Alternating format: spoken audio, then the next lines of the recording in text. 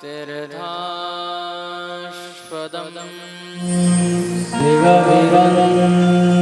शिवविरञ्चिनुतं शरण्यं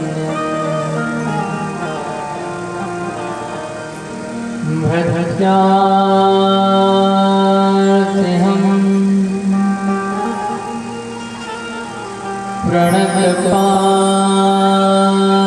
प्रणतपालभवाब्धि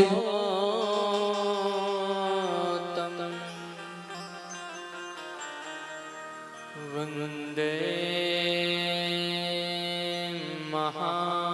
महापुरुषते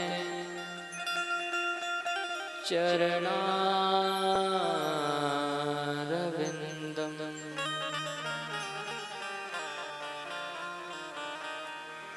त्यक्त्वा सुदोश्च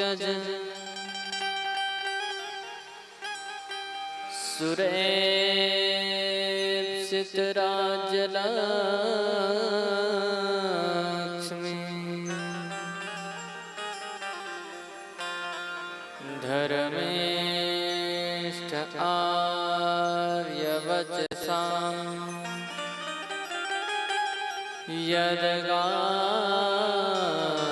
यदगादरण्यं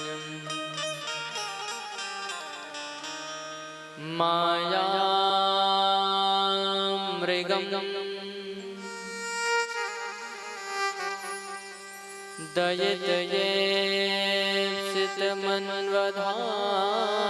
दयितयेप्सितमन्वधावत् वन्दे महापुरुषते चरणारविन्दम्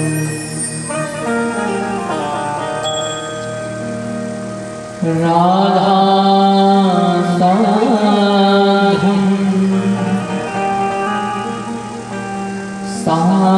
साधनं यस्य राधा मन्त्रो राधा मन्त्रदात्रे च राधा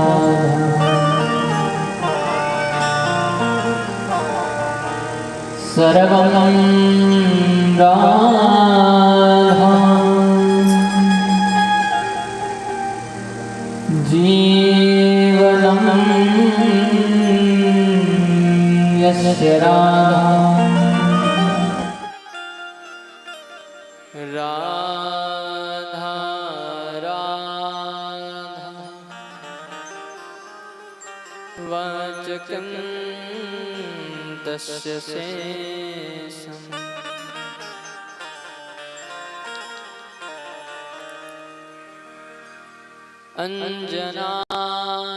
अञ्जनानन्दनं वीरम्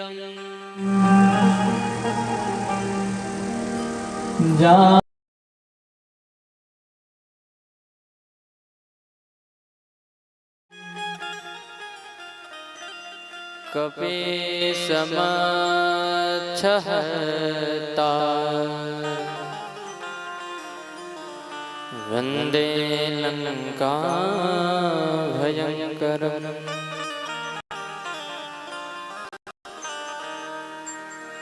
वंशी विभूषितकरा नवनीरदाभा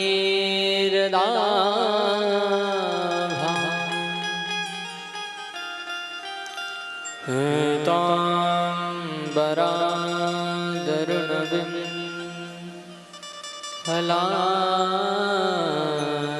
फलाधरोष्ठा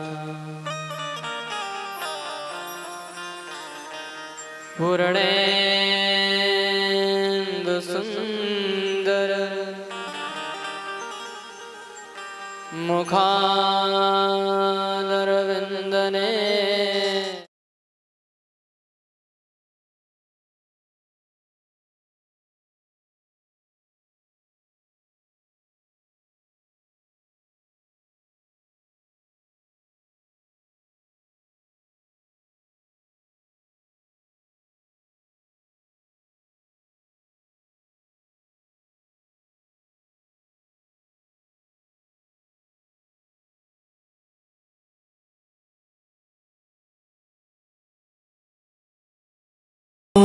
गोपी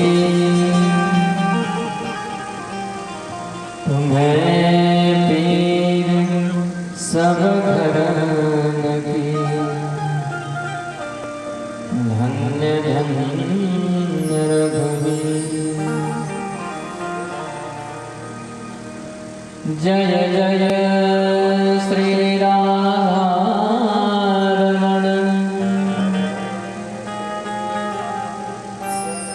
जय जय नवल किशोर जय गोपी चित चोर प्रभु जय जय माखन चोर।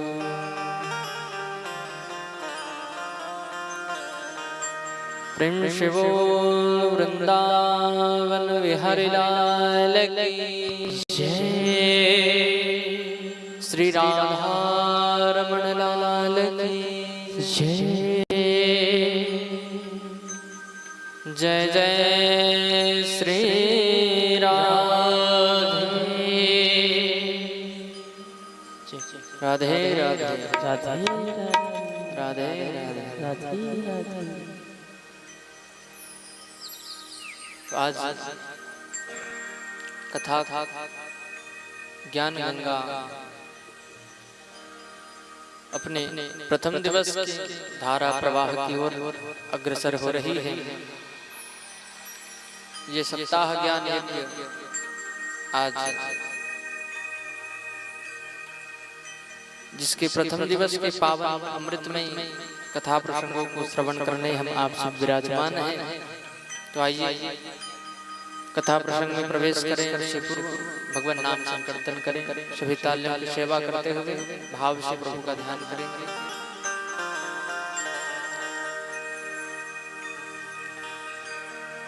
तेरी मेहरबानी का है बोझ इतना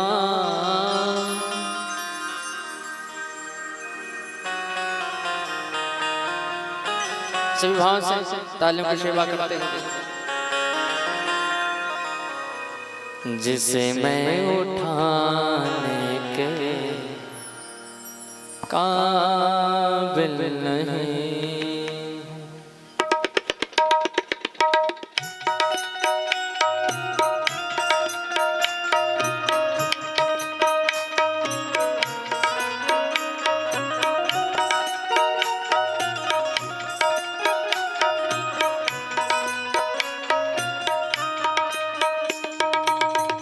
तेरी मेहरबानी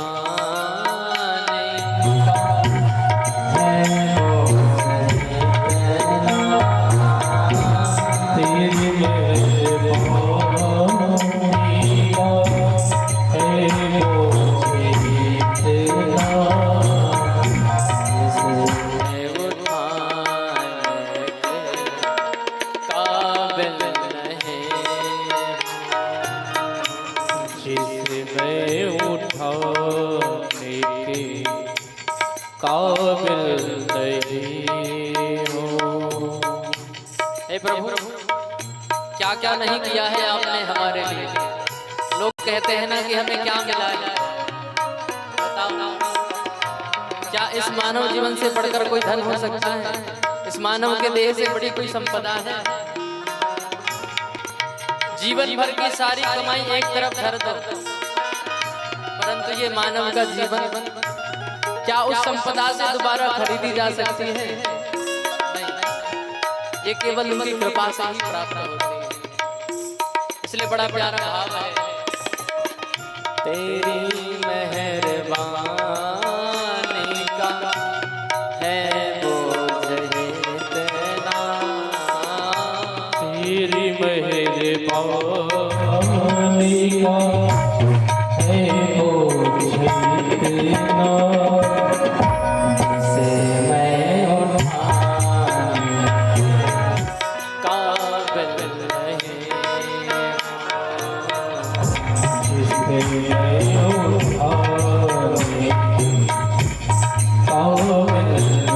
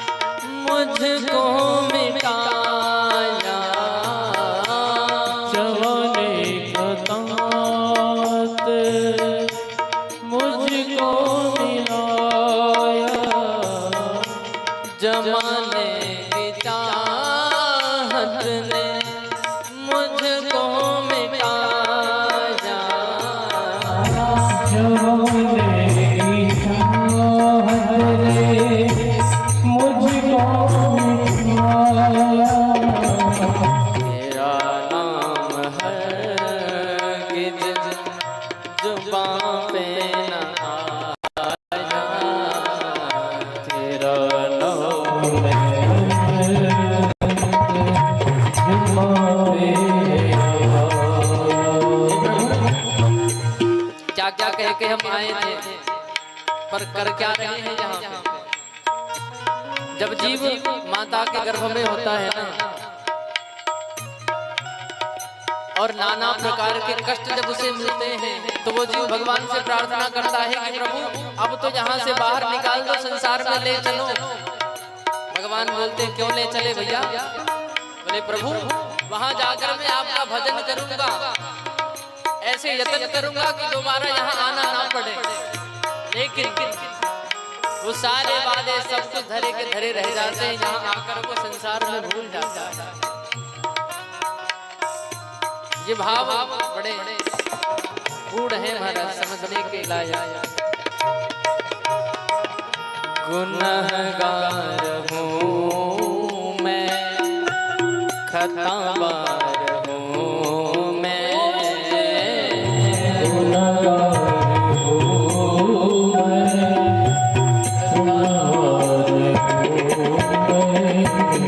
तुम्हें मुँह दिखाने काबिल नहीं, तुम्हें मुँह दिखाने की काबिल नहीं हो।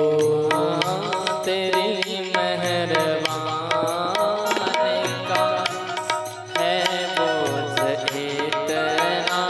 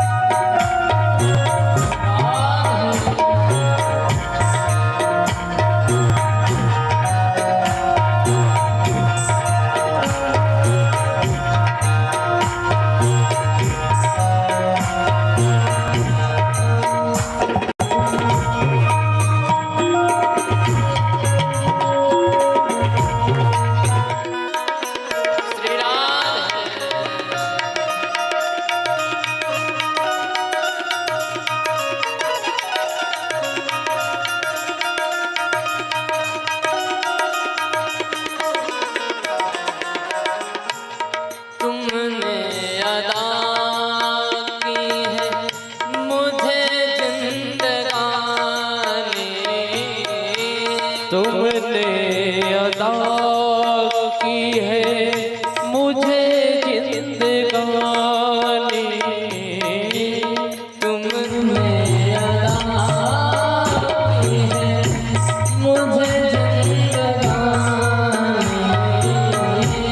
तुमने अदा की है मुझे जिंदगानी, महिमा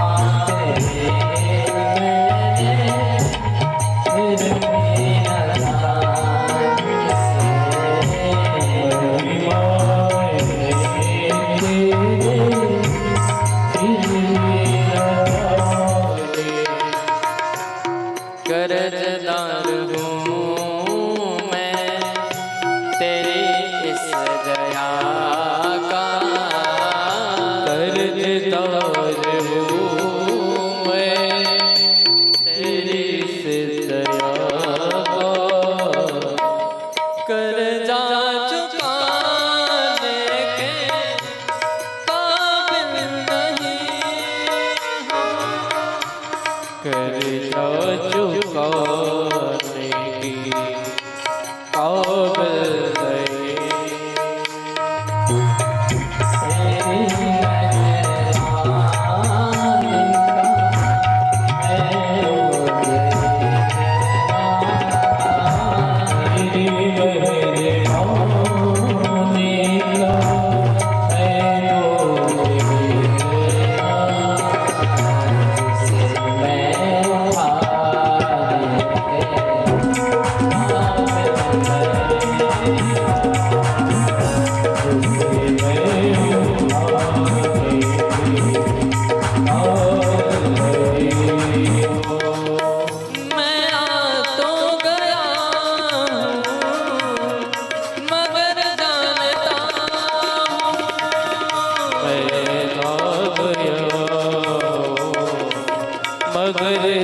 जानता मैं आ तो गया हूँ मगर जानता मैं आ तो गया हूँ मगर जानता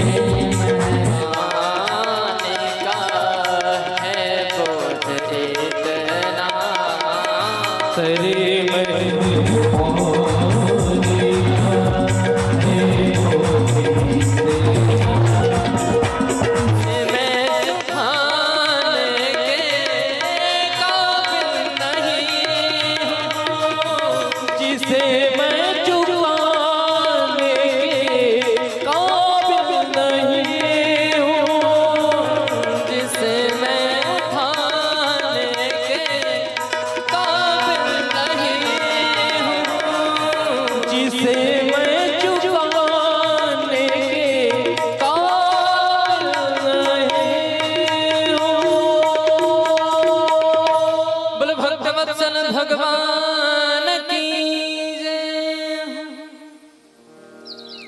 राधे राधे राधे राधे।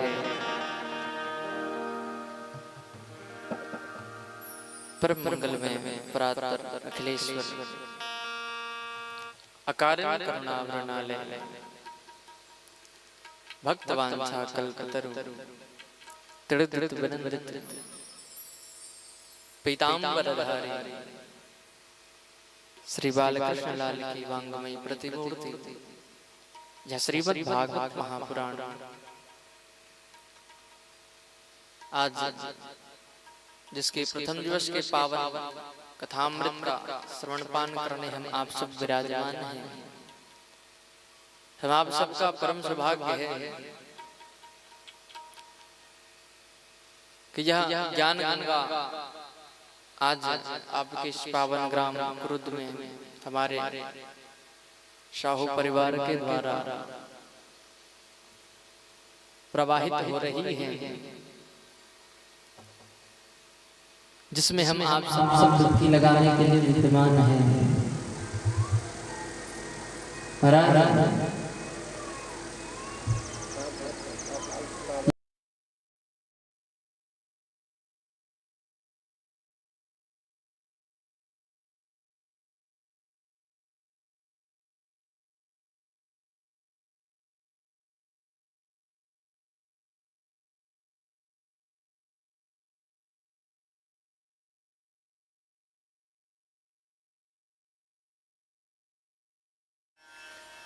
तो देवतागण अमृत का कलश लेकर के आए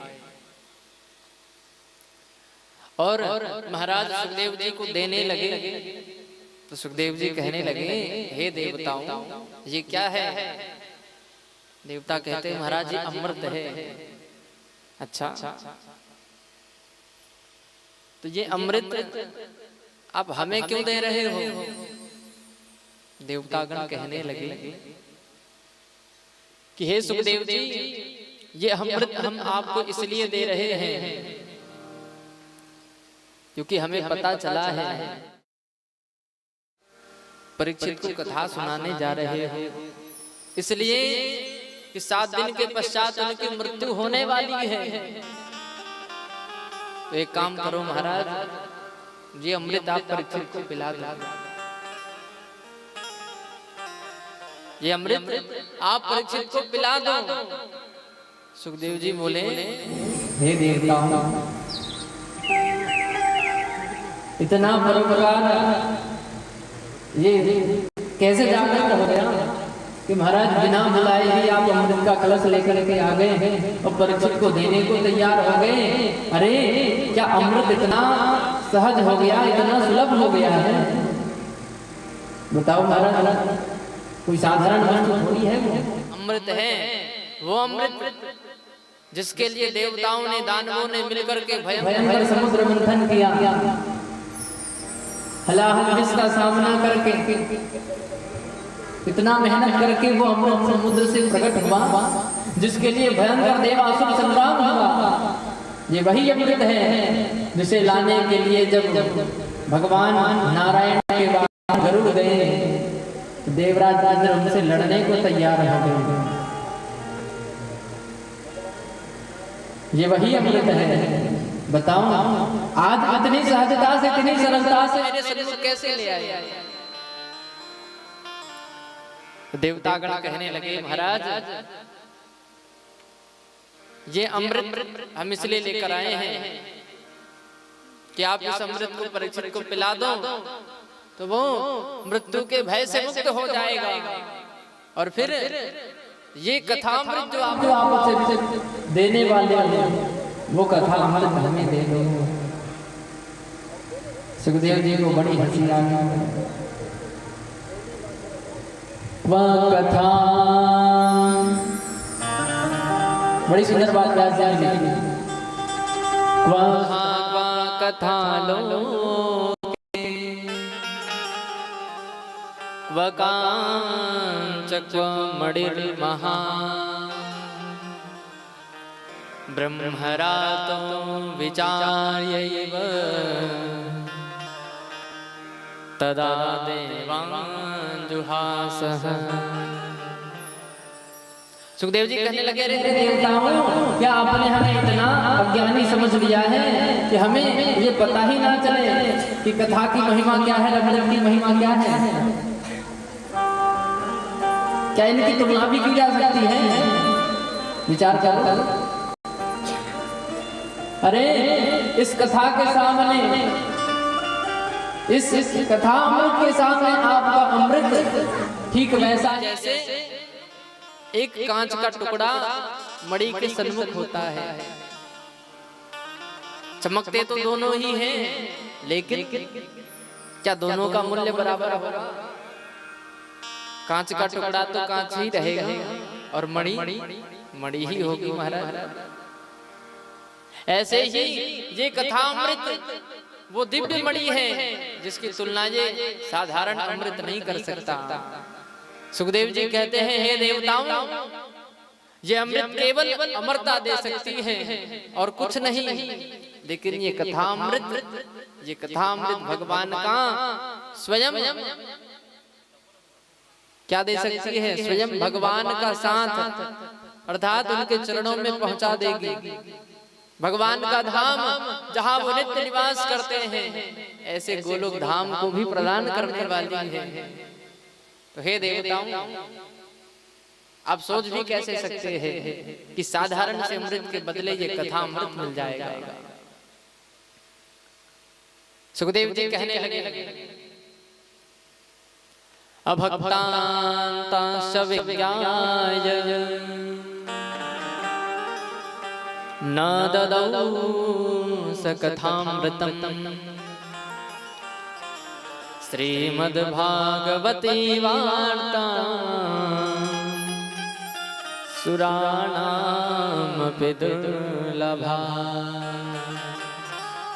ये भागवत किसे मिलती है? जो इसके योग्य हो। अभक्तांश विज्ञाय न ददौ स कथामृतम्। सुखदेव जी ने देवताओं को फटकार दिया, कह दिया, हे देवताओं, यदि आप श्रद्धा भाव से इस कथा को सुनने को आते तो ये कथा मैं आपको भी सुनाता, लेकिन आप लोग इस कथा को खरीदने आए हो उस अमृत के बदले, तो सुन लो, इस कथा का कोई मोल नहीं है। और हाँ, अब ये कथा आप लोग नहीं सुन सकते, क्योंकि जिसके हृदय में श्रद्धा नहीं, जिसके हृदय में भक्ति नहीं है, वो इस कथा का अधिकारी नहीं हो सकता। इसलिए कह दिया, ये कथा साधारण नहीं, देवताओं को भी दुर्लभ है। इसलिए महाराज कथा हुई तो जरूर, पर देवता कथा सुन नहीं सके। मानो सुखदेव जी ने सारे देवताओं को श्रवण शक्ति विहीन कर दिया कि जब तक कथा चलेगी आपको कथा सुनाई नहीं पड़ेगी। इसलिए कथा अमूल्य है, इसे खरीदा नहीं जा सकता। इसे भाव से, श्रद्धा से, प्रेम से पाया जा सकता है, परंतु इसका मूल्य चुकाया नहीं जा सकता। ऐसे दिव्य भागवत की कथा हम आप सब सुनने बैठे हैं, तो ये देव दुर्लभ है महाराज। हमसे ऐसे साधारण मनुष्य को कौन कहे।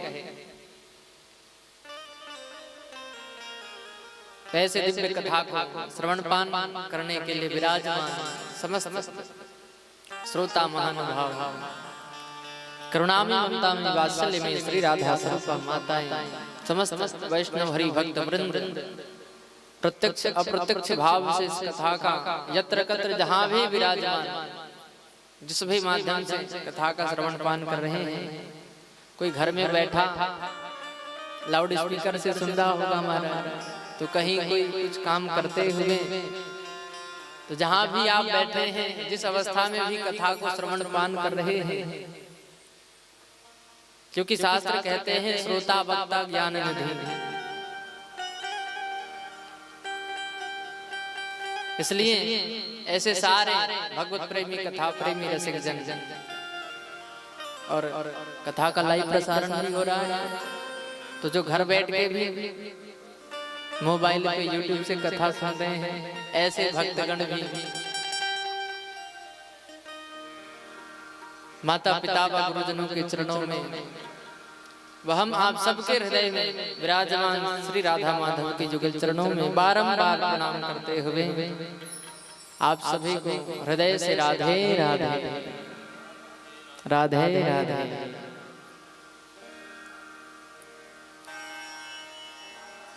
किसी का व्रत तो नहीं चल रहा महाराज? भूखे तो नहीं आए हो ना? खा पी के मस्त होके आए हो, तो चुप चुप क्यों बैठे हो? देखो भाई, कथा सुनने जो आए उसे दो काम तो अवश्य करने चाहिए। एक तालियों की सेवा और दूसरा मुंह से प्रभु का नाम। तो प्रेम से बोलो राधे राधे राधे राधे।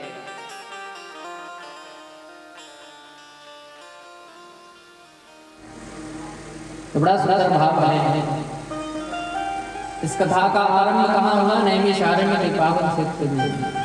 महिमा सुनते हुए सूत जी महाराज सौनक ऋषियों को महिमा सुना रहे हैं। सौनक ऋषियों ने पूछा कि महाराज इस कथा को पहले किसने सुना, किसने सुनाया, जरा बताइए हमें। तो सूत जी कहते हैं महाराज सबसे पहले इस कथा का आयोजन किया था नारद जी ने। इसके श्रोता बने नारद जी, और सुनाया कौन? तो सुनाने वाले हैं सनकादि ऋषि। ब्रह्मा जी के चार जो मानस पुत्र हैं, सनक, सनंदन, सनातन, सनत कुमार, इन्होंने कथा सुनाई है और नारद जी ने सुनी है। तो बड़ा अचरज हुआ सुनने वालों को कि महाराज सनकादि ऋषियों ने कथा सुनाई, ये बात तो समझ में आती है, लेकिन नारद जी ने कथा कैसे सुन ली? क्योंकि महाराज नारद जी को तो श्राप लगा हुआ है कि वो ज्यादा देर कहीं ठहर नहीं सकते। फिर 7 दिनों की कथा एक जगह बैठ के कैसे सुन ली उन्होंने? बताओ भला, ये कैसे संभव हो गया? तो सूत जी महाराज कहते हैं ये पूर्व काल की बात है, और महाराज कथा से क्या संभव नहीं हो सकता ये बताओ? भगवत कृपा से क्या संभव नहीं है? महाराज नारद जी एक बार धरती लोक आए हैं। सूत जी कहते हैं जब महाराज नारद जी पृथ्वी लोक को देखने आए, तो भ्रमण करते करते अनेकों तीर्थों का भ्रमण किया उन्होंने। व्यास जी लिख रहे हैं एकदा हे विशालाया चत्वारि ऋषयो मला सत्संगार्थ समायाता दद्रसस्तत्र नारदः। एक बार विशालपुरी बद्रिकाश्रम में, भगवान बद्रीनाथ के धाम में, जहां पर सनकादि ऋषियों का निवास है, सत्संग की इच्छा से विचरण कर रहे थे, क्योंकि ध्यान पूजन भजन एकांत में ही होता है। सो सबसे उत्तम क्षेत्र है उसके लिए बद्रीनाथ धाम। कि अचानक उसी समय नारद जी दिखाई पड़े। ऐसे तो महाराज नारद जी का दिखना कोई दुर्लभ नहीं है, क्योंकि ये जो सिद्ध महात्मा हैं इनका आपस में मिलन तो होता ही रहता है, परंतु अब की बार जब नारद जी दिखे तो इनकी अवस्था बड़ी विचित्र सी है। कैसी है? नारद जी महाराज आज पहली बार चिंतित दिख रहे हैं। उनके मस्तक पर चिंता की रेखाएं पड़ी हैं और बड़े हड़बड़ी में दिख रहे हैं, मानो कोई बहुत बड़ी विपदा आन पड़ी हो। अरे वो नारद जो सबकी समस्याओं का समाधान करने वाले हैं। देखो भैया, नारद जी की विशेषता है कि नारद जी कहीं चले जाएं और वो चाह लें तो जो परिवार बड़े हंसी खुशी से रह रहा हो उस घर में भी पल भर में आग लगा दे। ऐसे नारद जी। और यदि वो चाह ले तो महाराज महाभारत भी हो रहा हो तो पल भर में शांत करा दे। वो नारद हैं। और ऐसे नारद जी महाराज स्वयं चिंतित दिखाई पड़े, वो तो बड़ी दुर्लभ बात है। तो जब सनकादि ऋषियों ने नारद जी को देखा तो पूछा, कथम ब्रह्मन् दीन मुखः कुतश्चिन्तातुरो भवान् त्वरितं गम्यते कुत्र कुतश्चागमनं तव। हे नारद जी, आप इस प्रकार से चिंतित क्यों दिखाई दे रहे हो और इस प्रकार से शीघ्रता से कहां से आ रहे हो? कहां को जाना हो रहा है आपका? महाराज नारद जी से जब पूछा गया तो नारद जी ने बड़े विनम्र भाव से कहा, हे प्रभु, क्या कहूं मैं? पुष्करम च प्रयागम च। नारद जी कह रहे, महाराज मैं क्या कहूं? मैं एक बार पृथ्वी में भ्रमण करने आया था। अहम तो प्रयायातो, मैं पृथ्वी का भ्रमण करने आया था। सुना है महाराज कि इस धरती लोक में देवता भी जन्म लेने के लिए तरसते हैं, तो सोचा इसके दर्शन कर लूं। मैंने विचार किया आखिर है क्या यहाँ पे जो भगवान बार बार इस धराधाम में अवतार लेते हैं। मैं देखने आया। अनेकों तीर्थों का भ्रमण किया। पुष्करम च प्रयागम च कांसी गोदावरी तथा। अनेकों तीर्थों का भ्रमण किया। हरिक्षेत्रम कुरुक्षेत्रम श्रीरंगम सेतुबंधनम एवमादेषु तीर्थेषु भ्रममाण इतस्ततः।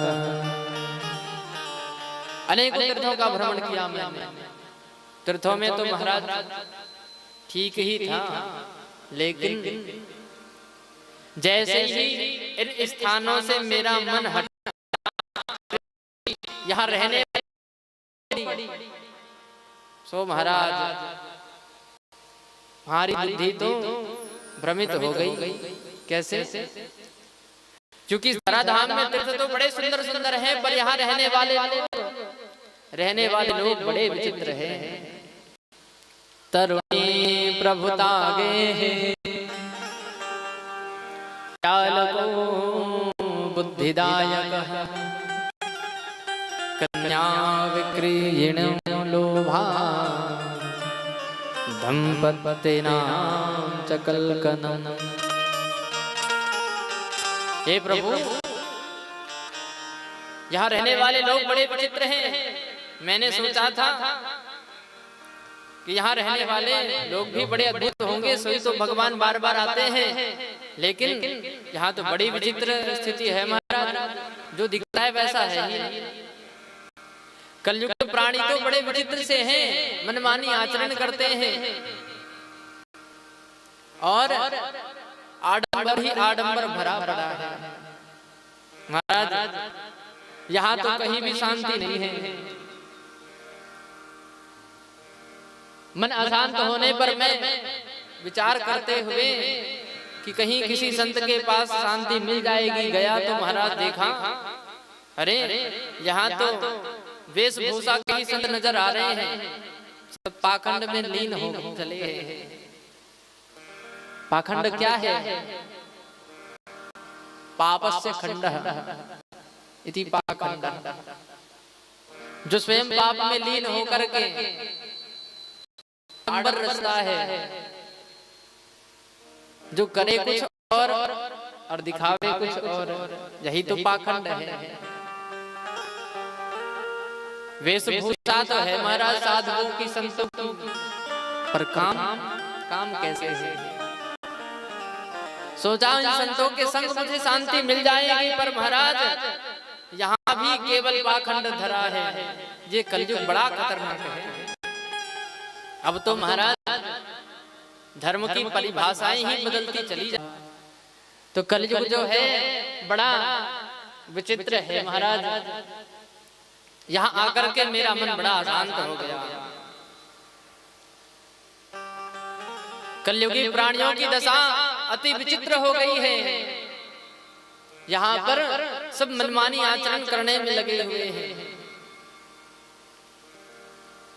मैंने सोचा महाराज इन संतों को छोड़ जरा गृहस्थियों के पास जाऊं, वहां जाकर के देख। तो गृहस्थियों के यहाँ तो महाराज और भी विडंबना है। क्या हो रहा है महाराज? गृहस्थियों के यहाँ तो ऐसी दशा है कि माता पिता की सेवा तब तक ही होती है जब तक उनके हाथों में तिजोरी की चाबी है। और जो ही महाराज वो चाबी बेटे बहू के हाथ में गई, सोई बूढ़े माँ बाप बोझ से लगने लगते हैं। अधिकांश जगहों में ये बात दिखाई पड़ती है महाराज, चाहे गांव हो या शहर हो। अधिकांश जगहों में बूढ़े बूढ़े माता पिताओं की हालत क्या है? बड़ी विचित्र दुर्दशा हो रही है। जैसे ही धन का अधिकार मिला, सोई महाराज अपनी मनमानी आचरण आरंभ हो जाती है। तरुणी प्रभुरागे हे श्यालको बुद्धिदायकः। अर्थात जैसे ही विवाह हुआ, कलयुगी प्राणी से हो चले हैं कि जिस माता पिता ने इतने समय तक जन्म से लेकर के युवावस्था तक जिस समर्पण भाव से अपने संतान के लिए इतने त्याग किए, वही संतान उस माता पिता को विवाह के पश्चात महाराज जैसे ही दाम्पत्य जीवन का आरंभ हुआ, सोई माता पिता से किनारा कर लेते हैं। अब विचार करो, जिस माता पिता ने बचपन में हमारे लिए इतना किया, क्या हमारा कर्तव्य नहीं कि उनके बुढ़ापे में हम उनका सहारा बन के उनकी सेवा करें? लेकिन आज धरातल में सब कुछ उल्टा पुल्टा हो रहा है महाराज। क्या ही कहें, नारद जी महाराज इतने व्याकुल हैं, क्या करें कुछ समझ में नहीं आ रहा। धरती की इस आचरण को देख करके मन बड़ा व्याकुल हो गया। और जब मन अति अशांत हो गया, तब विचार आया कि अब तो भगवान के धाम में ही जाना चाहिए। और जैसे ही ख्याल आया मैं तुरंत भगवान के धाम अर्थात श्री धाम वृंदावन में गया। और जैसे ही श्री धाम वृंदावन में गया तो यमुना जी के तट पर थोड़ी शांति तो मिली, लेकिन महाराज एक बड़ा विचित्र सा दृश्य देखा हमने। भगवान के धाम में जाकर जो उथल पुथल चल रही थी, मन में सोच तो शांत हो गया, लेकिन एक बड़ा विचित्र दृश्य देखा। क्या देखा? तत्राश्चर्य मया दृष्टम श्रूयतां तन्मुनीश्वरा एका तु तरुणी तत्र निसन्ना खिन्नमानसा। हे प्रभु, मैंने क्या देखा वहां पर कि एक तरुणी युवती यमुना जी के तट पर अति चिंता की मुद्रा में, अर्थात ऐसा लग रहा था मानो उन्हें बहुत बड़ा दुख हो। मैंने विचार किया महाराज, श्रीधाम वृंदावन में बैठकर यमुना जी के किनारे बैठकर कोई दुखी हो, ये तो बड़ी विचित्र बात है। मुझसे रहा नहीं गया, मैं उसके पास गया, पूछा, हे देवी कौन हो आप, इस प्रकार दुखी क्यों हैं?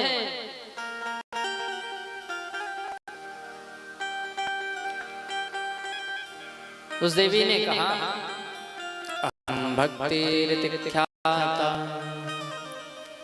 इमौ में तनयो मतौ ज्ञान वैराग्य नामानो काल योगेन जर्जर।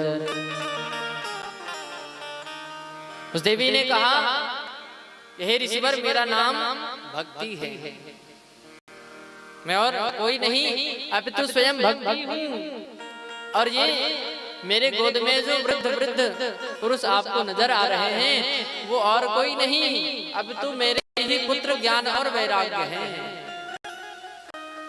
नारद जी को बड़ा आश्चर्य हुआ कि माता इतनी तरुणी है और पुत्र वृद्ध नजर आ रहे हैं, ये समय का कैसी विडंबना है। उन्होंने पूछा, हे देवी ये कैसे हो रहा है? आप माता होकर भी इतनी तरुणी हो, लेकिन आपके ये पुत्र ज्ञान और वैराग्य आपसे भी पहले बूढ़े हो गए, क्यों? तो भक्ति देवी कहती है, महाराज उत्पन्ना द्राविणे साहम वृद्धिं कर्णाटके गता क्वचित क्वचित महाराष्ट्रे गुर्जरे जीर्णतां गतां।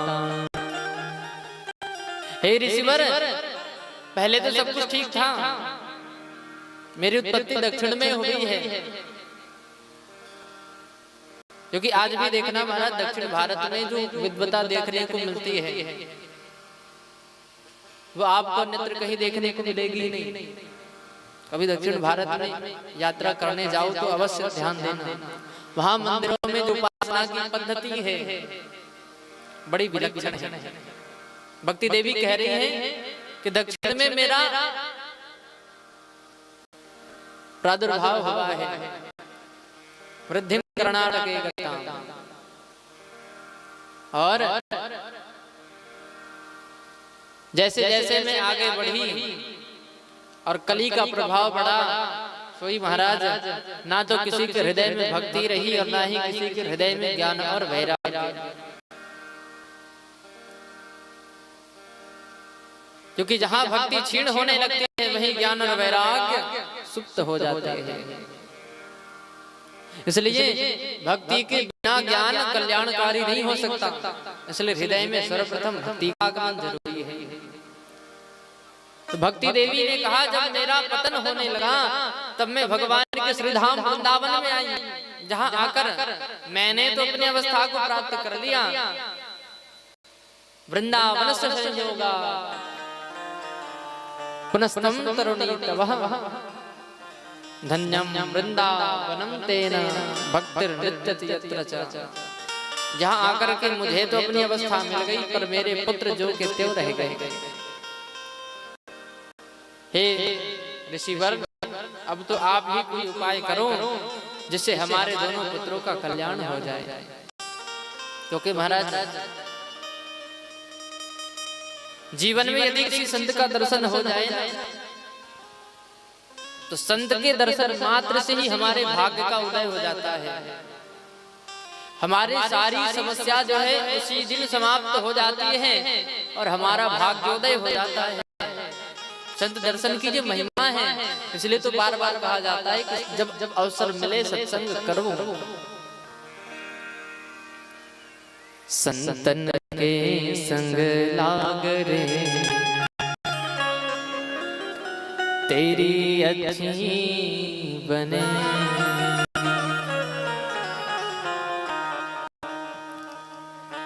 संतन के संग लाग रे तेरी अच्छी बने, संतन के संग लाग रे ओ तेरी अच्छी बनेगी। संतन के संग लाग रे तेरी अच्छी बनेगी। संतन के संग लाग रे ओ तेरी अच्छी बनेगी। अच्छी बनेगी तेरी बिगड़ी बनेगी, अच्छी बनेगी तेरी बिगड़ी बनेगी। अच्छी बनेगी तेरी बिगड़ी बनेगी, अच्छी बनेगी तेरी बिगड़ी बनेगी। खुल जाएंगे भाग रे, खुल जाएंगे भाग रे तेरी अच्छी बनेगी। संतन के संग लाग रे तेरी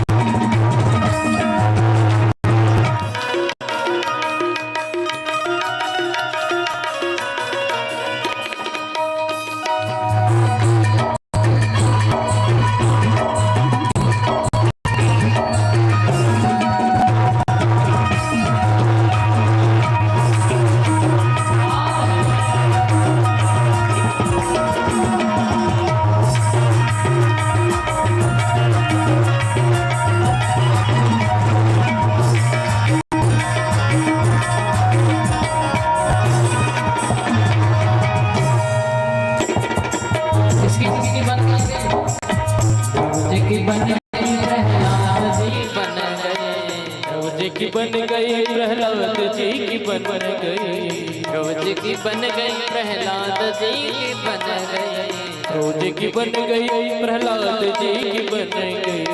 महाराज ध्रुव मात्र 5 वर्ष की अवस्था में भगवान को प्राप्त कर गए। क्यों बताओ? 5 वर्ष का बालक क्या कर सकता है? वो तो अपनी आवश्यकताओं की भी पूर्ति नहीं कर सकता। भला भगवान को पा सकता है, लेकिन फिर भी पा गया। कैसे? क्योंकि उसे सत्संग मिला था और सत्संग के प्रभाव से ही उन्होंने भगवान को प्राप्त कर लिया। ध्रुव जी की बन गई प्रहलाद जी की बन गई,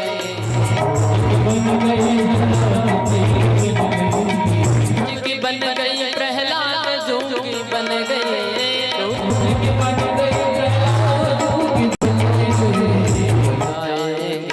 भाग रे खुल जाए तेरो भाग रे तेरे संतन के संग लाग रे तेरी अच्छी संतन के संग लाग रे तेरी अच्छी बने, संतन के संग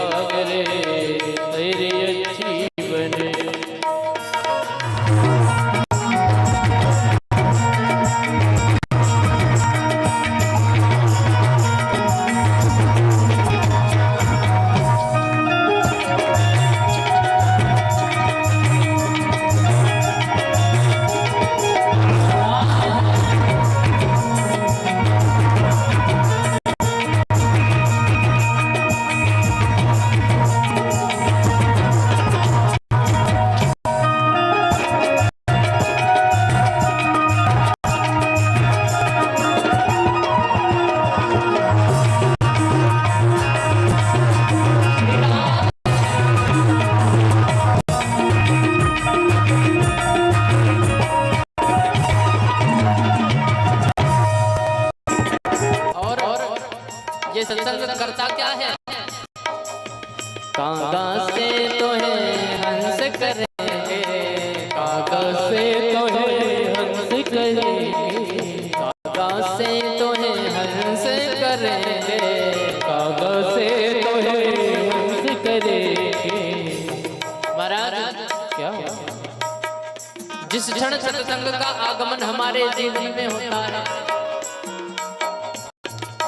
उसी क्षण हमारे हृदय में जो काम क्रोध मद मात्सर्य का जो अज्ञानता का अंधकार भरा हुआ है, वो अंधकार दूर होने लगता है। ये पंक्ति जरा समझना,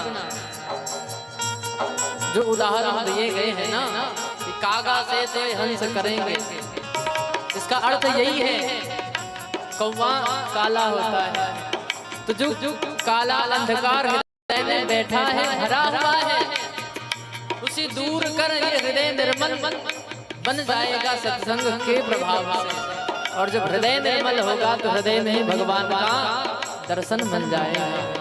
कागा से तो है हंस करेंगे, कागा से तो है हंस करेंगे, कागा से तो है हंस करेंगे, कागा से तो है चरण अनुराग रे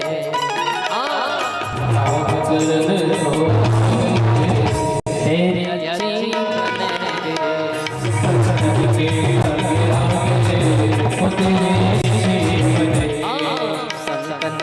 संग लाग रे तेरी अच्छी बनेंगे,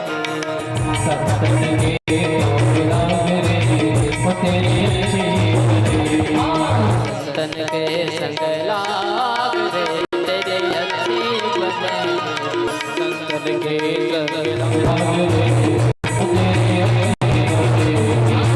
ले जाएंगे भाग रे तेरी अच्छी बनेंगे, भूल जाते तेरे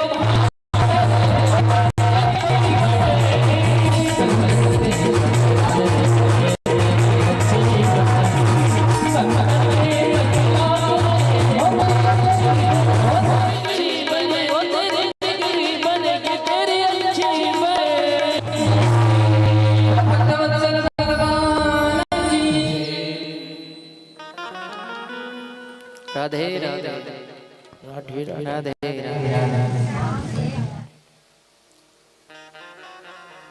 महाराज नारद जी से जब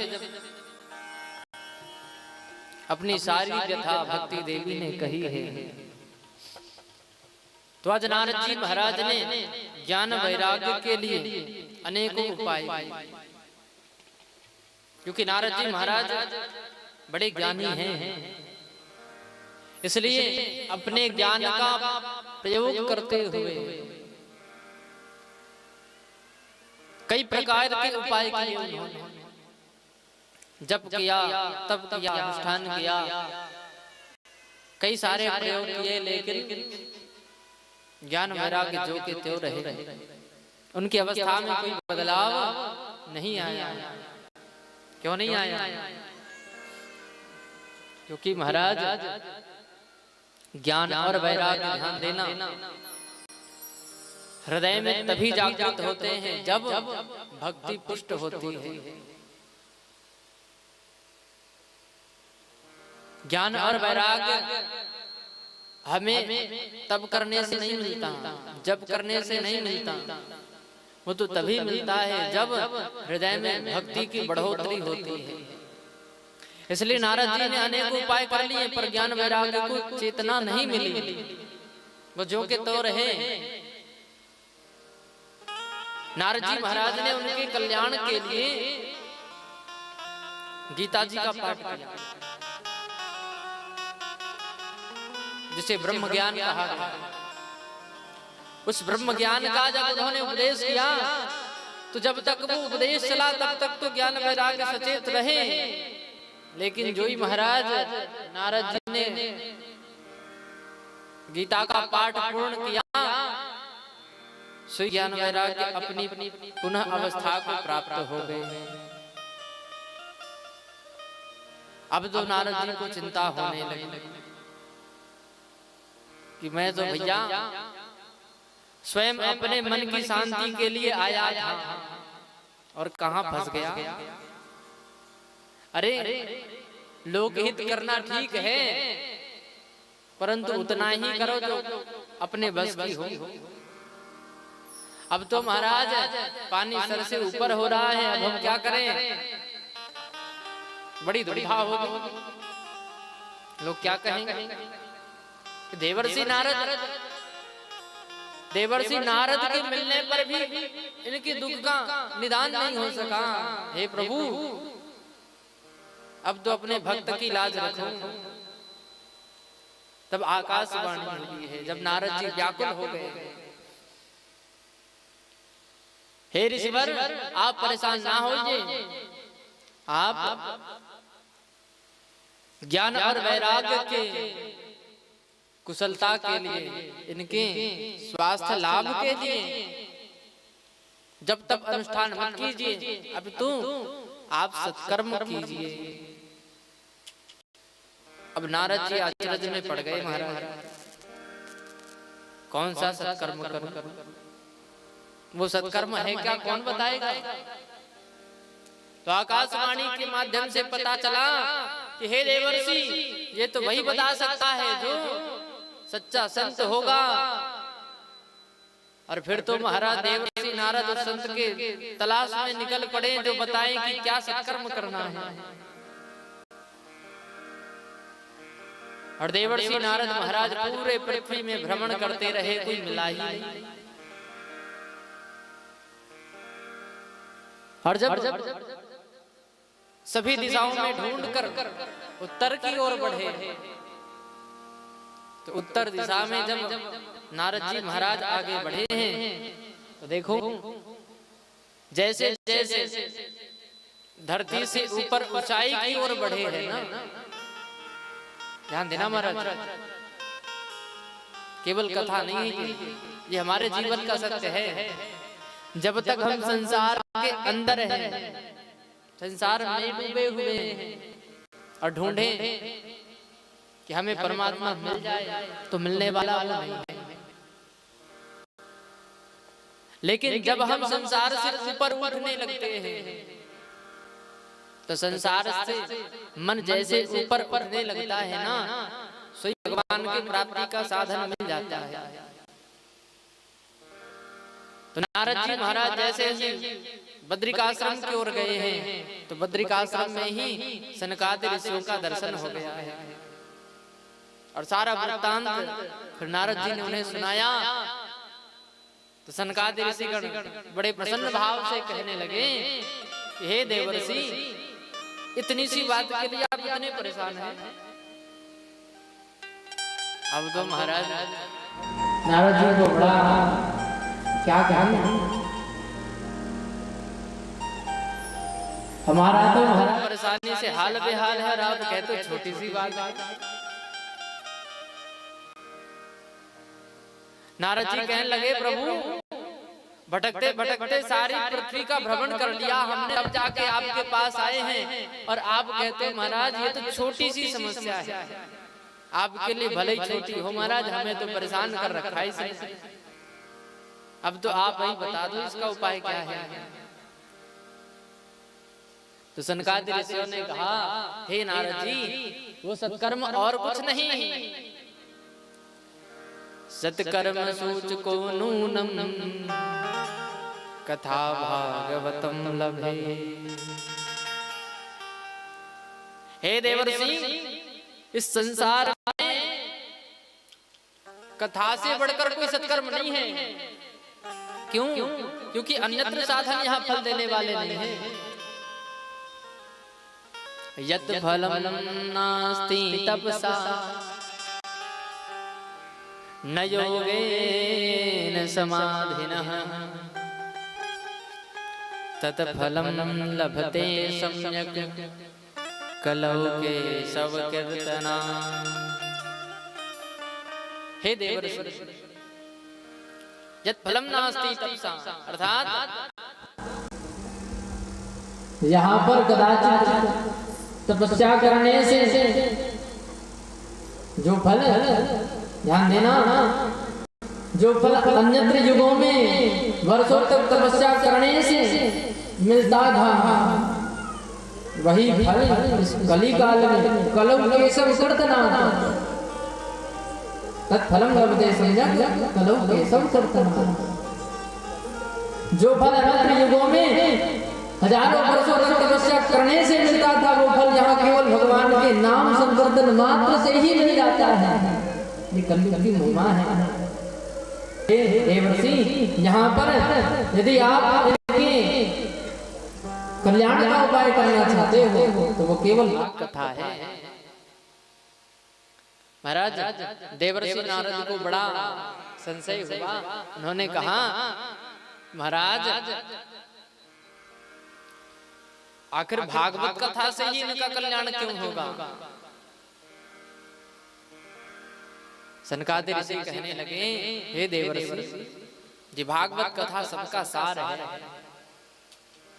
भागवत कथा सबका सार है। निगम कल्प तरोर गलितम फलम सुख मुखाद अमृत द्रव संयुतम पीबतम भागवतम रसमालयम् मुहुरहो रसिका भुवि भावुकाः। ये भागवत कथा कोई साधारण कथा नहीं है, सभी पुराणों का सार है।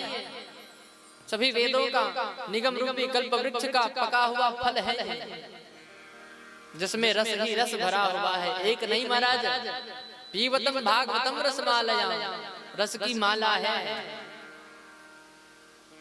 अनेकों रस भरा पड़ा है। देवर्षि कहने लगे, जब ये भागवत सब शास्त्रों का सार ही है तो महाराज हमने तो सभी शास्त्रों के उपाय अपना लिए, फिर कल्याण क्यों नहीं हुआ? सभी शास्त्रों का अध्ययन करके हमने सब उपाय कर लिए, तब कल्याण नहीं हुआ, तो इससे कल्याण कैसे हो जाएगा? ये ध्यान देने योग्य बात है महाराज। अन्यत्र उपाय करने पर भी जो काम नहीं हुआ वो भागवत से कैसे होगा? तो सनकादिक ऋषियों ने बड़ा सुंदर उदाहरण दिया है, बड़ा सुंदर भाव स्पष्ट किया। हे देवर्षि, जिस प्रकार आम का फल वृक्ष में लगता है,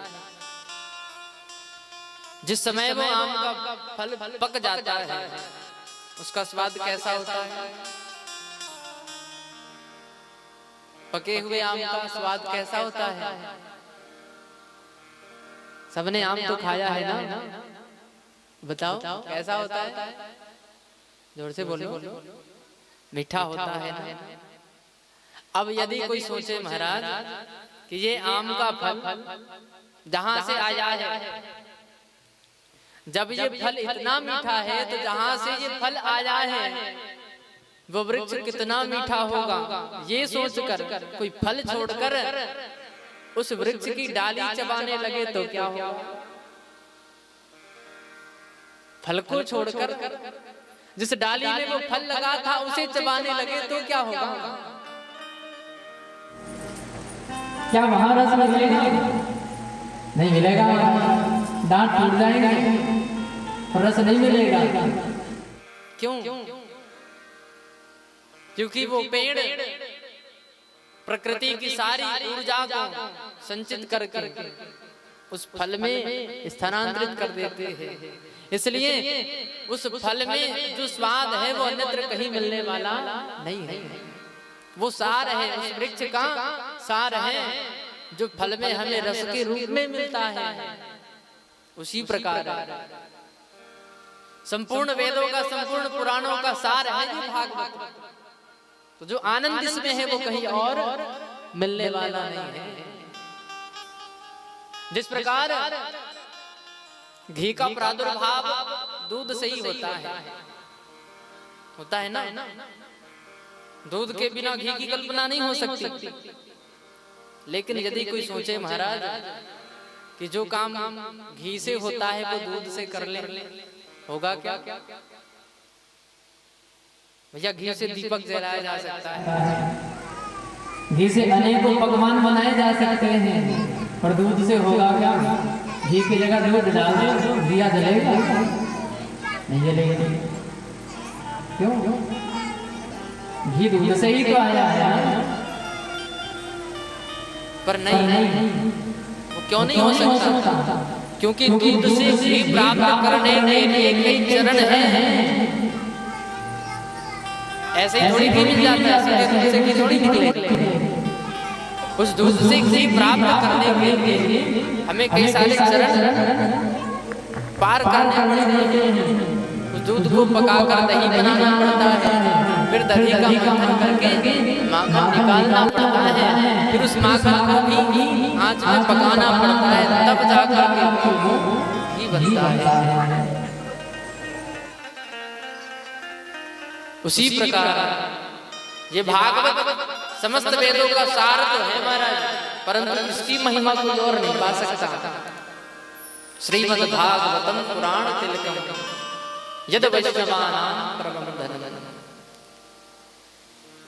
ये भागवत कथा सब में श्रेष्ठ है, इसकी श्रेष्ठता को कोई पा नहीं सकता। और नाना प्रकार के उदाहरण देकर के जब देवर्षि नारद संतुष्ट हुए, तब जाकर के भक्ति देवी के कल्याण के लिए भागवत की कथा हुई। नारद जी महाराज स्वयं कथा के यजमान बन के बैठे हैं। भक्ति ज्ञान वैराग्य को आसन देकर के बिठाया, और जब कथा आरंभ हो गई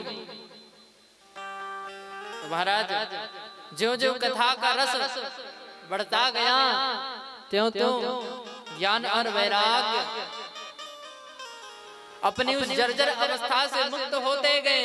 और एक समय ऐसा आया कि भक्ति ज्ञान वैराग्य तीनों ही प्रसन्न भाव से प्रकट होकर के नाचने लगे हैं। बोले भक्त वत्सल भगवान की जय।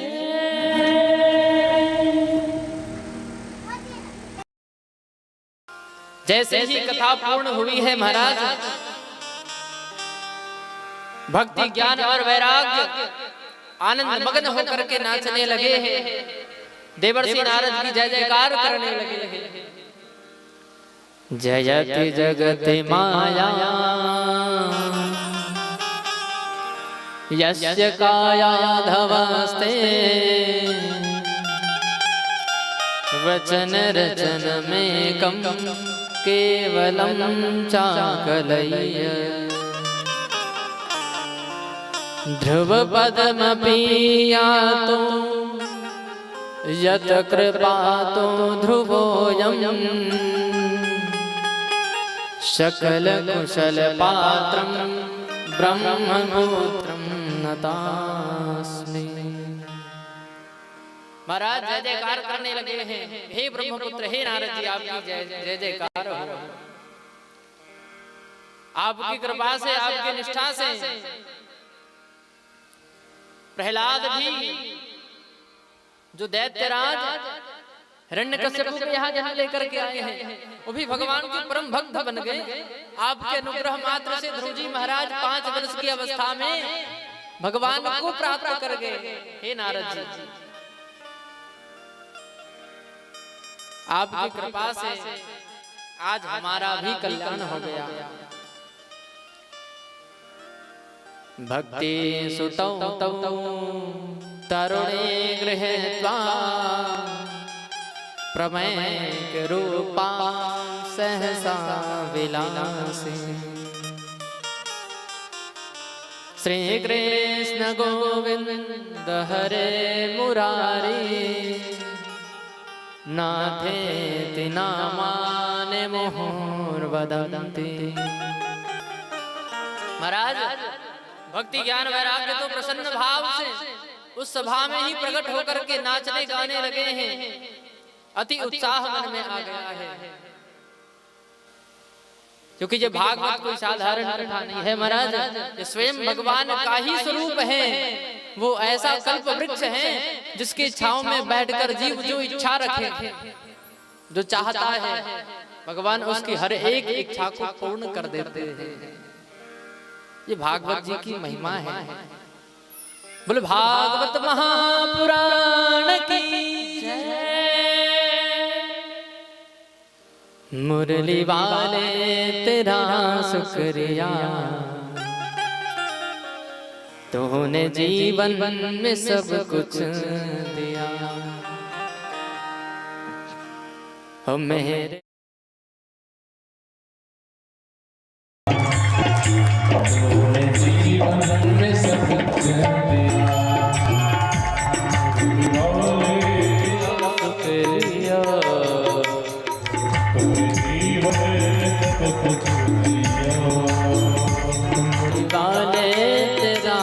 शुक्रिया, तूने जीवन में सब कुछ दिया।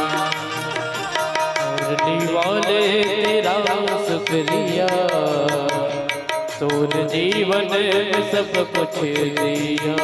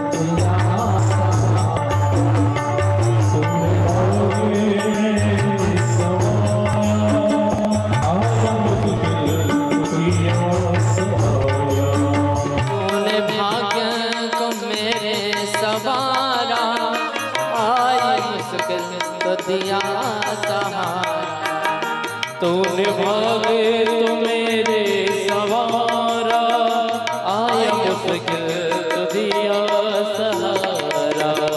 हाथ सर पे मैंने रख दिया, गोविंद सर पे मैंने रख दिया। शुक्रिया शुक्रिया शुक्रिया।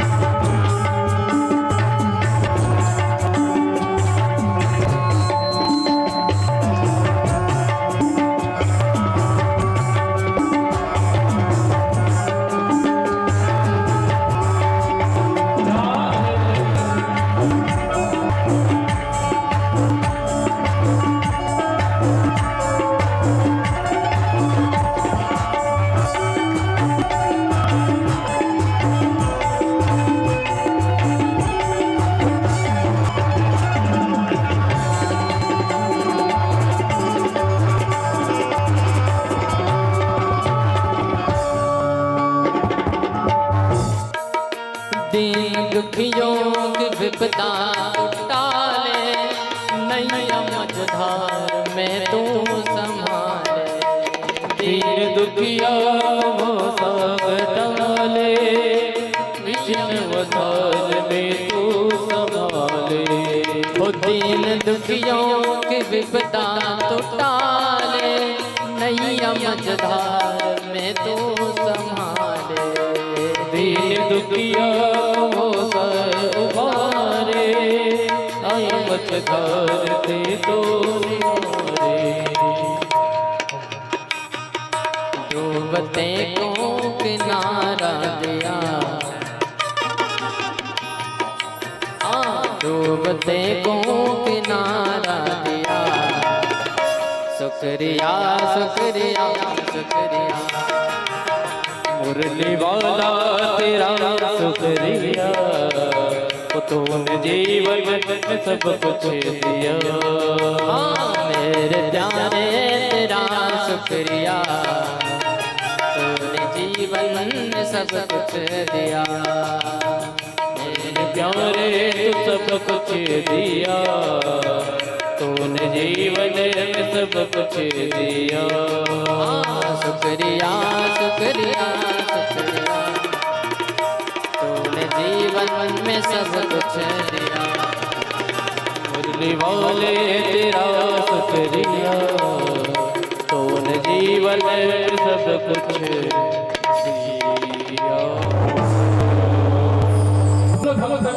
भगवान की जय। राधे राधे राधे राधे राधे राधे। वाज भक्ति महारानी ज्ञान वैराग्य के सहित बड़े प्रसन्न भाव से प्रकट हुई। महाराज कथा का हमारे जीवन में बड़ा अद्भुत महत्व है। हम कथा क्यों सुनते हैं, बार बार कथा का आयोजन क्यों होता है?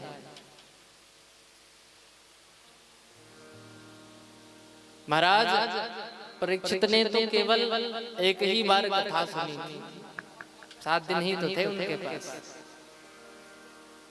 और एक बार ही कथा सुन करके उनका कल्याण हो गया। परंतु हम बार बार सुनते हैं, बार बार सुनने की आवश्यकता क्यों है? क्योंकि हमारे हृदय में जो भक्ति है वो सुप्त है, कली के प्रभाव से, क्योंकि कलयुग के प्रभाव से हमारे हृदय में काम क्रोध मद लोभ मद मात्सर्य जो जड़ जमा कर बैठा है ना, उसके कारण भक्ति सोई हुई है, वो जागी हुई नहीं है, सोई हुई है। और उसे जगाने के लिए ये कथा बार बार आवश्यक है, क्योंकि बीमारी जितनी पुरानी होती है उतना ही लंबा इलाज करना पड़ता है।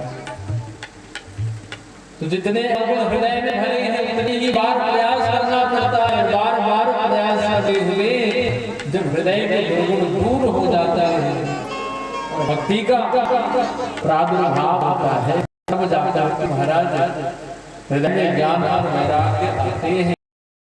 ऐसी अवस्था होती है कि जीवन मुक्त हो जाता है। मुक्ति के लिए मृत्यु आवश्यक थोड़ी है, मुक्ति के लिए इच्छाओं का दमन आवश्यक है। और सांसारिक इच्छाओं से मुक्ति तभी मिलेगी जब संसार के प्रति वैराग्य जागृत होगा। और वैराग्य कब आएगा? जब परमात्मा के स्वरूप का ज्ञान हमें हो जाएगा। अभी तो हमें यह नहीं पता कि हमारे ठाकुर जी कैसे हैं। पूजा तो जरूर करते हैं महाराज, परंतु क्या जो भाव संसार के प्रति हमारे मन में है वो भाव ठाकुर जी से जुड़ा है? इतने सारे रिश्ते, इतने सारे संबंध जो हमने दुनिया से जोड़ रखा है, क्या कोई संबंध हमने भगवान से जोड़ा है? विचार करो। दुनिया में तो हजारों रिश्तेदार हैं, क्या कोई रिश्ता हमने ठाकुर जी से जोड़ा? वो भगवान है तो सही, परंतु जिस भाव से हम संसार से प्रेम करते हैं, क्या उसी भाव से हमने भगवान से प्रेम किया है? ये बड़ी विडंबना है महाराज। वो प्रेम, वो भाव कब जागृत होगा? जब हम उनके स्वरूप को जानेंगे कि वो है कैसे। भाई किसी अनजान से कोई अजनबी कभी मिल जावे तो उस पे अचानक कोई भरोसा कर सकता है क्या? नहीं कर सकता। अनजान व्यक्ति पर कोई भरोसा नहीं करता। भरोसा कब होता है? जब उसके विषय में हम जान जाते हैं कि वो कैसा है, वो कौन है। तो ये जानने के लिए हमें कथा सुनना आवश्यक है कि परमात्मा है कौन, है कैसे। और जब उनके स्वरूप का ज्ञान हो जाए और उनसे हम संबंध जोड़ लेते हैं तो भक्ति धीरे धीरे पुष्ट होने लगती है। और भक्ति जब पुष्ट होती है तो महाराज भगवान के जो दिव्य स्वरूप है ना, जिसे हम इन साधारण नेत्रों से देख नहीं सकते, उन दिव्य लीलाओं का, उनके रूप माधुर्य का हमें आभास होने लगता है। और जब वो हमें मिल जाता है तो महाराज संसार फीका लगने लगता है और संसार से वैराग्य अपने आप हो जाता है। कुछ करने की आवश्यकता नहीं पड़ती, ना घर छोड़ना पड़ता है, ना वन को जाना पड़ता है। संसार से वैराग्य अपने आप हो जाता है। और संसार से वैराग्य, यही तो मुक्ति है। मरना मुक्ति नहीं है महाराज, संसार से वैराग्य ही मोक्ष है, और ये मोक्ष जीते जी भी प्राप्त किया जा सकता है। इसलिए ये भागवत कथा आवश्यक है और बार बार आवश्यक है, क्योंकि हम कलयुगी प्राणी हैं महाराज, पल भर में क्या से क्या हो जाए। इसलिए हर समय हमें भगवान की कथा का आश्रय आवश्यक है, क्योंकि मन इतना चंचल है, पल भर में क्या से क्या करा दे। लोग आजकल तो ऐसी अवस्था है महाराज, भूख लगने पे नहीं खाते, क्या कहते हैं, मन होगा तब खाएंगे। क्यों? मन नहीं है तो भूख लगे सो लगे, लेकिन खाया नहीं जाता, मन इतना प्रबल है। तो मनमानी जो हो रहा है उसे रोकने का एक ही उपाय है, भगवान की कथा का आश्रय लेकर, भगवान के नाम का आश्रय लेकर जब मन को सही रास्ते पर लाने का प्रयास करोगे तो वो प्रयास एक ना एक दिन अवश्य सफल होगा। क्योंकि ये मन जिस माया के वशीभूत होकर के संसार में भटक रहा है ना, वो माया किसके वशीभूत है? उस परमात्मा के। और जब हम उस परमात्मा के शरण में चले जाएंगे तो माया फिर हमारा कुछ नहीं बिगाड़ सकती। बोले भक्त वत्सल भगवान की राधे राधे। तो आज नारद जी महाराज ने सनकादिक ऋषियों से प्रश्न पूछा, है प्रभु, जिस प्रकार ज्ञान वैराग्य का कल्याण हो गया, क्या इस कथा से और किसी का कल्याण हो सकता है? हमें इस कथा की और महिमा बताइए। तब सनकादिक ऋषियों ने वर्णन किया है, तुंगभद्रा तटे पूर्वम भूतपत्तनमुत्तमम्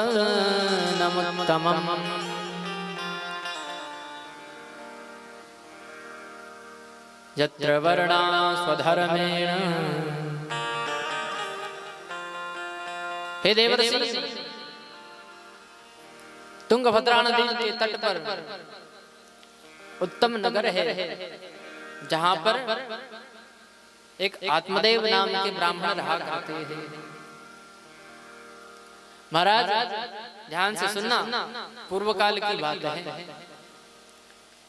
तुंगभद्रा नदी जो आज दक्षिण भारत में विद्यमान है, उसके तट पर एक ब्राह्मण देवता बड़ी ही सुंदर नगरी में निवास करते हैं। महाराज आत्मदेव बड़े ज्ञानी हैं और अपने ज्ञान से औरों का भी कल्याण करने का प्रयास करते रहते हैं। तो इनका सारा दिन तो भगवान के पूजन में, जब तक व्रत अनुष्ठान में निकल जाता है। लेकिन इनकी जो पत्नी है, जिसका नाम है धुंधली, तो आत्मदेव जी महाराज तो सबका कल्याण करना चाहते हैं, परोपकारी हैं, लेकिन इनकी जो पत्नी है धुंधली, ये तो महाराज आत्मदेव से सीधे विपरीत है। एक दिन है तो एक रात्रि है। जैसे ही महाराज आत्मदेव जी घर से निकले, सुई धुंधकारी यथा नाम तथा गुणी, जिसके नाम से ही ये पुष्ट हो रहा है महाराज, कि स्वयं का भी जीवन जिसका धूमिल हो, वो क्या दूसरे को प्रकाश में रहने दे सकती है? भैया अवस्था तो ऐसी है कि जब तक दूसरों की निंदा ना कर ले, किसी से लड़ाई झगड़ा ना कर ले, इसका तो खाया हुआ अन्न भी नहीं पचता। तो ध्यान देना। ऐसे तो आपने आत्मदेव धुंधली की ये कथा बार बार सुनी होगी, पर ये केवल बताने के लिए कोई इस कथा के पात्र मात्र नहीं है। ये हमारे इस जीवन का सत्य प्रकट करते हैं। क्योंकि आत्मदेव और कोई नहीं, आत्मदेव वो हर एक जीव है जो इस धराधाम में आया है देह धारण करके। और उसकी पत्नी धुंधली कौन है बताएं? उसकी पत्नी धुंधली कौन है? धुंधली है ये बुद्धि, ये मन, जो कभी भी हमारा हित नहीं चाहती, ये कभी भी अच्छा काम नहीं करना चाहती। मन को स्वतंत्र छोड़ दो महाराज। क्या मन कभी कहता है कि भजन कर लो? मन कहता है क्या भगवान की पूजा कर लो? मन कहता है क्या दान कर लो? मन कहता है कभी अच्छा काम कर लो? मन कभी कहता ही नहीं कि अच्छा करो, वो तो मनमानी ही। इसलिए महाराज मन के सहारे जो जीव संसार में भटक रहा है, वही संसार के जन्म मृत्यु के चक्कर से छूट ही नहीं सकता। वो 84 लाख योनियों में भटकता ही रहेगा। वो इस जन्म मृत्यु के चक्कर से छूट ही नहीं सकता। वो तो बस भटकता रहेगा। पुनरपि जन्मम पुनरपि मरणम पुनरपि जननी जठरे शयनम। बार बार जन्म लेगा, बार बार मृत्यु को प्राप्त होगा। जन्म मृत्यु का चक्कर कभी छूटेगा नहीं। और छूटना है तो एक ही उपाय है। क्या करना होगा? भज गोविंदम भज गोविंदम गोविंदम भज मूढ़मते। जन्म मृत्यु के चक्कर से छूटने का एक ही उपाय है कि भगवान के नाम का भजन करो। भजन करने से ही सभी पापों से मुक्ति मिलेगी, सारे कर्मों से मुक्ति मिलेगी। और कर्मों से मुक्ति ही मोक्ष है, क्योंकि कर्म चाहे अच्छे हो या बुरे हो, वो फंसाने वाले ही हैं।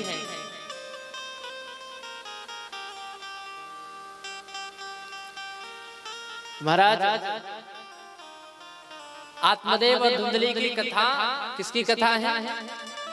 आत्मा और बुद्धि की, मन की। तो आत्मदेव तो महाराज परोपकार करना चाहते हैं। उनका सारा दिन तो बाहर ही बीत जाता है। लेकिन धुंधली क्या करती है? बस दिन रात पड़ोसियों के संग एक दूसरे की निंदा चुगली, लड़ाई झगड़ा। पर हाँ, जैसे ही आत्मदेव जी घर आते हैं ना, तो उनके आने के समय पे महाराज ऐसे बनती है कि फिर तो ऐसा लगता है जैसे सती सावित्री खड़ी हुई। आत्मदेव जी के आगमन होते ही महाराज आरती की थाल लेकर के स्वागत पे खड़ी। आत्मदेव जी महाराज तो बड़े भोले हैं। उन्हें तो पता ही नहीं कि उनकी पत्नी उनके ना रहने पर क्या क्या करती है। समय काल बीता, विवाह हुए, वर्षों बीत गए। धन संपदा तो खूब है महाराज, पर गृहस्थी के यहाँ यदि संतान ना हो तो दाम्पत्य जीवन संतान के बिना अधूरा सा लगता है।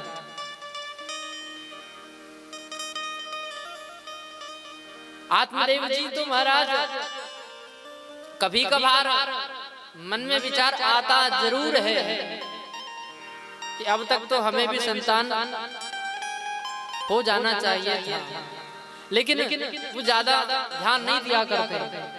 परंतु महाराज जब समय और बीता, जब पड़ोसी भी ये कहने लगे कि अरे वर्षों बीत गए, इनके यहाँ संतान का जन्म नहीं हुआ, अवश्य ही कोई पाप कर्म किया होगा इन्होंने, कोई अपराध हुआ होगा इनसे, जो इनके यहाँ इनके वंश वृद्धि के लिए किसी संतान का जन्म नहीं हो रहा। घर में गौ माता भी वर्षों से रह रही है, खूब सेवा भी हो रही है, पर गौ माता ने भी आज तक किसी बछड़े या बछड़ा को जन्म नहीं दिया। तुलसी का पौधा भी अपने आप सूख जाता है। मानो अनेकों प्रकार के अपशगुन हो रहे हो। महाराज आत्मदेव जी का मन व्याकुल होने लगा, और जब व्याकुल हो गए तो घर छोड़ करके वन में चले गए। और वन में जब गए तो वन में जाकर के रोने लगे, इनके रुदन की आवाज जब एक संत के कानों में पड़ी, एक महात्मा गुजर रहे थे, उस तपस्वी ने देखा कि ये तो दिखने में बड़े ज्ञानी ब्राह्मण लगते हैं, इस प्रकार से यहाँ रुदन कर रहे हैं। तो महाराज संतों का स्वभाव बड़ा निर्मल होता है। संत हृदय नवनीत समान, वो किसी को कष्ट में देख नहीं सकते। तो महाराज वो तपस्वी इनके पास आ गए, पूछने लगे कथम रोदिसी विप्रत्वम कात चिंता बलीयसी वदम तम सत्वरम महयम स्वस्य दुःखस्य कारणम्।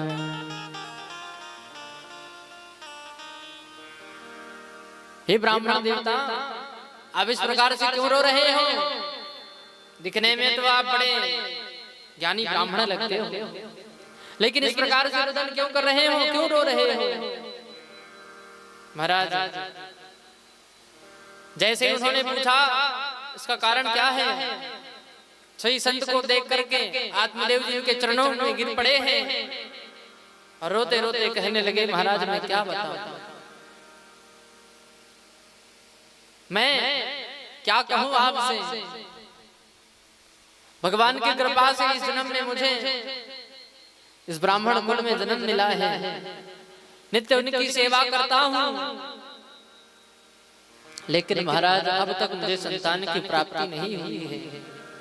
न जाने कौन सा पाप मैंने किया है, कौन सा अपराध मैंने किया है जो अब तक संतान की प्राप्ति नहीं हो रही। हे प्रभु मुझे बताओ, मुझे क्या करना चाहिए, संतान की प्राप्ति के लिए मैं क्या करूं, मुझे संतान की प्राप्ति कब होगी। ब्राह्मण देवता कहने लगे और बार बार विनती करने लगे। तो वो तपस्वी कहने लगे मच्चा ज्ञानम प्रजारूपम बलिष्ठा कर्मणा गति विवेकम तो समासाद्य त्यज संसार वासना। हे ब्राह्मण देवता, आप क्यों इस बेटा बेटी के चक्कर में रो रहे हो? अरे ये कर्मों की गति बड़ी विचित्र है, इसलिए आप अधीर ना होइए, विवेक से अपने जीवन का निर्वाह कीजिए। ये जो पुत्र पुत्री का मोह आपके मन में चिपका हुआ है ना, उसे निकाल दीजिए। महाराज इस संसार में कौन किसका हुआ है, कोई किसी का नहीं होता। जब तक शरीर में प्राण है सब अपने लगते हैं, पर शरीर से प्राण निकलते हैं, शरीर से प्राण निकलते ही कौन अपना है, सब पराये हो जाते हैं। राजन महाराज सगर के 60,000 पुत्र थे, पर बताओ किस पुत्र का सुख मिला उन्हें? क्या वो दुखी नहीं थे? सबके सब संत का अनादर करके भस्म हो गए, कौन बचा? कोई तो नहीं बचा। पीढ़ियां लग गई तपस्या करते करते, तब जाकर के गंगा मैया प्रकट हुई तो उनका कल्याण हुआ। बताओ, एक से बढ़कर एक उदाहरण है। महाराज अंग कितने बड़े धर्मात्मा राजा थे, कितना यज्ञ किया, कितना अनुष्ठान किया। एक ही पुत्र था उनका, लेकिन वो पुत्र नास्तिक हो गया। महाराज ऐसा नास्तिक हुआ कि अपने पुत्र के भय से महाराज अंग को ही अपना राज्य छोड़कर भागना पड़ा। हे ब्राह्मण देवता, ऐसे पुत्र पुत्री की कामना आप क्यों करते हो? सब छोड़ करके भगवान का भजन कीजिए, उनका ध्यान कीजिए, आपका कल्याण हो जाएगा। लेकिन महाराज आत्मदेव जी मानने वाले नहीं हैं। वो तो रुदन करने लगे, हे प्रभु आप हमें ये बातें मत बताइए, आप तो इतना बताइए हमें पुत्र के लिए क्या करना पड़ेगा, संतान प्राप्ति के लिए क्या करना होगा। तो उस महात्मा ने कहा, हे विप्रदेव अब मैं आपको कौन सा उपाय बताऊं। अरे आपके भाग्य में तो इस जन्म की क्या कहें, इस जन्म में तो होने से रहा, अगले 7 जन्मों तक संतान का सुख नहीं है। और जैसे ही महाराज आत्मदेव जी ने सुना है, तुरंत माथा पटकने लगे, जोर जोर से रोने लगे। इस जन्म की बात थी, तब तो इतना रोना आ रहा था, और जब पता चला कि महाराज 7 जन्मों तक संतान का सुख नहीं मिलेगा, तो अब तो भारी पीड़ा होने लगी। अब तो महाराज का रुदन और बढ़ गया है, सिर पटकने लगे, कहने लगे, हे प्रभु अब तो आपको कृपा करनी ही पड़ेगी। हमने सुना है कि आप जैसे संत चाहे तो सबसे संभव हो सकता है। अब हम कुछ नहीं जानते, आपको यह आशीर्वाद देना पड़ेगा, किस प्रकार से हमें संतान की प्राप्ति होगी, ये उपाय आपको करना होगा, अन्यथा आपके चरणों में ही प्राण त्याग देंगे और आपको ब्रह्म हत्या का दोष लगेगा। और महाराज जैसे ही आत्मदेव जी इस प्रकार से हठ करने लगे, तो ब्राह्मण देवता के हठ को देख उन्होंने एक सुंदर फल अपने तपोबल से प्रकट किया है और आत्मदेव को देकर के कहा, जाइए ये फल आप अपनी पत्नी को खिला देना, भगवान की कृपा से आपको सुंदर पुत्र की प्राप्ति होगी। और जैसे ही आशीर्वाद मिला, सोई महाराज ब्राह्मण देवता प्रसन्न भाव से घर को चले आए, आकर के अपनी पत्नी धुंधली को फल दिया और सारा वृत्तांत कह सुनाया। लेकिन धुंधली तो धुंधली है, उसके मन में तो महाराज कई प्रकार के तर्क आने लगे। फल ले तो लिया पर खाया नहीं, फल लेके वो विचार कर रही है, क्या सचमुच इसे खाने से मैं गर्भवती हो जाऊं। वो फल लेके विचार कर ही रही थी कि एक सखी आई घर में, उसके हाथों में फल देख करके पूछा, अरे क्या सोच रही है, ये फल किसने दिया तेरे हाथों में। धुंधली कहने लगी, अरे सखी क्या बताऊं, हमारे पति देव ये फल लेकर के आए और कह रहे हैं इसे खाने से हमें पुत्र की प्राप्ति होगी। सखी ने कहा, तब तो बड़ी अच्छी बात है, इसमें सोचने विचारने की क्या बात है, संत का आशीर्वाद खाली नहीं जाता। धुंधली कह रही है, यही तो बात है, इसी बात का तो हमें भय है, इस फल को खाने से हम कहीं गर्भवती हो गई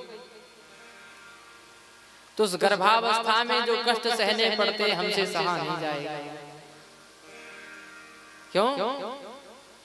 धुंधली कहने लगी, अरे जब गर्भकाल बढ़ेगा, पेट निकल जाएगा, चलना फिरना मुश्किल हो जाएगा, तब उस समय में यदि कोई चोर आ गया घर में तो अपना शरीर तो संभाला नहीं जाएगा, घर में कोई चोर आ गया फिर क्या करेंगे हम, हमारी रक्षा कौन करेगा। धुंधली कहने लगी, अरे कहीं उस अवस्था में घर में आग लग गया तो हम कैसे भागेंगे। नाना प्रकार के आडंबर, नाना प्रकार के कुविचार मन में आने लगे, घर का कामकाज कौन करेगा, घर संभालेगा कौन? और तरह तरह के व्यर्थ के विचार करके जब उसकी सखी भी परेशान हो गई तो उसने कहा एक काम कर, तुझे फल खा ही मत, जब इतना ही समस्या है तो फिर खा ही मत इस फल को। धुंधली कहती फिर भी समस्या है क्या? तू नहीं कहा है संत का आशीर्वाद खाली नहीं जाता, फिर स्वामी पूछेंगे तो क्या कहूंगा? जब समय आएगा तो फिर संतान की प्राप्ति हमें होगी कैसे? तो सखी ने कहा चिंता मत कर, मेरे तो वैसे भी कई संतान हैं, अब की बार जो होगा वो मैं तुझे दे दूं, और तब तक मैं जैसा कहूं वैसा कर ले। जब गर्भकाल मुझे आएगा सब मैं तुम्हें बता दूंगी, और उस समय तुम गर्भावस्था का व्यवहार कर लेना बस। सोई महाराज धुंधली का काम तो बन गया, का इस फल का क्या करूं? तो फल को धुंधली ने घर में जो गौ माता थी उसे खिला दिया। तो जैसे जैसे समय बीता, समय के अनुसार जैसे जैसे पेट का आकार बढ़ता है ना, ऐसे ही धुंधली आत्मदेव जी को लगे कि वो गर्भवती है, सो पेट में कपड़ा बांध लिया करके। जैसे जैसे समय बढ़ा महाराज, आत्मदेव जी तो बड़े भोले भाले, उन्हें क्या पता। जब समय आया तो उसकी सखी ने एक सुंदर पुत्र को जन्म दिया, लाकर के धुंधली को सौंप दिया। आत्मदेव जी ने जब संतान को देखा तो बड़े प्रसन्न हुए, कहा बड़ा सुंदर पुत्र है मेरा, अब तो मैं इसका बड़ा सुंदर नाम रखूंगा, मेरा नाम आत्मदेव है, सो मैं अपने पुत्र का नाम परमात्मा देव रखूंगा। देखो महाराज, नामकरण की भी बड़ी विशेषता है। हमारे सनातन धर्म के 16 संस्कारों में नामकरण संस्कार भी बड़ा विशेष है। और नामकरण यदि उचित ना हो तो भी जीवन में इसका बड़ा नकारात्मक प्रभाव पड़ता है। उल्टे पुल्टे नाम धरने से भी काम बिगड़ जाता है। धुंधली ने जो ही सुना ना कि आत्मदेव जी उनके पुत्र का नाम रखने वाले हैं,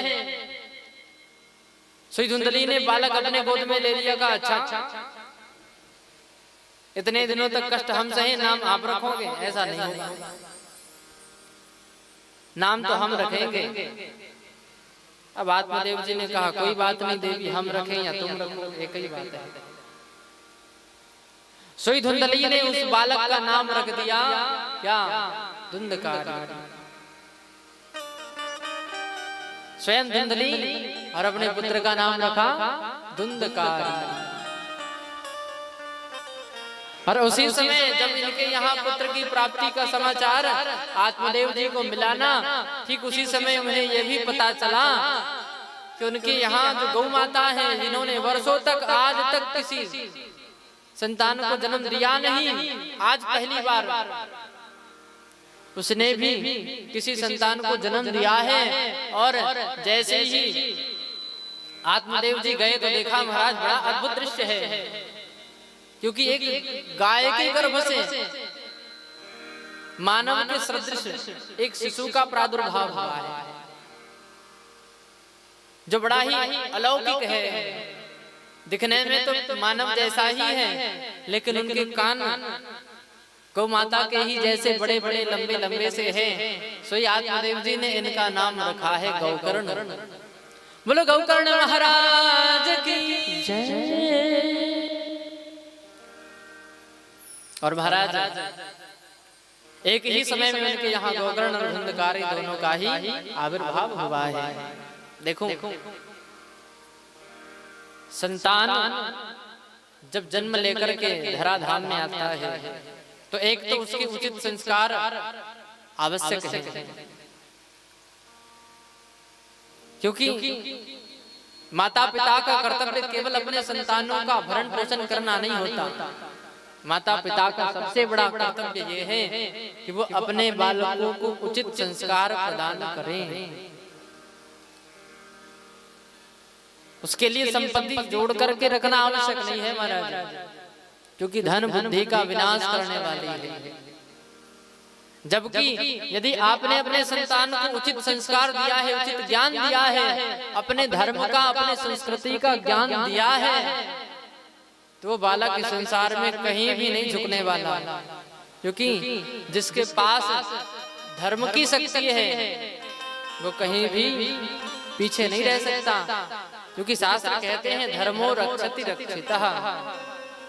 जो अपने आचरण से धर्म का पालन करते हैं, धर्म उसका भी संरक्षण करता है, क्योंकि धर्म भगवान का ही स्वरूप है। तो हम यदि भगवान के अनुकूल आचरण करें तो क्या परमात्मा हमारा साथ नहीं देंगे? इसलिए बच्चों को धनवान नहीं अपितु संस्कारवान बनाओ। देखना महाराज, धुंधकारी और गौकर्ण एक ही समय में जन्म हुआ है, लेकिन संस्कारों का भेद और उनकी जीवन की दशा। धुंधकारी जो दिन रात अपने माता पिता के संग रहा, माता के लाड़ प्यार में इतना बिगड़ा कि क्या ही कहें। देखो, हर व्यवहार की एक सीमा है। शास्त्र कहते हैं लालजेत पंचवर्षाणि 10 वर्षाणि ताडये प्राप्ते तु 16 वर्षे पुत्रं मित्रं वदाचरे। महाराज, 5 वर्ष की अवस्था तक ही लालन पालन खूब करो, अर्थात जितना स्नेह लुटाना है, जितना लाड़ प्यार करना है 5 वर्ष की अवस्था तक बस। और जैसे ही 5 वर्ष की अवस्था पार होने लगे, उसी समय से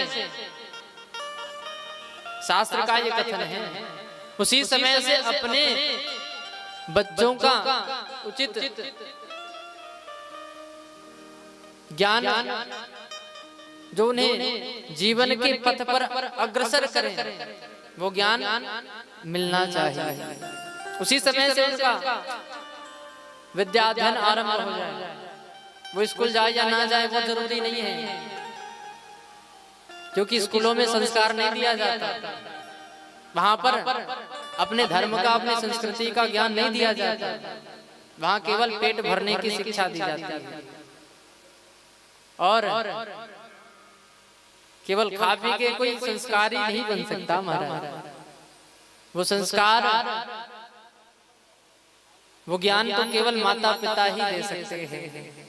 इसलिए हर एक माता पिता का कर्तव्य है कि बचपन से ही अपने बच्चों को अपने धर्म का, अपनी संस्कृति का ज्ञान देना आवश्यक है। अपने संतान को ये सिखाना जरूरी है कि उसके जीवन में क्या क्या चीजें आवश्यक है, किनसे कौन सा व्यवहार करना है, किसके प्रति कौन सा व्यवहार करना चाहिए, क्या सत्य है क्या असत्य है, इसका ज्ञान माता पिता को देना आवश्यक है। उस समय ये ना सोचो कि महाराज अभी तो बचपना है, लेकिन ध्यान देना, बच्चे माता पिता का बात तभी सुनते महाराज जब वो छोटे होते। जब वो बड़े हो जाएं, तो जिस पक्षी के पंख निकल जाएं, वो क्या चुपचाप बैठा रहेगा? वो तो उड़ जाता है। ऐसे ही जब बच्चे स्वयं दुनिया को समझने लगते हैं ना, तो फिर वो माता पिता की बात नहीं सुनते। जिस समय वो माता पिता के अधीन है, अर्थात अपनी आवश्यकताओं के लिए माता पिता के अधीन रहते हैं, उन्हें संसार का ज्ञान नहीं होता, उस समय माता पिता जैसे ही उसे ज्ञान देंगे, जैसा वो सिखाएंगे, ऐसा ही वो सीखेंगे। ध्यान देना, केवल अपने बच्चों को सुविधाएं देना ही माता पिता का कर्तव्य नहीं है, अपने बच्चों को कुसंगति से बचाना भी माता पिता का कर्तव्य है। हर एक माता पिता को चाहिए कि वो देखे उनके बच्चे रहते कहाँ हैं, किसकी संगति में हैं, वो क्या कर रहे हैं।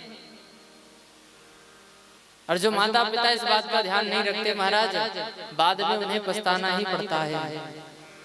क्योंकि आज अधिकांश माता पिता बाद में यही पछताते रहते हैं कि बच्चे बात नहीं सुन रहे, सुनते नहीं है महाराज, मनमानी कर रहे हैं। जिस समय में सुनाना था, सिखाना था, उस समय में तो तुम्हारे पास समय था ही नहीं।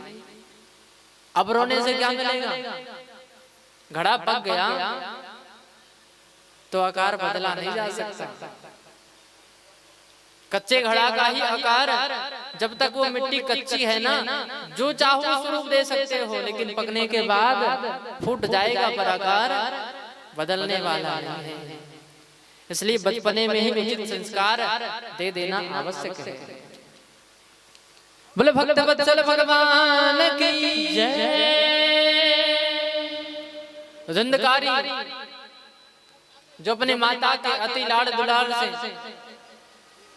क्योंकि कभी भी ये कुछ भी गलत करता है ना, और पिताजी कभी टोक देवे तो धुंधकारी की पक्ष लेने के लिए धुंधली तुरंत खड़ी हो जाती है। और इसीलिए अच्छे बुरे का फर्क ना जानने के कारण धुंधकारी दिन ब दिन बिगड़ता गया। महाराज ऐसा समय आ गया कि यत् कालेन तव जातं तरुणं तनया विभव गौकर्णः पंडितो ज्ञानी धुंधकारी महाखलः। ऐसा समय आया कि महाराज जो दोनों बड़े होते गए, गोकर्ण जी महाराज तो सत्संग के प्रभाव से, संतों का संग करने से विद्वान होते चले गए, लेकिन धुंधकारी उतना ही अत्याचारी दुराचारी होते चला गया। महाराज धुंधकारी मनमानी आचरण करने लगा। ब्राह्मण के यहाँ जन्म लेकर के भी शुद्रवत आचरण करने लगा, जुआ खेलने लगा, मदिरा पान करने लगा, घर का सारा धन जुए में नष्ट करने लगा। जब ये बातें आत्मदेव जी के कानों में पड़ी है ना, तो आत्मदेव जी बार बार समझाते कि बेटा ऐसा नहीं करना चाहिए, ऐसा मत करो, कभी भगवान का भजन कर लो, पूजन कर लो, पर धुंधकारी कहाँ सुनने वाला है। महाराज जहाँ दुर्गुण हृदय में बैठ जाते हैं, फिर अच्छे कामों में मन लगता नहीं है। महाराज आत्मदेव जी को आज ग्लानि होने लगी है कि हे प्रभु, आज मुझसे क्या हो गया। मैंने उस दिन उस महात्मा के बातों को क्यों नहीं सुना, क्यों नहीं समझा। उन्होंने उसी दिन समझाया। बड़ा दुखी हो गया है, व्यथित भाव से चिंतित बैठे हैं आत्मदेव जी महाराज कि उसी समय में गोकर्ण जी का आगमन हुआ। और गोकर्ण जी महाराज ने जब दुखी देखा है पिता को, तो पिताजी से कहने लगे, हे पिताजी आप दुखी क्यों हो। आत्मदेव ने सारा वृत्तांत सुनाया। तो गोकर्ण जी कहते हैं, पिताजी ये सुख और दुख कभी छूटता नहीं है। आज सुख है तो कल दुख आएगा, आज दुख है तो कल सुख भी आएगा। इस संसार में कोई भी सुखी नहीं रह सकता। हम साधारण मनुष्यों की कौन कहे। न चेन्द्रस्य सुखं किंचन सुखं चक्रवर्तिनः सुखमस्ति विरक्तस्य मुनेरेकांतजीविनः। हे पिताजी, संसार में सभी दुखी हैं। क्यों? क्योंकि संसार का स्वरूप ही दुखमय है। इस संसार का नाम ही है दुखालय, जहाँ कोई सुखी नहीं रह सकता। कोई तन दुखी, कोई मन दुखी, कोई धन बिन रहत उदास, थोड़े थोड़े सब दुखी सुखी राम को दान। यहाँ कोई भी ऐसा प्राणी नहीं जो कह सके कि मैं सुखी हूँ, सबको दुख है महाराज। कोई तन दुखी, कोई मन दुखी। यदि खूब धन संपदा है महाराज, कमाई तो खूब हो रही है, हर महीने करोड़ों कमा रहे हैं, परिवार भी बड़ा सुंदर है, परंतु खाते क्या है? सूखी रोटी। क्यों? करोड़ों की कमाई कर रहे हैं, इतना सुंदर परिवार है, किसी बात का टेंशन नहीं, फिर भी सूखी रोटी खा रहे हैं। क्यों? क्योंकि भैया यदि उस सूखी रोटी में घी चुपड़ के खा लिया ना तो ब्लड प्रेशर हाई हो जाएगा, बीपी और शुगर का लेवल बिगड़ जाएगा। क्योंकि धन तो है, परिवार भी है, परंतु शरीर का सुख नहीं। तो सब कुछ रहते हुए सारा सुख बेकार है, क्योंकि शरीर अस्वस्थ है। स्वस्थ शरीर का होना भी परम आवश्यक है, क्योंकि स्वस्थ शरीर से ही आप अपने जीवन के अच्छे होने की कल्पना कर सकते हैं। नहीं तो बीमारी की स्थिति में जब शरीर में असाध्य रोग हो तो कौन सुखी रह सकता है महाराज। मान लो कि स्वस्थ शरीर भी है और धन संपदा भी खूब है, फिर भी दुखी है। क्यों दुखी है? क्योंकि महाराज घर तो बढ़िया है, धन संपदा भी खूब है, परिवार भी बड़ा सुंदर है। अब तो मन में यही चाह रह गई है कि जैसे ही बच्चे बड़े होंगे उनका विवाह भी किसी सुंदर घर में करा देंगे। लेकिन जैसे ही समय आया महाराज, पता चला कि घर का बेटा किसी नौकरानी को लेके भाग गया। अब क्या करें? क्या वो सुखी रह पाए?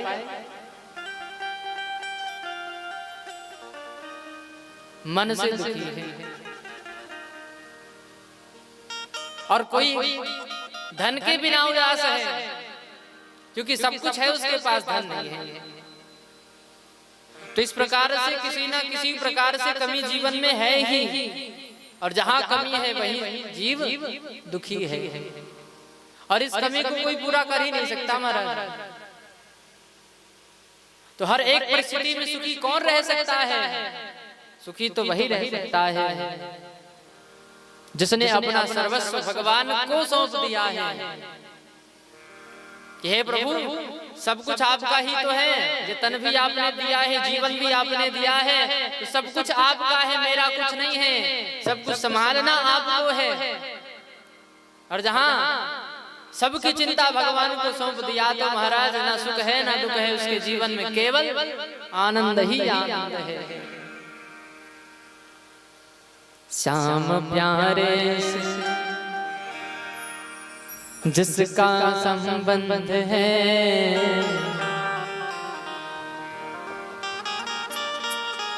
आनंद रहे चाहिए तो क्या करना पड़ेगा? आनंद के लिए क्या करना होगा? भगवान से संबंध जोड़ना पड़ेगा, जो हमारे इष्ट हैं। जरूरी नहीं कि आप किसी एक के ही पीछे पड़े, जो आपको भगवान का स्वरूप प्यारा है, जो आपके इष्ट हैं, उसके प्रति मन में भावना इतनी दृढ़ हो, ऐसा संबंध जुड़ जावे महाराज कि हर एक विपदा में वो स्वयं आगे आकर के खड़े हों, ऐसा आश्वासन दे रहे हो कि बेटा घबराना नहीं, चाहे अवस्था कैसे भी आ जाए, मैं तेरे संग हूं। और जहां कण-कण में यह आभास हो कि कन्हैया हमारे संग है, तो फिर किस बात का दुख है महाराज। इसलिए संबंध ठाकुर जी से बना के रखो। हो सकता है कि दुनिया वाले कभी छोड़कर चले जाएं, पर मेरे ठाकुर कभी छोड़ने वाले नहीं।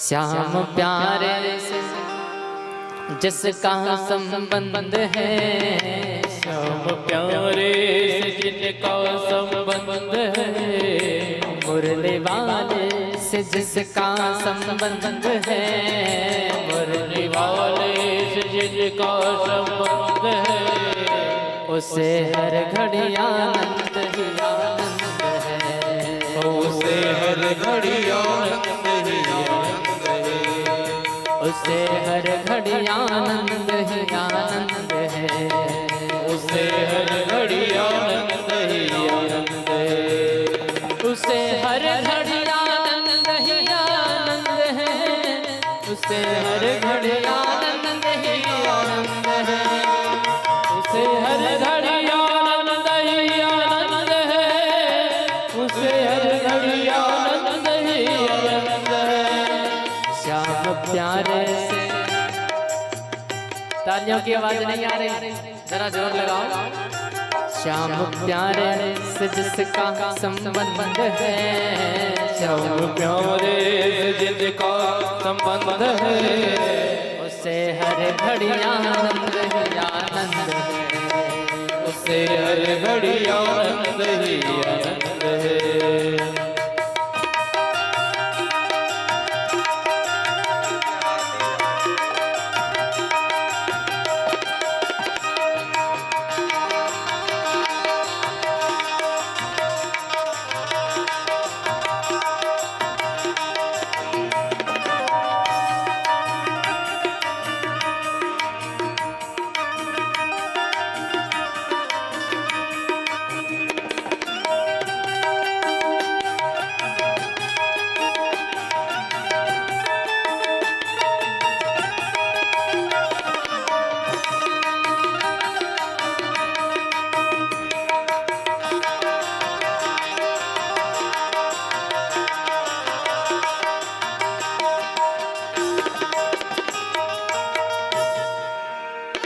झूठी ममता करके किनारा ले सच्चा पिता का सहारा,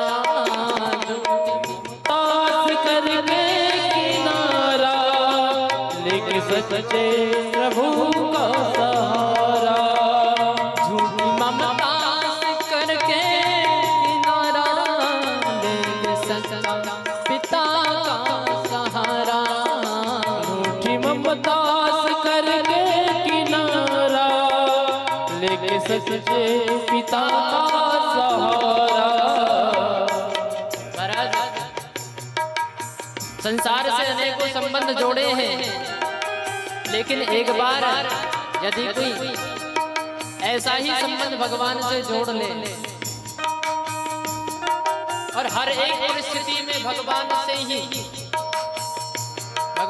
ही कहे कि प्रभु आप ही हमारे हो, आप ही जानो, और कोई हमारा नहीं है, तो हर परिस्थिति में भगवान उनके संग खड़े रहते हैं। जो उसकी रजा में रजामंद है, जो उसी की रजा में रजामंद है, उसे हर घड़ी आनंद ही आनंद है, उसे हर घड़ी आनंद ही आनंद है।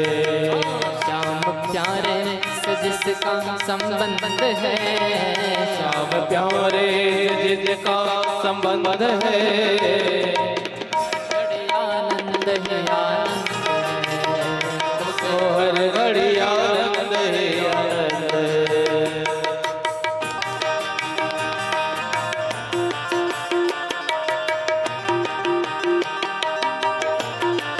श्री राधे।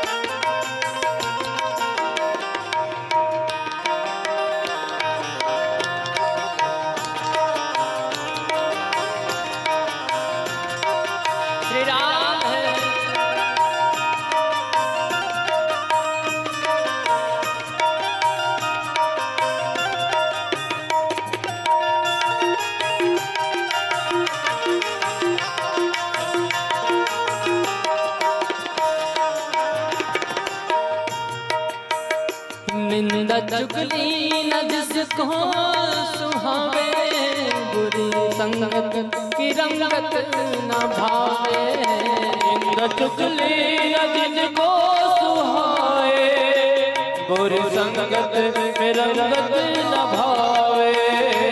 निंदा चुगली न जिसको सुहावे, बुरी संगत की रंगत न भावे। निंदा चुगली न जिनको सुहाए, बुरी संगत में रंगत न भाए। जरा समझने का प्रयास करना, ये पंक्ति क्या कह रही है?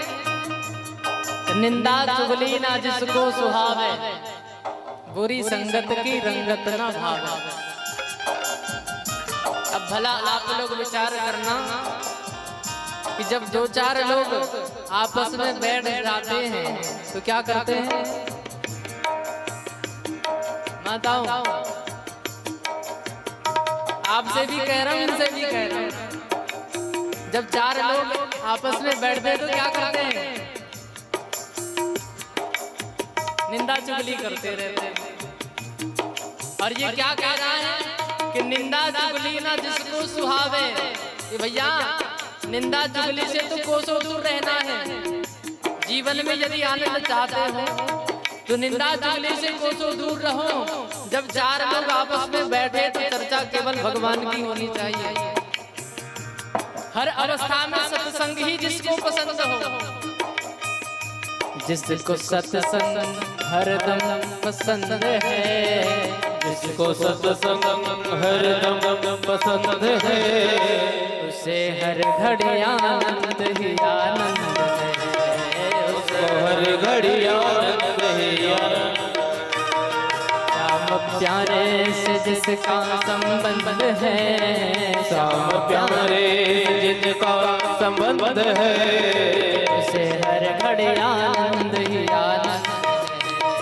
उसको हर घड़ी आनंद ही आनंद, उसको हर घड़ी आनंद ही आनंद है।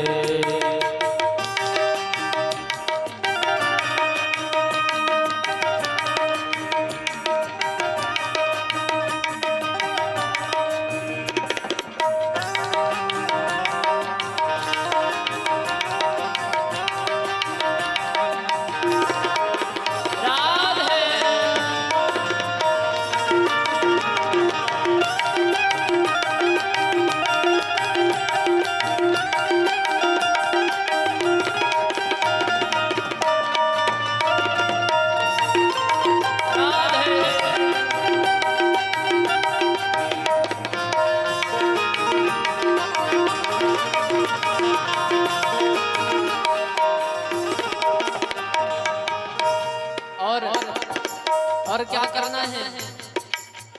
संत ऋषियों की वाणी को मानो, प्रेम भक्ति की महिमा को जानो। संत ऋषियों की वाणी को मानो, प्रेम भक्ति की महिमा को जानो। संत ऋषियों की वाणी को मानो, ऋषियों की महिमा को जानो।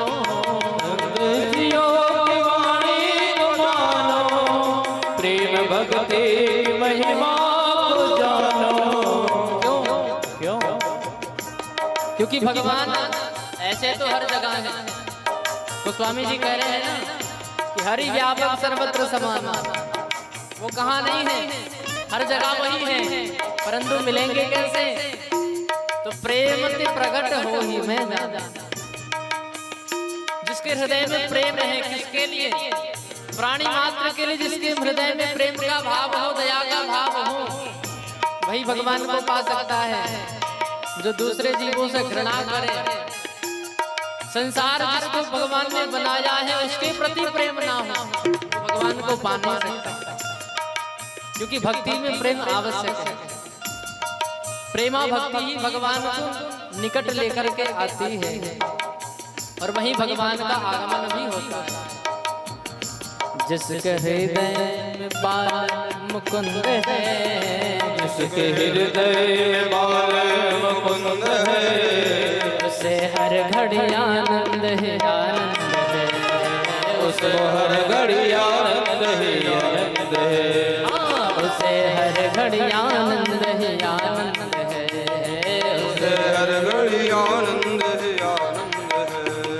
श्याम प्यारे से जिसका संबंध है, श्याम प्यारे जिसका संबंध है, मुरली वाले से जिसका संबंध है, मुरली वाले जिसका संबंध है, उसको हर घड़ी आनंद ही आनंद है, उसको हर घड़ी आनंद ही आनंद है। उसको हर घड़ी आनंद ही आनंद है, उसको हर घड़ी आनंद ही आनंद है। उसको हर घड़ी आनंद ही आनंद है, उसको हर घड़ी आनंद ही आनंद है। उसको हर घड़ी आनंद ही आनंद है, उसको हर घड़ी आनंद ही आनंद। जय हो। उसको हर घड़ी आनंद ही आनंद है, उसको हर घड़ी आनंद ही आनंद है। बोल राधा रमण लाल की जय, राधे राधे।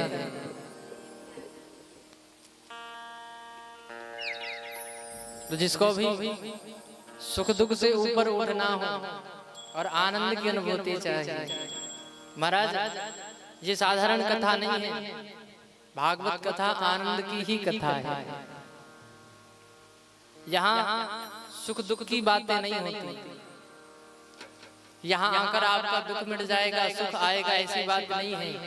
यहाँ आने के बाद ना तो सुख रहता है ना दुख रहता है, सुख और दुख दोनों ही चले जाते हैं, क्योंकि यहाँ आनंद की चर्चा होती है। और जब आनंद जीवन में आता है तो कुछ भी शेष नहीं रहता महाराज, केवल आनंद ही रहता है और कुछ रहता ही नहीं। तो आनंद की अनुभूति कब होगी? जब हमारा संबंध भगवान से घनिष्ठ हो जाए। ऐसे तो संबंध है ही हमारा, क्योंकि हम तो उसी के अंश हैं, ईश्वर अंश जीव अविनाशी। लेकिन संसार में आकर के वो जो संबंध है ना, वो थोड़ा सा कमजोर हो गया। क्यों? क्योंकि संसार में आकर के महाराज पहले भगवान नजर नहीं आते, पहले तो अपने घर के परिवार के जो लोग हैं ना, अपने परिजन, वो नजर आते हैं कि नहीं आते? बोलो। सुख दुख आता है तो पहले किसे बताते हो? घर में कोई सुख हो या दुख हो, सबसे पहले किसे बताते हो? क्यों जजमान? सबसे पहले किससे कहते हैं? अपने परिजनों से ही कहते हैं। क्यों? क्योंकि उनके प्रति हृदय में प्रेम है, विश्वास है, इसलिए सबसे पहले उन्हीं से बात कही जाती है। हम भगवान के पास क्यों नहीं जाते? जाते जरूर हैं पर बाद में, क्योंकि जो भाव हमारा इस संसार के रिश्तों में है ना, वो भाव भगवान से अभी दृढ़ नहीं हुआ है। और वही भाव हमें दृढ़ करना है, क्योंकि एक दिन दुनिया वालों तो छोड़ देंगे, परंतु वो ठाकुर छोड़ने वाला नहीं है। उनका तो स्वभाव है भैया, एक तो किसी को पकड़ते नहीं और पकड़ लेवे तो छोड़ते नहीं। इसलिए जो भाव दुनिया के प्रति है, वो भाव भगवान के चरणों में दृढ़ करना है, क्योंकि वो कभी किसी का साथ छोड़ते नहीं है। और जिस दिन भाव दृढ़ हो जाएगा तो सुख होगा या दुख होगा, सबसे पहले हम ठाकुर के पास ही जाएंगे, अपना सुख दुख सब कन्हैया से ही कहेंगे। और जब सुख दुख का साथी वो बन जाए तो महाराज बताओ, क्या आपके कदम डगमगाएंगे? क्या आपके जीवन का रथ कभी रुक सकता है? उस महाभारत के भयंकर युद्ध में बताओ, कितनी विशाल सेना पांडवों के सन्मुख खड़ी थी, जिसे देख करके महाराज अर्जुन घबरा रहे हैं। एक से बढ़ के वीर महारथी, आस नहीं थी कि सेना रूपी विशाल सागर को कभी पार कर पाएंगे, लेकिन जिसके स्वार्थ सारथी ही कन्हैया बन जाए उसका रथ कभी रुकता ही नहीं है। जिसके जीवन रूपी रथ की बागडोर कन्हैया के हाथ में हो, वो पीछे मुड़ के कभी नहीं देखता। इसलिए भगवान कहते हैं कि सर्वधर्मान परित्यज्य माम एकम शरणम व्रज। जो जीव अपना कल्याण चाहता है, मोक्ष की कामना करता है, वो सब कुछ छोड़कर मेरे शरण में आ जाए। उसे किसी बात की चिंता करने की आवश्यकता नहीं है। वो चाहे शुभ कर्म करे, अशुभ कर्म करे, सब कुछ मुझ पे यदि समर्पित कर दें तो मैं सदैव उसका कल्याण ही करता हूँ। क्योंकि स्वयं यदि कर्ता भाव से हम कर्म करते हैं तो महाराज शुभ अशुभ कर्म हमें प्रभावित करते हैं। लेकिन यदि इस भाव से कर्म किया जाए कि कन्हैया सब कुछ आपका ही, हमारा कुछ नहीं है, करने वाले आप हो, कराने वाले आप हो, हम तो केवल माध्यम हैं, और इस भाव से यदि समर्पण कर दिया जाए तो अच्छा बुरा सब कर्म भगवान स्वीकार कर लेते हैं। इसका अर्थ ये नहीं है महाराज कि जानबूझकर हम उल्टे पुल्टे काम करें और भगवान को कहें कि भैया ये आप अनजाने में कोई अपराध बने, वो भी भगवान क्षमा कर देते हैं। क्योंकि जहां कर्ता भाव नष्ट हुआ वहीं हम कर्मों से निवृत्त हो जाते हैं। और फिर तो भगवान गीता जी में भी कह रहे हैं अनन्या चिंतयन्तु मां यो जना पर्युपासते तेषां नित्याभियुक्तानां योगक्षेमं वहाम्यहम्। जो अनन्य भाव से मेरा चिंतन करते हैं उसके सभी गुण दोष फिर शून्य हो जाते हैं। क्योंकि मैं उस जीव के शुभ अशुभ सभी कर्मों के प्रभाव को नष्ट करके उसे अपने धाम को प्रदान कर देता हूं। इसलिए भगवान के शरण में रहोगे तो माया से बच के, और यदि इनसे दूर हुए तो माया के चक्कर में फंस के फिर जन्म मृत्यु के चक्कर में लगे रहे। इसलिए भगवान से संबंध जोड़ो। जरूरी नहीं कि किसी और ने जो संबंध जोड़ा है वही हम भी करें। दूसरों से सीखना जरूर है, परंतु भाव तो अपना ही है।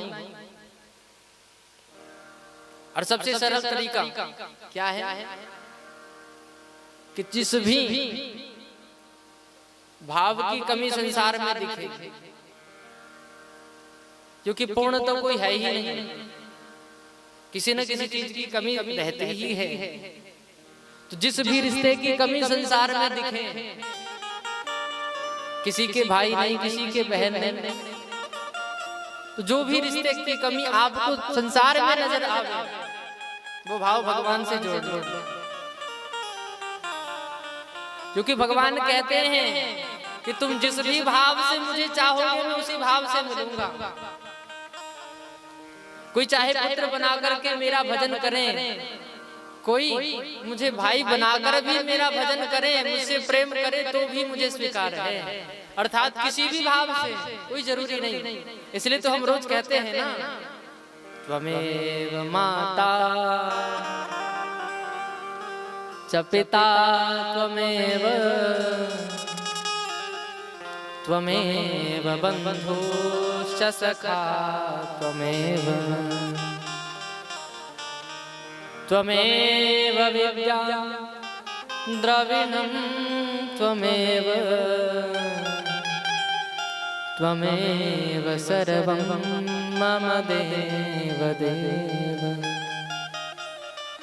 हर भाव से आप उन्हें पा सकते हो।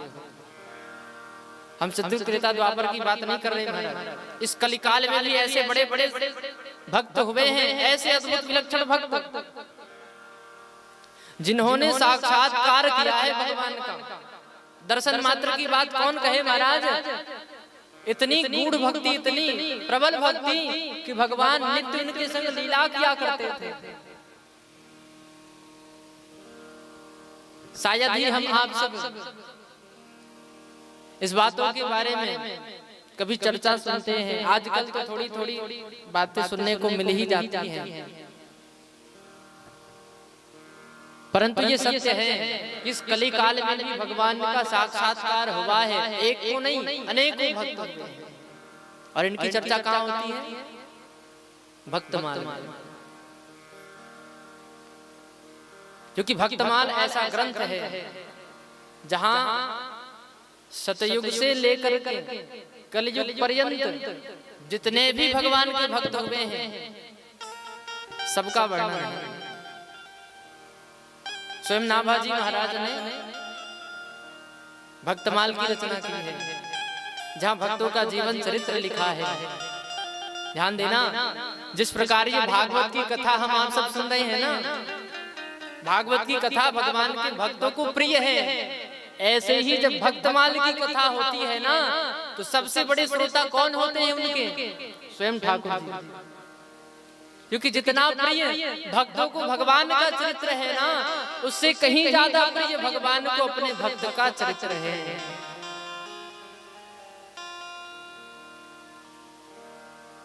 महाराज, वृंदावन की भूमि में कभी जाना हो तो वहां तो ऐसी ऐसी लीला होगी ठाकुर जी की क्या कहें। जो लीला भगवान ने द्वापर में की है सो तो की ही है महाराज। कलयुग में भी सूरदास जी को कौन नहीं जानता, जिनके पदों पर बड़ी बड़ी डिग्रियां ले रहे हैं लोग। मीराबाई, ये तो इसी कलिकाल के हैं ना। मात्र 4 से 5 वर्ष, 4 से 500 वर्ष पुरानी बात है। हजारों लाखों वर्षों की बात नहीं हो रही। इसी कलिकाल में मीराबाई ने कैसी भक्ति की, ऐसी भक्ति कि सहशरीर मीराबाई ने देह का त्याग नहीं किया था। सहशरीर द्वारिकापुरी में भगवान के श्री विग्रह में लीन हो गई।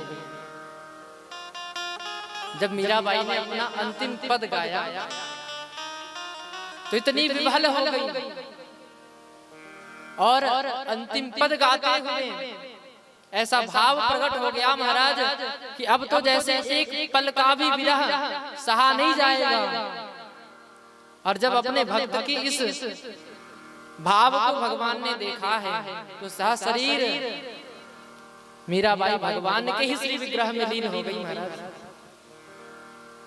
कभी जीवन में द्वारकापुरी जाना हो तो ध्यान से देखना, भगवान का जो श्री विग्रह है ना, आज भी उसमें मीराबाई के वस्त्र का छोटा सा हिस्सा दिखाई पड़ता है।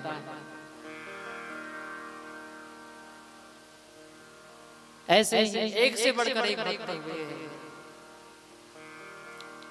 अब किनके किनके नाम कहें, अवसर बनेगा तो धीरे धीरे कुछ कुछ चर्चा करते चलेंगे। क्योंकि वैसे तो भक्तमाल का स्वरूप ही बड़ा बृहद है।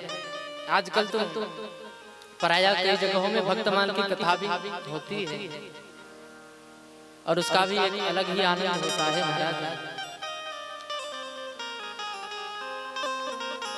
इसलिए प्रेमा भक्ति से भगवान को प्राप्त किया जा सकता है। ज्ञान से जब तक अनुष्ठान से वो मिलने वाले नहीं हैं, उन्हें प्राप्त करने के लिए केवल प्रेम चाहिए। और भक्ति तो तभी सफल मानी जाती है महाराज, जब कण कण में अपने इष्ट का दर्शन होने लगे, हर जगह वही दिखाई देने लगे। वही भक्ति श्रेष्ठ है। फिर घर छोड़ने की आवश्यकता नहीं है। गृहस्थियों ने भी भगवान को पा लिया है। जरूरी नहीं कि हम वैरागी बने भगवान मिलेंगे। आत्मदेव जी को समझा रहे गोकर्ण जी महाराज कि पिताजी, आप व्यर्थ की चिंता क्यों कर रहे हैं? किस बात का दुख है आपको? जब आत्मदेव जी ने सारा वृत्तांत सुनाया तो गोकर्ण जी कहते हैं पिताजी यहाँ कोई किसी के सुख दुख का कारण नहीं है। सुख और दुख का कारण केवल हमारी इच्छा है, हमारी अपेक्षा है। हमने संसार से अनेकों अपेक्षाएं रख ली हैं कि संसार में जो हमारे रिश्तेदार हैं ना, वो हमारे लिए ये कर सकते हैं, वो कर सकते हैं, और समय आने पर जब वो ना करें तभी मन दुखी हो जाता है। इसलिए संसार से अपेक्षा मत रखो कि वो हमारे लिए कुछ करेंगे। अपेक्षा रखनी है तो ठाकुर जी से रखो, भगवान के चरणों में वो ध्यान करो। कुछ कहना है तो उनसे कहो। जब तक ये भाव रहेगा कि संसार के लोग हमारे हैं, ये पत्नी मेरी है, पुत्र मेरा है, परिवार मेरा है, तब तक सुख दुख छोड़ने वाला नहीं है। देह भाव जब तक नहीं छूटेगा ना, तब तक दुखी ही रहोगे। क्योंकि अंतिम सत्य तो यही है महाराज कि जिसे हम खूब संवार रहे हैं वो देह भी अपना नहीं है। ये मेहनत किसके लिए करते हैं? बोलो जरा। सारा जीवन किसके लिए व्यर्थ कर रहे हैं हम? इस शरीर के सुख के लिए कर रहे हैं ना। क्या कोई मन को सुखी कर सकता है? संसार के साधनों से मन को सुखी किया जा सकता है क्या? संसार में ऐसा कोई साधन नहीं जो मन को सुखी कर सके। ये सारे साधन केवल शरीर के सुख के लिए है महाराज। सब कुछ इसी के शरीर के लिए हो रहा है। मन को सुखी कोई भी साधन नहीं कर सकता। देहे अस्थि मांस रुधिरे अभिमतिं त्यजत्वम् जाया सुतादिषु सदा ममतां विमुच्य पश्यानिशं जगदिदं क्षणभङ्गनिष्ठम् वैराग्यरागरसिको भवभक्तिनिष्ठः धर्मं भजस्व सततं त्यज लोकधर्मान्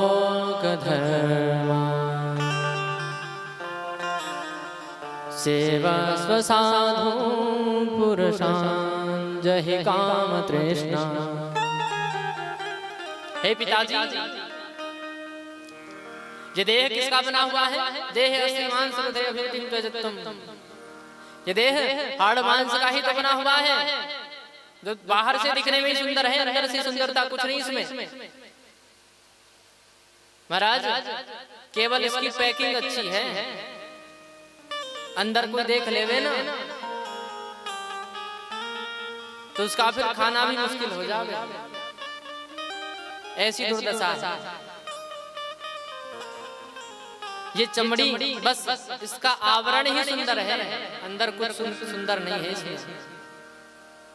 और जो इस बात को समझ ले, इस बात का साक्षात्कार कर ले और संसार में शरीर के भाव से ऊपर उठ जावे कि भैया शरीर भी हम छोड़कर जाना पड़ेगा। असल में हम शरीर नहीं है, हमारा स्वरूप तो उस परमात्मा का अंश वो जीव है, जो इस शरीर रूपी साधन से भजन करके उसी परमात्मा को प्राप्त करना चाहता है। इसलिए इस शरीर रूपी साधन का उचित उपयोग करो, संसार में व्यर्थ ना करो। संसार से केवल व्यवहार हो, प्रेम तो भगवान के ही चरणों में हो। क्योंकि हमारे पास एक बुद्धि है और एक मन है। अब मन कह लो या हृदय कह लो, एक ही बात है। बुद्धि तरह तरह की तर्क वितर्क कर सकती है, लेकिन मन नहीं कर सकता। अब हमें यही सोचना है कि इन दोनों का उपयोग कहाँ करना है, मन कहाँ लगाना है और बुद्धि कहाँ लगाना है। बताओ हमारा मन कहाँ लगा होगा, आपका मन कहाँ है बताइए, कहाँ है सबका मन। महाराज सबका मन तो संसार में घूम रहा है, शरीर पहले ही कथा में बैठा है, पर मन कथा में है क्या? वो तो पल में यहाँ तो पल में वहाँ। तो कथा हम शरीर के लिए सुन रहे हैं क्या? नहीं, कथा मन के लिए हो रही है, क्योंकि बंधन मुक्ति का कारण कौन है? मन। इसलिए मन जो चंचल है, जिसे संसार में जितना घुमाओगे ये उतना ही घूमता रहेगा, इसे संसार में नहीं, अब तू संसार से हटा करके भगवान के चरणों में ले जाना है, क्योंकि उसे वहीं पर आनंद की अनुभूति होगी महाराज, जिसे पाकर ही संसार के रस से मुक्त हो जाएगा। और बुद्धि जो तर्क वितर्क करना जानता है, उस बुद्धि को संसार में लगाओ, क्योंकि संसार में ही आपको पग पग पर कभी छल कभी कपट हर प्रकार के भाव देखने को मिलेंगे, जो देखने में आपको अपने लगते हैं, कब पराये हो जाए पता ही नहीं चलता। इसलिए बुद्धि संसार में लगाओ कि भैया समझ में आवे कि कौन कैसा है। संसार में मन को नहीं, बुद्धि को लगाओ, बुद्धि से व्यवहार करो संसार के प्रति, मन को भगवान के चरणों में लगा दो, क्योंकि मन सोचना विचारना नहीं जानता, मन तो जहां लग गया सो मन भगवान के चरणों में हो, और बुद्धि संसार में होना चाहिए। और ये हो गया तो महाराज फिर किसी बात की चिंता नहीं है, क्योंकि सारी चिंता का कारण केवल मन है। इसलिए गोकर्ण जी कह रहे हैं, पिताजी मन यदि संसार में है तो आप कभी सुखी नहीं रह सकते। मन यदि संसार में लगा हुआ है तो वन में जाने के बाद भी मुक्ति नहीं मिलने वाली। यदि वन जाकर के भगवान मिल जाते तो वन में रहने वाले वो वन्य प्राणी कब के भगवान को पा लिए होते। उनसे बड़ा सौभाग्यशाली कौन होता। वन जाने से मोक्ष नहीं मिलता।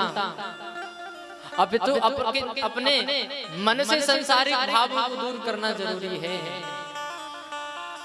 जब तक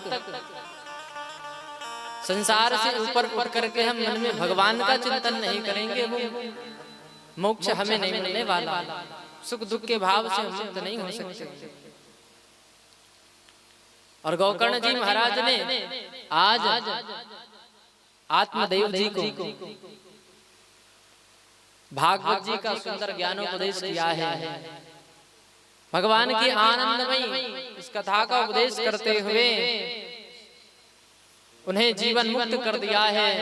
आत्मदेव जी महाराज अपने हृदय में भागवत जी के 10वें स्कंद को धारण करके भगवान के लीला माधुर्य का ध्यान करते हुए आज जीवन मुक्त हो गए हैं।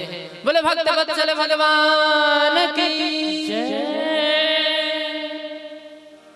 तो जीवन मुक्त होना है, उसका एक ही उपाय है, मन संसार से हटाकर भगवान के चरणों में ले जाए।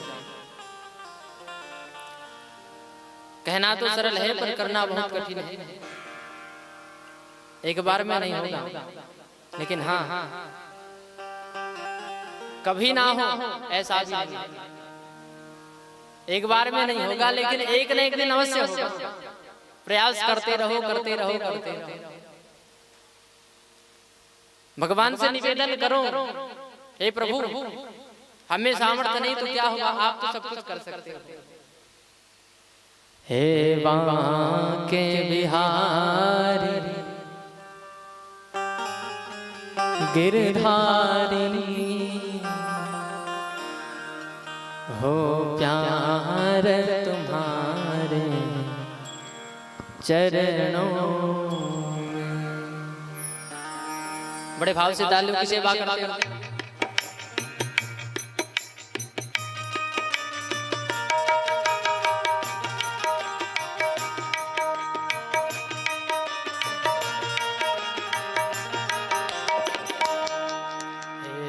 बांके बिहारी गिरधारी, बांके बिहारी गिरधारी, ओ प्यार तुम्हारे चरणों में, भवतार तुम्हारे चरणों में, हो प्यार तुम्हारे चरणों में, हो प्यार तुम्हारे चरणों में, हो प्यार तुम्हारे चरणों में, हो प्यार तुम्हारे चरणों में, हो प्यार तुम्हारे चरणों में, हो प्यार तुम्हारे चरणों। नटवर मधुसूदन बनवारी, नटवर गोविंद बनवारी, हो प्यार तुम्हारे चरणों में, हो प्यार तुम्हारे चरणों में। बांके बिहारी गिरधारी, ओ बांके बिहारी गिरधारी, ओ प्यार तुम्हारे चरणों, ओ प्यार तुम्हारे चरणों।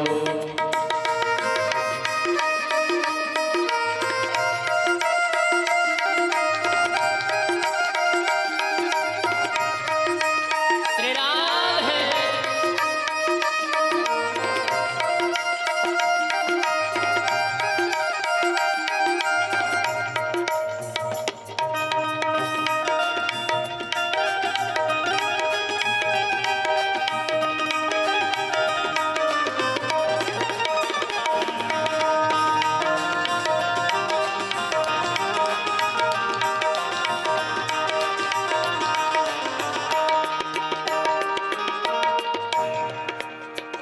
भगवान से ये प्रार्थना करना है, हे प्रभु,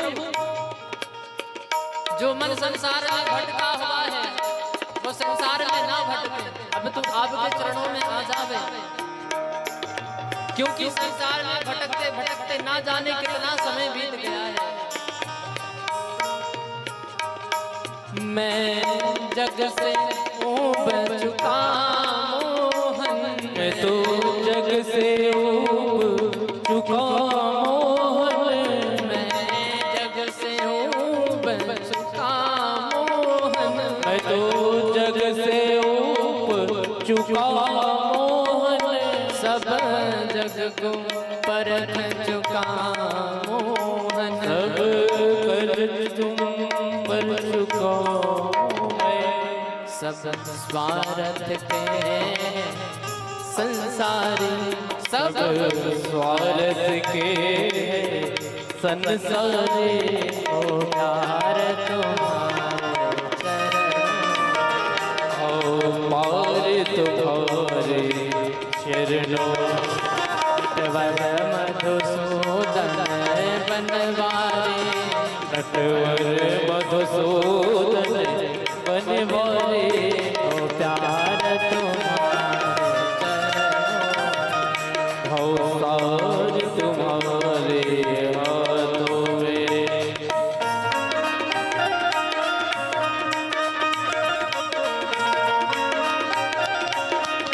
श्री राम है।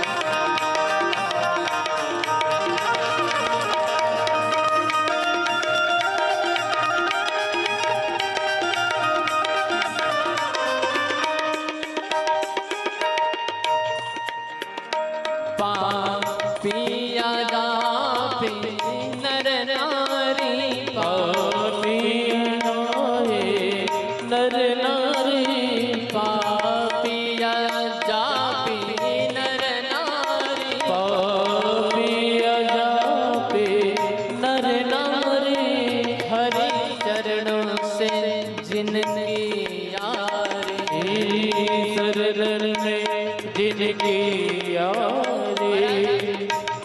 भगवान ये नहीं देखते उनका स्वभाव कैसा है, वो ये नहीं देखते कि उनकी शरण में कौन आया है, उसने क्या किया, इतना देखते हैं ये जीव मेरी शरण में आ गया है और अब इसका कल्याण मुझे करना है। उनके हरि तुम हो भयहारी, उनके हो भय हारे हो प्यार तुम्हारे चरणों देवर करे बनवारे भगवान तुम्हारे। हे बांके बिहारी गिरधारी हो प्यार तुम्हारे चरणों हो के बिहारी गिरधारी भगवान तुम्हारे हाथों में।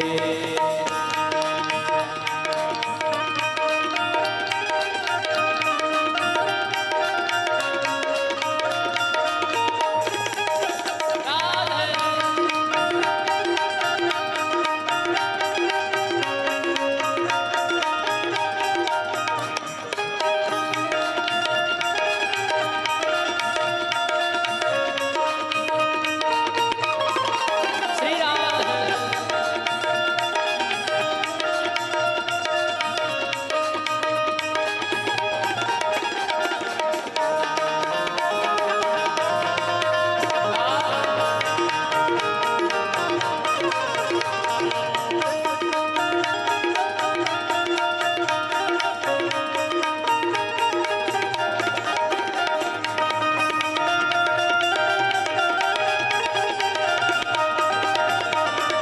श्री राम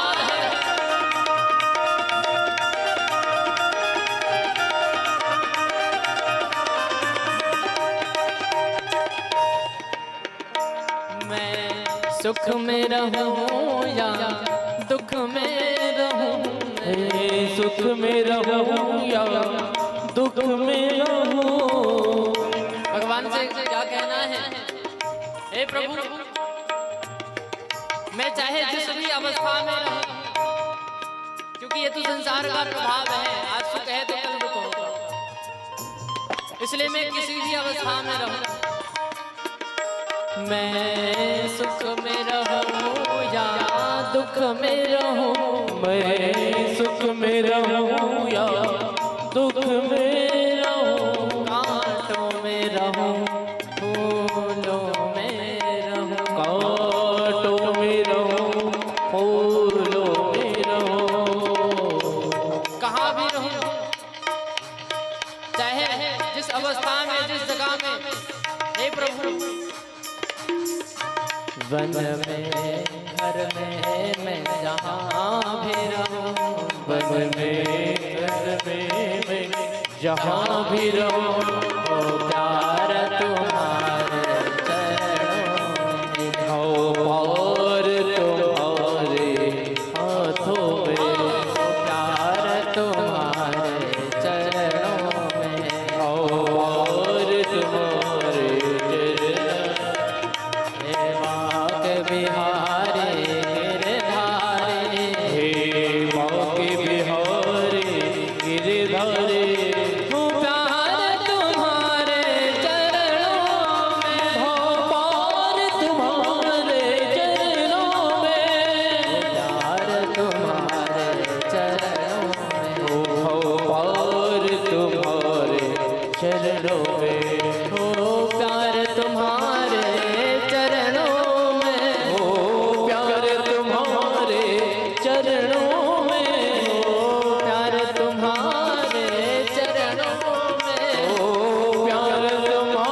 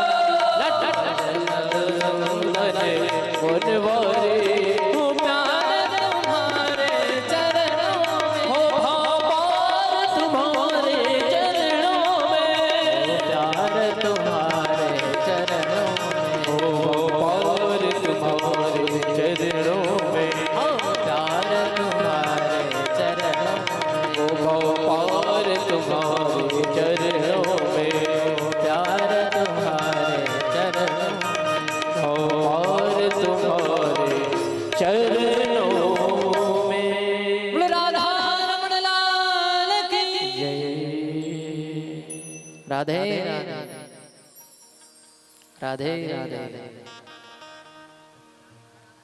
बड़े जोरों की आवाज आ रही महाराज। राधे राधे राधे राधे। आवाज कम से कम महाराज आपकी भी जो चल रहा है ना यूट्यूब पे प्रसारण, जो सुनेंगे उनको पता तो चले कि सुनने वाले भी कुछ बैठे हैं। नहीं तो देखेंगे महाराज बैठे तो हैं, आवाज किसी का ही नहीं। प्रेम से बोलो राधे राधे राधे राधे।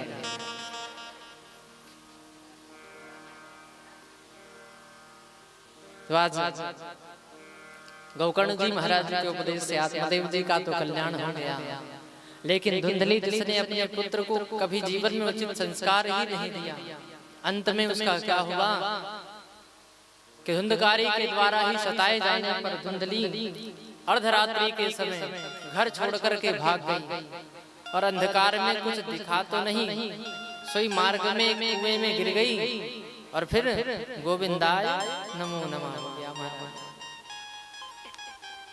अब तो धुंधकारी को रोकने टोकने वाला कोई नहीं रहा, परम स्वतंत्र न सिर पे कोई, उल्टे पुल्टे सारे आचरण करने लगा है और घर में 5-5 वैश्याओं को रख लिया महाराज। उनकी आवश्यकताओं की पूर्ति के लिए अब तो चोरी भी करने लगा। चोरी से मन नहीं भरा तो एक दिन तो बड़ा डाका डाला है इसने,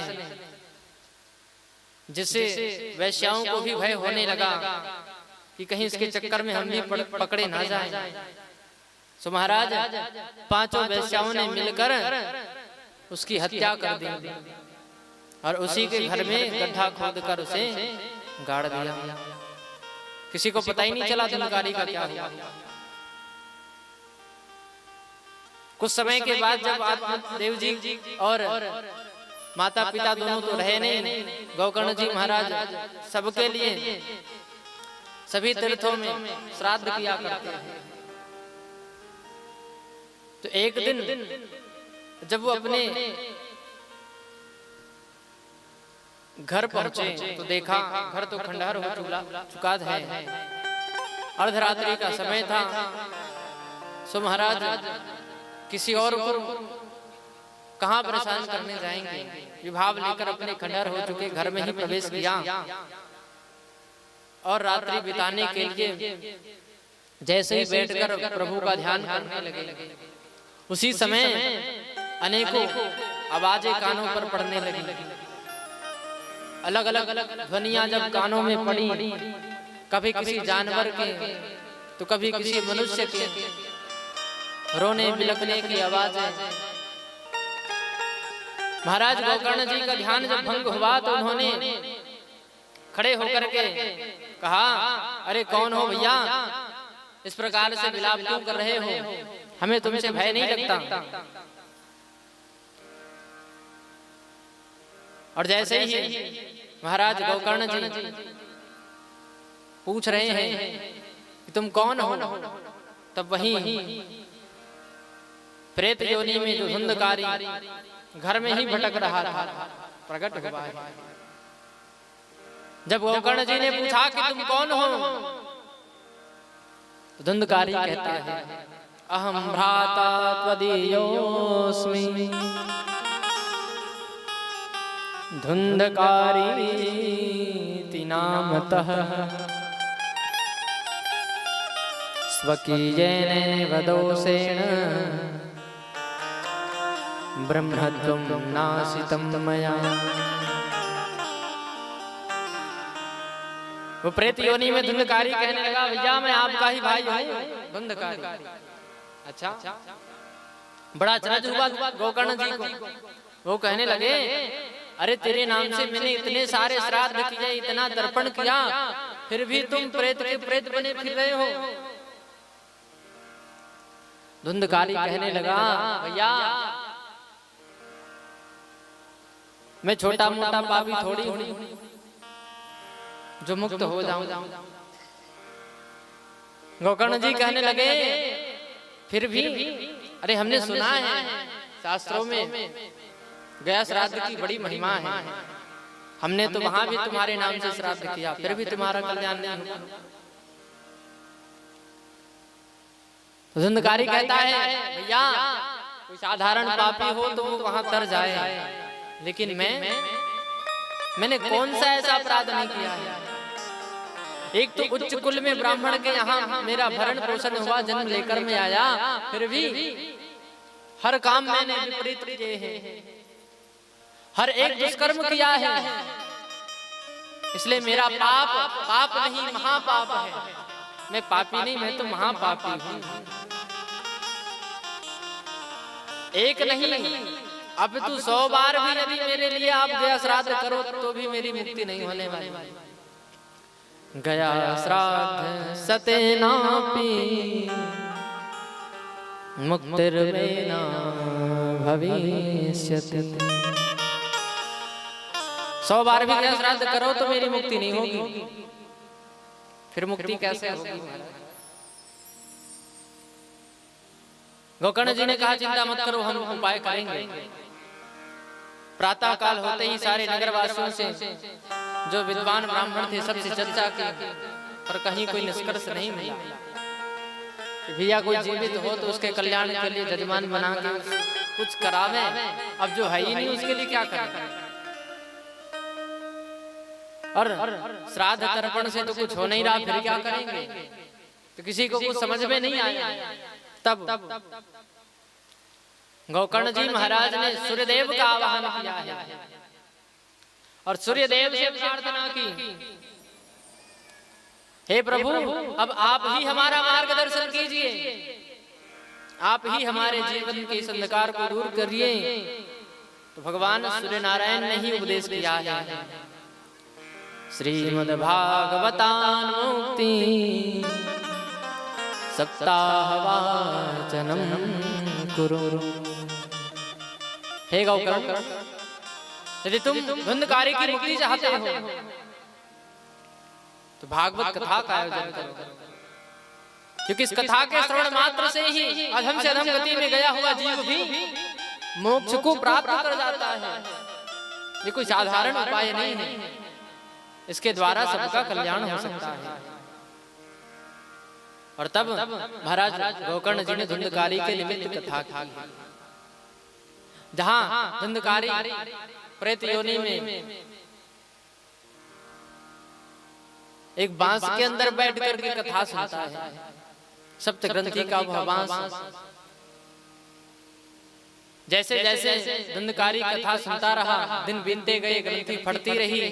अंतिम दिवस जब आया है तो कथा विश्राम होते ही दिव्य रूप लेकर के धुंधकारी प्रकट हुआ है। और अब वो प्रेत योनि में नहीं, अब तो भगवान के पार्षद के जैसे स्वरूप में प्रकट हुआ है। दिव्य रूप धरो जातस तुलसीदाम मंडितः पीतवास घनश्याम मुकुटे कुंडलान्वितः। महाराज भगवान के पार्षदों जैसे दिव्य देह धारण करके जब धुंधकारी प्रकट हुआ तो उसे लेने के लिए विमान आया है।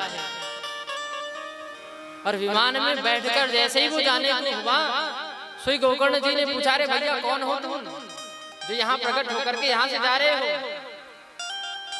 धुंधकारी ने कहा, भैया मैं वही हूँ जो 7 दिन पहले प्रेत योनि में भटक रहा था, परंतु अब इस कथा के प्रभाव से मैं अपने पूर्व जन्म के और इस जन्म के सारे पापों से मुक्त होकर के भगवान के धाम को जा रहा है। ये भागवत कथा कोई साधारण कथा नहीं है। धन्यम भागवती वार्ता प्रेत पीड़ा विनाशिनी सप्ताहों विधन्य तथा कृष्ण लोक फल प्रदः। ये कथा धन्य है जिसने मुझ जैसे अधम से अधम को भी तार दिया और अब मैं भगवान के धाम को जा रहा हूं। गोकर्ण जी महाराज उन दूतों से कहने लगे कि एक विमान क्यों आ जा यहाँ पर, श्रोता तो यहाँ हजारों बैठे हैं, क्या एक नई कथा सुनी है? ध्यान से सुनना, ये जो बात है ना हमारे जीवन का सार है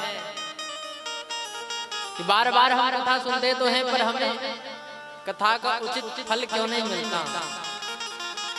ध्यान से सुनना। गोकर्ण जी ने जब पूछा कि महाराज कथा तो सबने सुनी पर विमान एक के लिए क्यों आया, सबके लिए क्यों नहीं? तब भगवान के पार्षद कहते हैं कि हे गोकर्ण जी, अत्रैव बहवः श्रन्ति श्रोतारो मम निर्मलः। यहाँ पर बैठे अनेकों श्रोताओं ने कथा सुनी तो जरूर है, लेकिन सबके लिए विमान इसलिए नहीं आया क्योंकि सबके कथा श्रवण की विधि में भेद है। कथावाचक भी वही है, कथा भी वही है, परंतु कथा श्रवण की विधि जो है ना उसमें भेद है। श्रवणस्य विभेदेन फल भेदोत्र संस्थितः। श्रवण विधि में भेद होने के कारण फल में भी भेद हो गया है। जिस प्रकार धुंधकारी ने कथा सुनी है उस प्रकार यदि कोई कथा को सुने तो उसके लिए भी विमान आएगा, इसमें कोई संशय की बात ही नहीं है। अब इसका मतलब यह नहीं कि सब उसी सप्त ग्रंथि के बांस में बैठ गए कथा सुने। भैया वो तो प्रेत था, सब घुस के बैठ गया अंदर। अब और कथा सुन सकता है क्या? तो ये नहीं कहा जा रहा।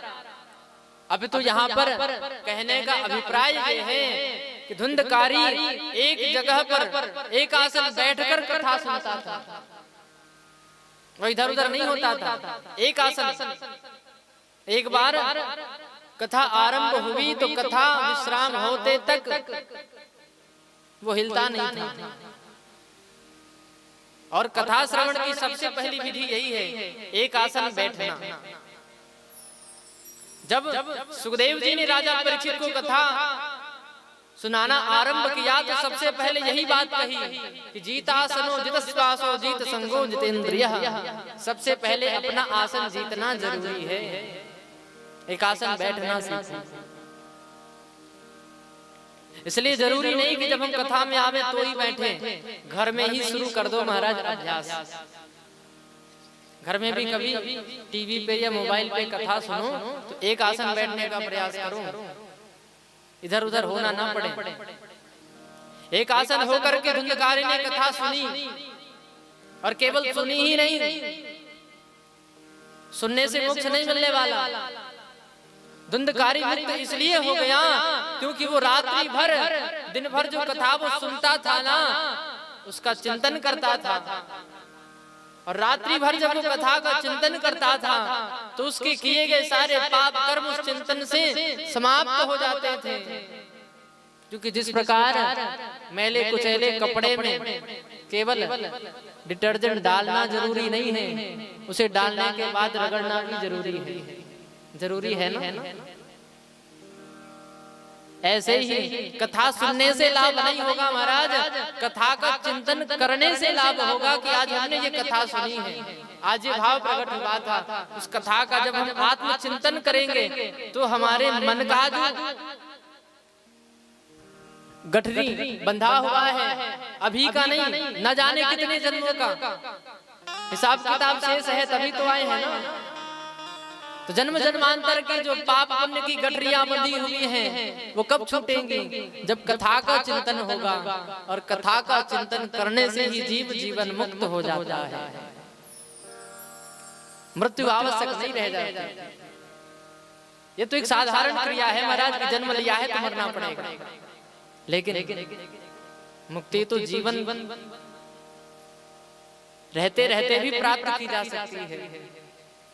इसलिए कथा का चिंतन आवश्यक है और धुंधकारी ने कथा का चिंतन किया। और इस प्रकार यदि कोई कथा सुने तो अवश्य ही वो मोक्ष को प्राप्त कर सकता है, भगवान के धाम को प्राप्त कर सकता है।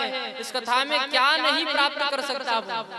महाराज भागवत जी की महिमा में ब्रज के संत कहते हैं कि किसी भी विप्र को चाहे 7 दरवाजे के पीछे काल कोठरी में भी बंद कर दिया जाए, मात्र उसके पास भागवत की पोथी हो, उस काल कोठरी के अंदर भी वो तीनों लोगों की संपदा को प्रकट कर सकता है।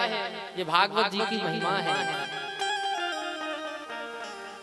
इसके शरण में आकर क्या नहीं पाया जा सकता।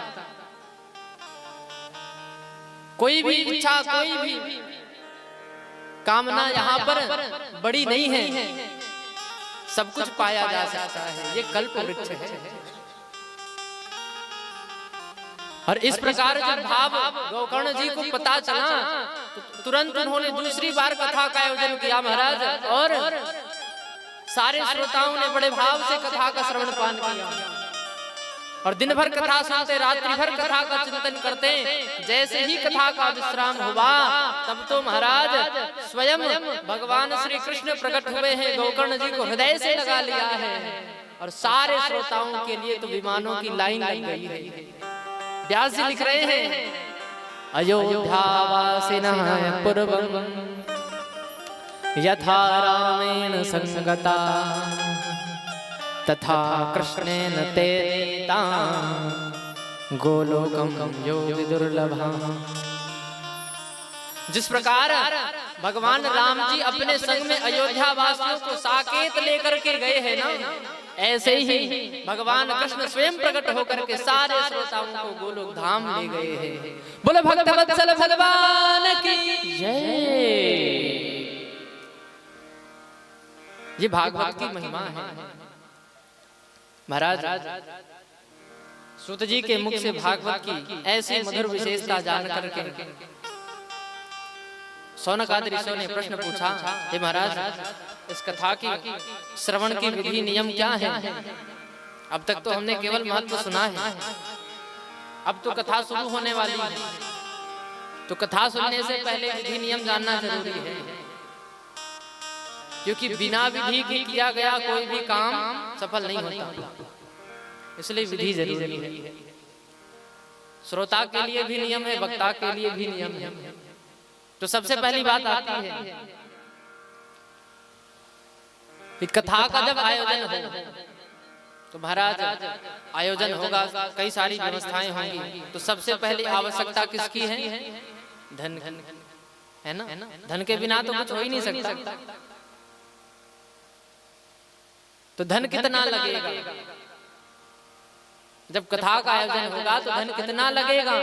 सबसे पहला प्रश्न तो यही है। तो व्यास जी कह रहे हैं, विवाहे यादृशं वित्तं तादृशं परिकल्पये। जिस प्रकार विवाह उत्सव में खर्च होता है ना, बेटी बेटा का जब विवाह हो घर में तो जितना खर्च होता है उसी प्रकार से आप मान लो महाराज, क्योंकि यहाँ जन्मोत्सव भी होगा, विवाह उत्सव भी होगा, और सारे उत्सवों में आप जितने न्यौछावर दे करके जितने आनंद से उत्सव करोगे उतने ही पुण्य फल की प्राप्ति होगी। क्योंकि हम संसार के लिए, संसारिक रिश्तेदारों के लिए तो खूब आनंद उत्सव करते हैं, परंतु यहाँ कथा में भगवान का जन्म उत्सव होगा, उनका विवाह उत्सव होगा, और यहाँ साधारण नहीं, यहाँ तो दिव्य उत्सव है। और इसमें जितना आनंद होगा कथा के यजमान को, क्योंकि जितने श्रोता आएंगे और उनके हृदय में जितनी प्रसन्नता होगी उसी के अनुरूप आयोजक यजमान को उस कथा का लाभ मिलता है। इसलिए तो महाराज जब कथा के लिए स्थान का चयन होता है तो इस बात का विशेष ध्यान रखा जाता है कि वहां अधिक से अधिक संख्या में श्रोता बैठकर कथा सुन सके। इसलिए कहा जाता है कि ऐसी जगह में कथा हो जहां श्रोता बैठकर आराम से कथा सुन सके, इधर उधर के कोई व्यवधान ना हो।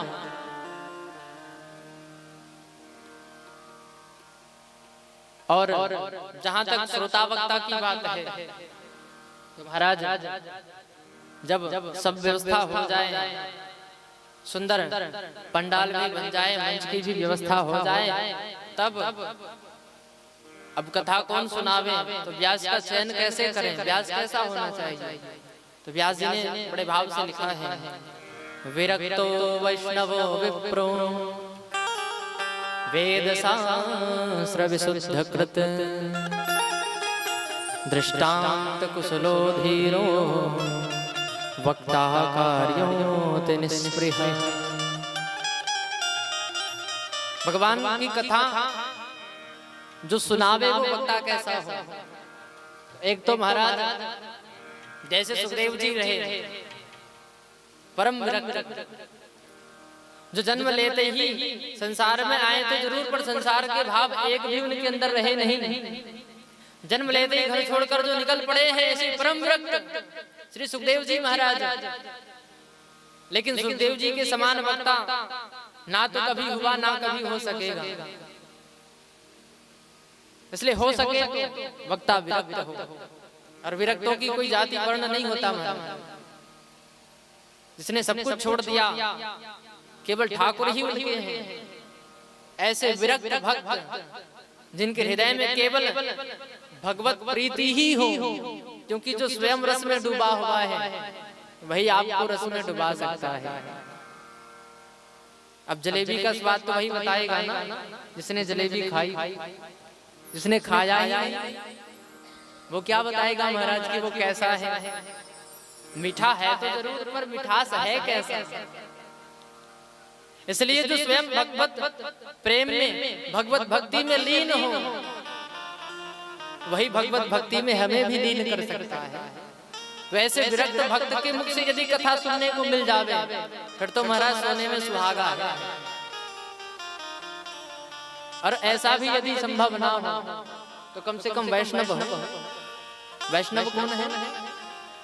जो भगवान विष्णु के अवतारों को अपना इष्ट मानते हैं। भगवान विष्णु के अनेकों अवतार हुए हैं, राम कृष्ण नरसिंह वाराह, ऐसे अनेकों जो भगवान के अवतार हैं, इनकी जो उपासना करें, भगवान विष्णु और उनके अवतार जिनके इष्ट हों वो वैष्णव कहलाते हैं। और ऐसे वैष्णव भक्त के मुख से यदि कोई कथा सुने तो कथा का लाभ है। और यदि विरक्त भी ना हो, वैष्णव भी ना हो, तो कम से कम विप्र हो, अर्थात उसे शास्त्रों का उचित ज्ञान हो। ऐसा हो महाराज कि वो स्वयं कथा के भाव को समझे और आपको भी समझा सके। क्योंकि जब तक वक्ता और श्रोता वैष्णव चिन्ह धारण ना करें वो कथा के अधिकारी ही नहीं बनते। और वैष्णव चिन्ह क्या है? एक तो ये ऊर्ध्वपुंड्र तिलक जो वैष्णवों की पहचान है, बिना देखे ही जान जाओ जिसके मस्तक पे तिलक हो ये भैया एक तो भगवान विष्णु का भक्त है या वैष्णव संप्रदाय से जुड़ा हुआ है। और दूसरी है तुलसी की माला, जिसके कंठ में तुलसी हो वही कथा का अधिकारी हो सकता है, अन्यत्र कोई कथा का अधिकारी नहीं बन सकता महाराज। इसलिए कंठ में तुलसी आवश्यक है। और हाँ, श्रोताओं के लिए भी नियम है कि भोजन उतना ही लो जो कथा में सहायक हो, बाधा ना बने। अगर सामर्थ्य हो तो व्रत करके भी कथा सुन सकते हो, जैसे नवरात्रि में 9 दिन का व्रत होता है ना, ऐसे ही मान लो महाराज एक नवरात्रि और हो गई। और यदि व्रत ना बने, कोई जरूरी नहीं कि व्रत करके ही करो, पता चला महाराज रख तो लिया है परंतु सारा ध्यान पेट में ही लगा हुआ है,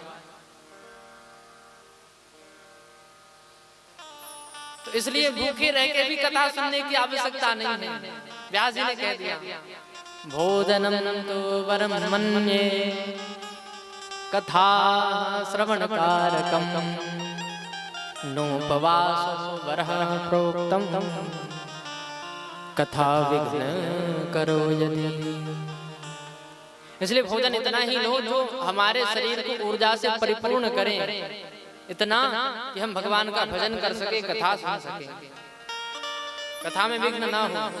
और वो भोजन भी कैसा हो जो भगवान को प्रसाद, उनको भोग लगाया जा सके, तो उनके प्रसादी के रूप में हम उसे ग्रहण करें तो प्रतिदिन। इसलिए तो ये नियम है, माताएं रोज रोज यहाँ पे दाल चावल लेकर के क्यों आती हैं? भले ही उनके मन में ये भाव प्रकट ना हो, परंतु इसका मूल कारण यही है कि जब तक कथा हो रही है, ये साधारण स्थान नहीं है, ये स्वयं वृंदावन धाम है महाराज। जहाँ कथा हो रही है वो स्थान स्वयं वृंदावन धाम है। हम रोज रोज तो वृंदावन जा नहीं सकते, लेकिन जब तक कथा हो रही है, स्वयं बांके बिहारी बैठे हैं, वहाँ न जाने कभी अवसर मिले या ना मिले, पर जब स्वयं बांके बिहारी चल के आए हैं, तब तो रोज उन्हें भोग लगावे। यही मूल कारण है कि माताएं रोज अपने घर से दाल चावल लेकर के आती हैं, भोग लगाती हैं, और उसके बाद प्रसादी पाकर के जब हम कथा सुने तो कथा का उत्तम लाभ हमें मिलता है। तो ध्यान रखें, भोजन भी वही ग्रहण करे जो भगवान को भोग लगाया जा सके। इसलिए हम तो पहले से ही मना कर देते हैं कि महाराज लहसुन प्याज तो दूर दूर तक ना दिखे। हम तो प्रार्थना यही करते हैं कि हमारे जजमान पहले चाहे जैसे भी रहे हो, कथा से जुड़ने के बाद जीवन में परिवर्तन तो अवश्य होना चाहिए। हमारे खाने के लिए भगवान ने कितने सारे वस्तु बनाए हैं, 56 भोग हैं, इतने हैं कि महाराज कितनों के नाम भी नहीं पते होंगे,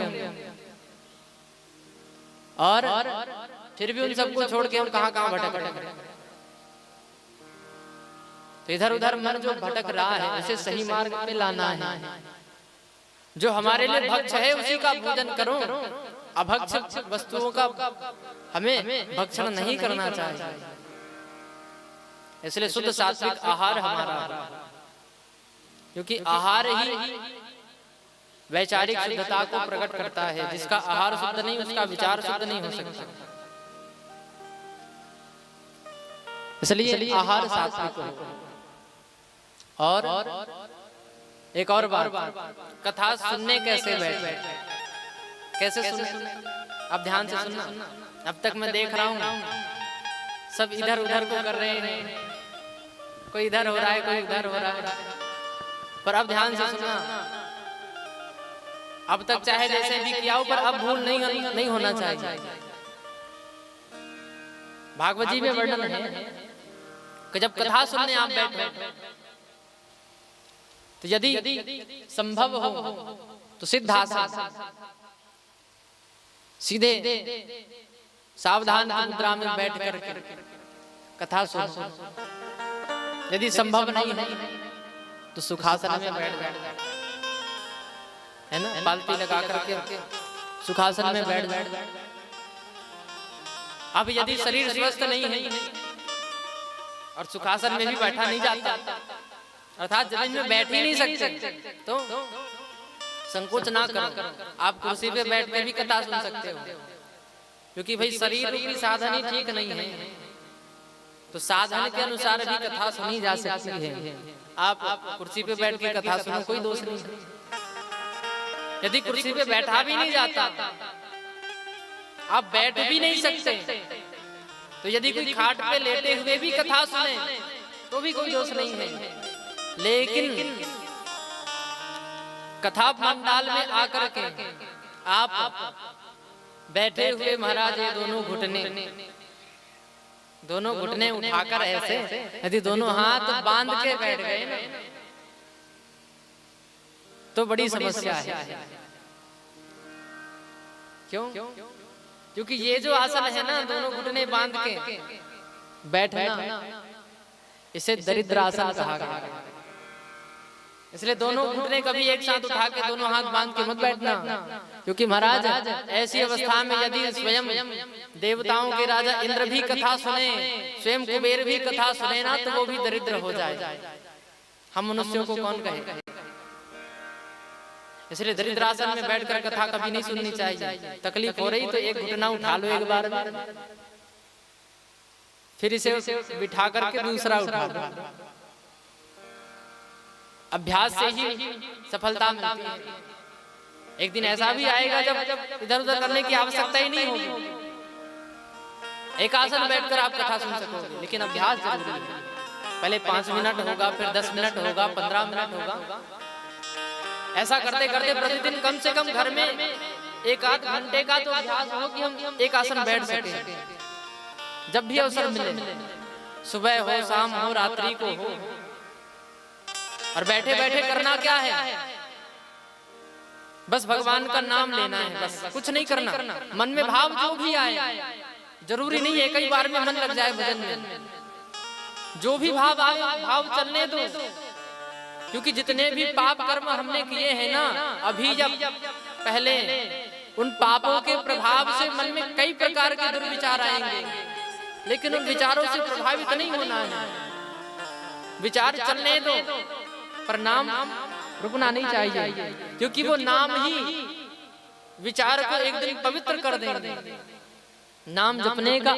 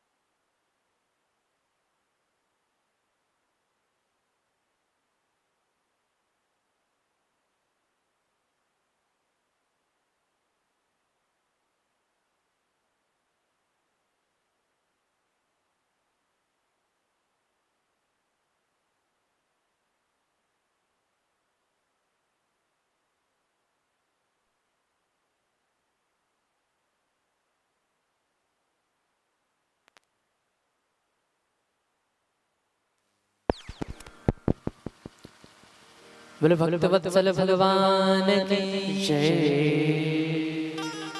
एक दिन में संभव नहीं होगा, 2 दिन में नहीं होगा, अरे महीने भर मन नहीं लगेगा, लेकिन एक दिन तो मन लगेगा भजन में। ये सारा जीवन मिला किसके लिए है? यहाँ 50 वर्ष 100 वर्ष जी के करोगे क्या? क्या हम केवल बैल की तरह कमाने आए? बताओ, धन इकट्ठा करने आए हैं क्या?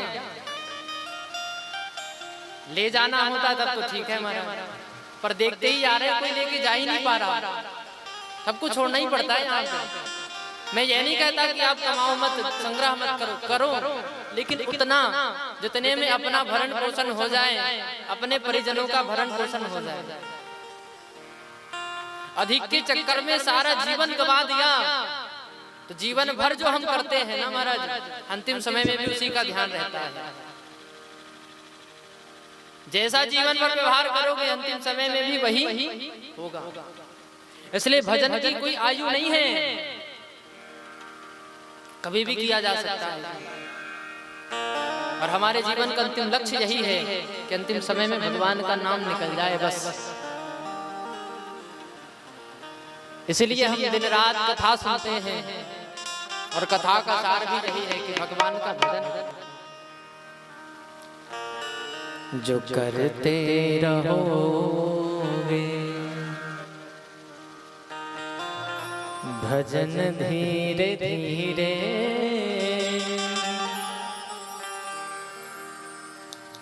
आप लोगों को ताली धीरे धीरे नहीं बजाना है, ताली जोर जोर से ही बजाना है, ठीक है? ये तो हम कह रहे हैं, अभ्यास करो। जो करते रहोगे भजन धीरे धीरे, तो मिल जाएगा वो सजन धीरे धीरे। जो करते रहोगे भजन धीरे धीरे, भजन धीरे धीरे, तो मिल जाएगा वो सजन धीरे धीरे, तो मिल जाएगा सजन धीरे धीरे। जो करते रहोगे भजन धीरे धीरे, जो करते रहोगे भजन धीरे धीरे, तो मिल जाएगा वो सजन धीरे धीरे, मिल जाएगा वो सजन धीरे धीरे, करते रहोगे।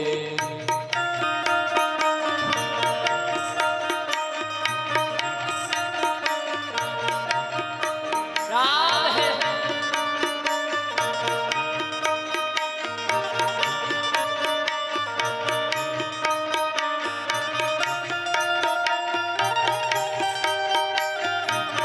आपसे तालियों की सेवा करते हुए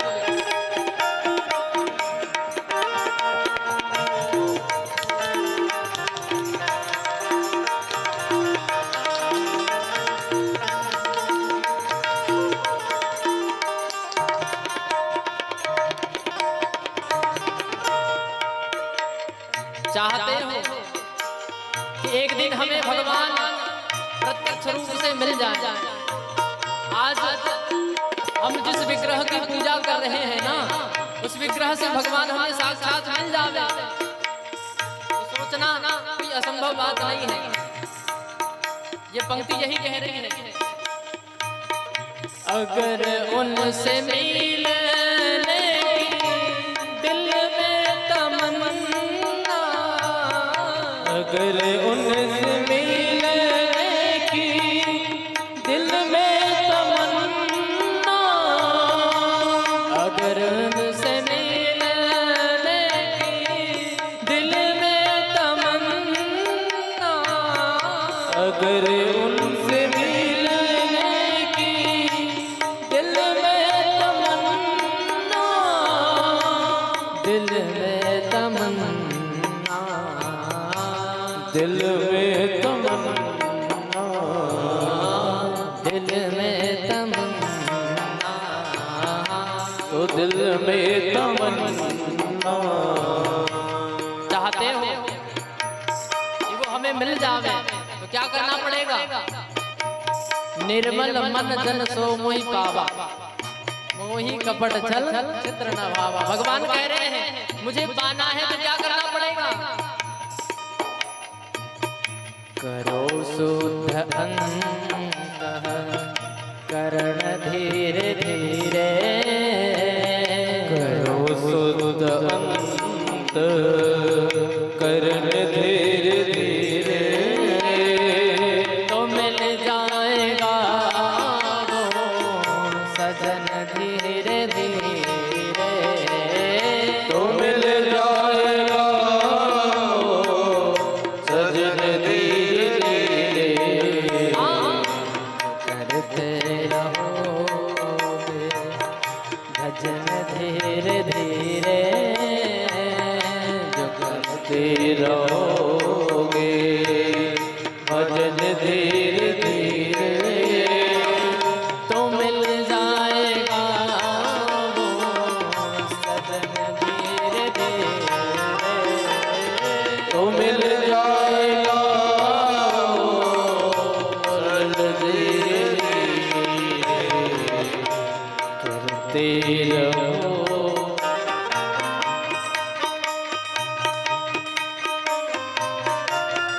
दोनों हाथ उठाकर तालियों की सेवा करते हुए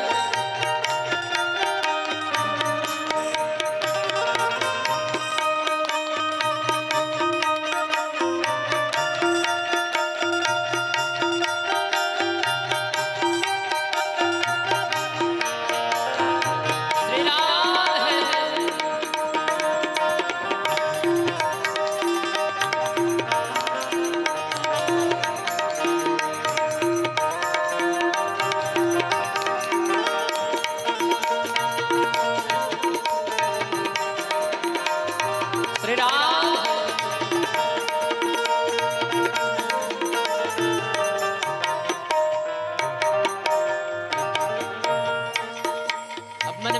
विचार आवे कि महाराज मन को शुद्ध करना इतना आसान है क्या? इतना भी आसान नहीं है। लेकिन हाँ, एक बात याद रखना, संसार में कोई भी काम असंभव नहीं है। कोई काम दुनिया में मुश्किल नहीं है, कोई काम दुनिया में मुश्किल नहीं है, कोई काम दुनिया में मुश्किल नहीं है, कोई काम दुनिया में मुश्किल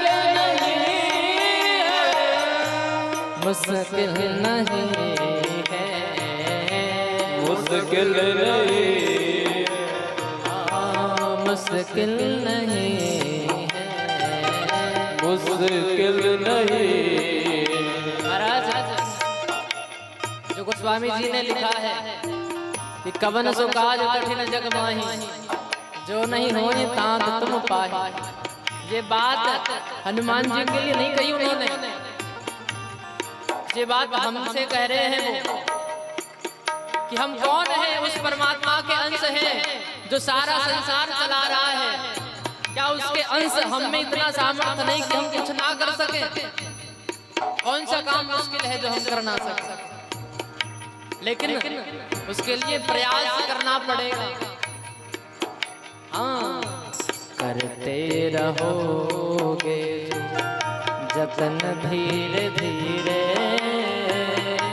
करते रहोगे जतन धीरे धीरे, तो मिल जाएगा वो सुजन धीरे धीरे, तो मिल जाएगा जतन धीरे धीरे, तो मिल जाएगा वो सुजन धीरे धीरे, तो मिल जाएगा वतन धीरे धीरे, जो करते रहोगे।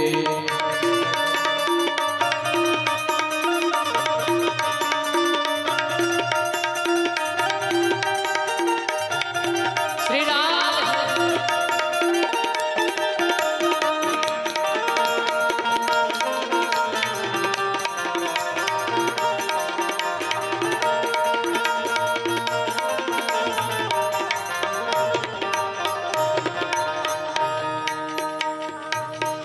और इसके लिए क्या करना पड़ेगा? तो महाराज सबसे अद्भुत बात और सबसे ध्यान रखने योग्य बात यह है कि जब भी हम भगवान की भक्ति करें तो उस भक्ति में दिखावा नहीं होना चाहिए। हम जैसे हैं जिस अवस्था में, जितना हमसे हो सके उतना ही करो, क्योंकि भगवान हमारी क्रियाओं को देखने वाले नहीं है, हमारे द्वारा दिए गए पदार्थों को देखने वाले नहीं है, वो हमारे हृदय के प्रेम भाव को देखने वाले हैं। इसलिए पंक्ति कह रही है, करो प्रेम से भक्ति सेवा हरि की, करो प्रेम से भक्ति सेवा हरि की, करो प्रेम से भक्ति सेवा हरि की, करो प्रेम से भक्ति सेवा हरि की, पूजा हरि की, पूजा हरि की, पूजा हरि की, पूजा हरि की। महाराज प्रेम भाव से यदि भगवान को पुकारा जाए तो भगवान क्या कहते हैं? भाव का भूखा हूँ मैं, भाव ही एक सार है, जो भाव से भजता है तो भाव से बेड़ा पार है। और इस प्रकार यदि प्रेम भाव से भगवान की सेवा हो तब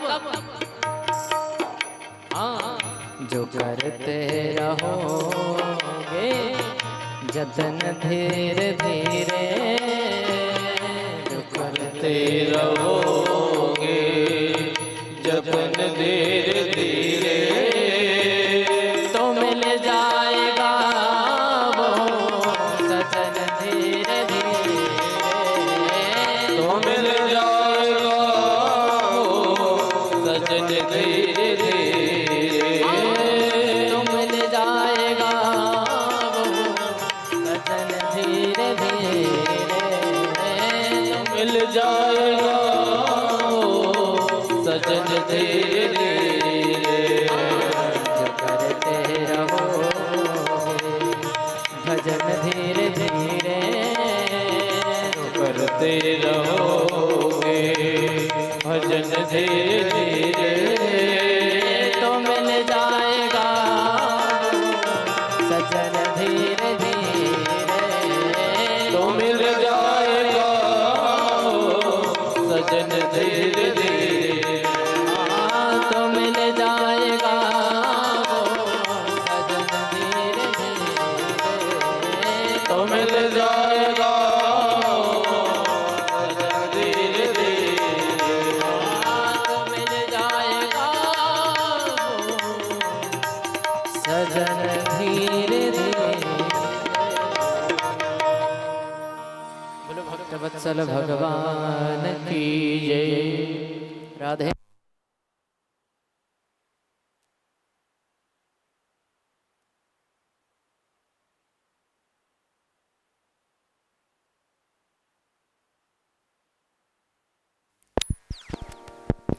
राधे राधे।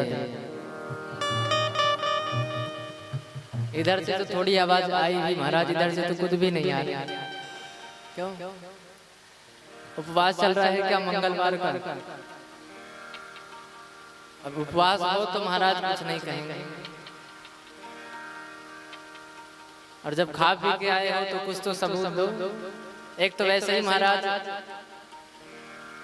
आप सब अल्पसंख्यक होते जा रहे हो कथा पंडालों में, अभी तो कुछ बराबर ही दिख रहे हैं, अभी पता नहीं यहाँ का क्या हाल होगा। अधिकांश जगह में माताएं अधिक ही होती हैं, संख्या बल से नहीं तो कम से कम अपने आवाज से ही उपस्थिति दे दो। राधे राधे राधे राधे। आवाज तो शुरुआत है, और कुछ नहीं तो कम से कम राधे राधे तो सिखा ही जाएंगे, क्योंकि नाम ही हमारे जीवन का एकमात्र आधार है महाराज। हम और कुछ जाने या ना जाने, नाम में विश्वास दृढ़ है तो हमारा कोई काम बिगड़ नहीं सकता। कलयुग केवल नाम आधार। तो जहां भी रहे, जिस अवस्था में रहे, किसी से मिले तब भी बस राधे राधे, अभिवादन भी कर रहे हो राधे राधे, आप राधे राधे कह रहे हो, यदि सामने वाले के मुख से भी राधे राधे निकल गया तो विचार करो कितना अद्भुत बात है ये। वो चाहता तो नहीं है, लेकिन आपके मुख से सुनकर यदि वो भी बोल पड़ा तो बताओ, अपना तो कल्याण है ही, उसका भी होगा। और यहाँ नाम जितना बांटोगे उतना ही बढ़ेगा। नाम का खजाना ऐसा है, जितना बांटोगे उतना ही बढ़ता है। इसलिए प्रेम से बोलो राधे राधे। तो ऐसे महात्मा की कथा है। वैसे तो महाराज आज के कथा का क्रम था कि हम 12 अवतार कथा लेके जाएं, लेकिन सारा दिन तो महात्मा की कथा कहने में ही निकल गई है ना। अब जहाँ तक ठाकुर जी की कृपा होगी विश्राम तक कथा लेके जाएंगे, और बाकी क्रम आगे पीछे करते हुए कृष्ण जन्मोत्सव तक मिल ही जाएंगे। बोलो भक्त वत्सल भगवान की जय। अब सूत जी महाराज के मुख से ये बड़ा सुंदर महात्मा की कथा सबने श्रवण की है। हमने महात्मा की कथा को विस्तार इसलिए किया है महाराज, क्योंकि जब तक हम कथा की महिमा को नहीं समझेंगे, कथा के प्रति प्रेम भाव नहीं आ सकता। इसलिए सर्वप्रथम कथा की विशेषता को समझना जरूरी है, तब जाकर के कथा हृदय में बैठेगी। क्योंकि कथा में हमारा बैठना जरूरी नहीं है, इससे लाभ नहीं है। कथा का हृदय में बैठना जरूरी है। और ये कब बैठेगा? जब इसके लिए स्थान बनेगा। और स्थान कब बनेगा? जब इसकी विशेषता हम जानेंगे। विशेषता जानकर ही तो मन में उत्कंठा होगी कि भैया कथा सुननी है। इसलिए कथा सुनने की एक बात याद रखना, कोई उम्र नहीं है। ये मत सोचना भैया कि बचपना है तो क्यों कथा सुने, जवानी है तो क्यों सुने, बुढ़ापा आएगा तो ही सुनेंगे। ये कलयुग है, यहाँ ना जवानी का भरोसा है ना बुढ़ापे का। इसलिए हर समय हर अवस्था में, बच्चे छोटे फिर भी लेके आओ, कम से कम उसके कानों में पड़ेगा तो सही। यही तो संस्कार है कि अपने संस्कृति को बचपन से ही बच्चों को दिखाओ, सिखाओ। ध्रुव ने 5 वर्ष की अवस्था में भगवान को इसलिए प्राप्त कर लिया क्योंकि बचपन से ही माता, उनकी माता का क्या नाम था?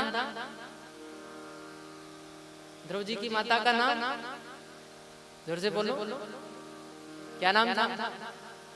सुनीति है ना? आप ही बताओ भैया, सुनीति था ना? क्योंकि माता सुनीति बचपन से ही ध्रुव को जब सत्संग में जाती थी ना, छोटा सा बालक क्या जानेगा क्या हो रहा है, लेकिन वो लेकर के जाती थी। क्यों?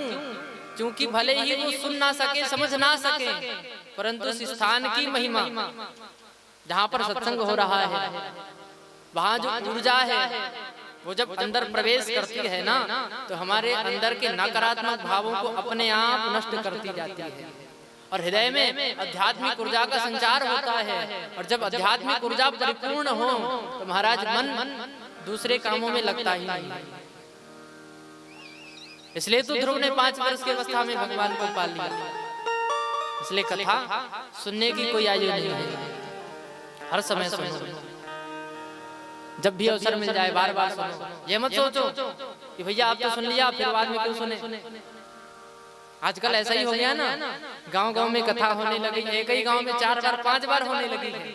लोग कहते हैं भैया कितनी कथा सुनी।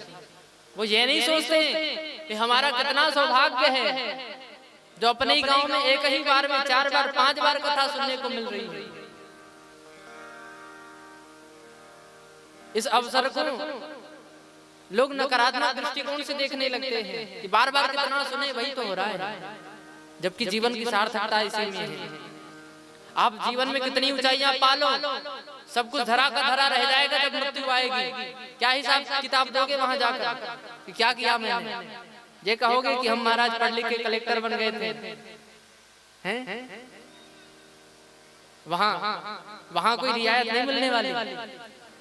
वहां तो सबको एक ही हिसाब किताब देना पड़ेगा कि भैया तूने वहां जाके भजन कितना किया। दोबारा यहाँ नहीं आना तो क्या करना पड़ेगा? भजन। पाप पुण्य तो एक तरफ है, लेकिन भजन आवश्यक है। और भजन में मन कब लगेगा? जब भजन के आनंद को हम जाने कि वास्तव में आनंद क्या है, इसका रस क्या है। तो आइए भागवत जी की इस पावन कथा प्रसंग में हम प्रवेश करें। अब तक तो महिमा ही सुन रहे थे, अब विचार करो जिसकी महिमा इतनी सुंदर है वो कथा कितनी सुंदर है। ये कथा रस है, यहाँ त्यागने योग्य कुछ भी नहीं है। ऐसा फल है ये जिसमें कुछ भी त्यागने के लिए है ही नहीं। पीबतम भागवतम रसमालयम, जरूर ये फल है पर इसे खाना नहीं है, इसे तो पीना है महाराज। और पिया किसे जाता है? जिसमें रस हो। तो ये तो रस नहीं, रसों की माला है। तो ऐसे पावन कथा में हम प्रवेश करें। बोले भक्त वत्सल भगवान की जय। तो आज जब भागवत जी की प्रथम स्कंद में मंगलाचरण व्यास जी ने किया है, तो उन्होंने क्या लिखा है देखो। महाराज व्यास जी ने 17 पुराणों की रचना कर ली थी, फिर भी मन शांत नहीं हुआ। और मन जब शांत नहीं हुआ तब नारद जी से चतुश्लोकी भागवत प्राप्त करके उन्होंने भागवत जी का विस्तार किया, 18,000 श्लोकों में प्रणीत कर दिया। तब जाकर के उनके मन को शांति मिली। क्यों? क्योंकि ये भागवत कथा ज्ञानियों के लिए नहीं बनी है। ध्यान देना, किसी ज्ञानी के लिए ये कथा नहीं बनी है, किसी तार्किक बुद्धि वालों के लिए नहीं बनी, ये बुद्धिमानों के लिए कथा नहीं है। ये कथा केवल प्रेमियों के लिए है, ये कथा केवल भक्तों के लिए है, या जो कृष्ण का प्रेम पाना चाहते हैं, या जो कृष्ण का भक्ति पाना चाहते हैं, ये कथा केवल उनके लिए ही है। लेकिन जब व्यास जी ने भागवत जी की रचना की है ना, तो महाराज भागवत तो सबका सार है। अब मंगलाचरण करें तो करें कैसे? क्योंकि ये विडंबना किसी के पास कभी नहीं आई महाराज। गोस्वामी जी ने जब रामचरितमानस की रचना की तो उन्हें सोचना नहीं पड़ा, उन्होंने मंगलाचरण कर दिया। सब देवी देवताओं का जैसा भी बन पड़ा उन्होंने आवाहन किया, ध्यान किया, प्रणाम किया। लेकिन भागवत जी में अब व्यास जी क्या करें? तो व्यास जी ने किसी देवी देवता का नाम लिया ही नहीं। मंगलाचरण किया तो जरूर, पर किसी का नाम लिया ही नहीं, और बड़े भाव से मंगलाचरण किया।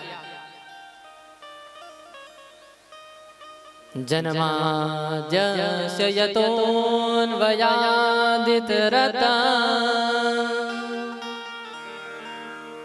शार्थे स्वभिज्ञस्वरा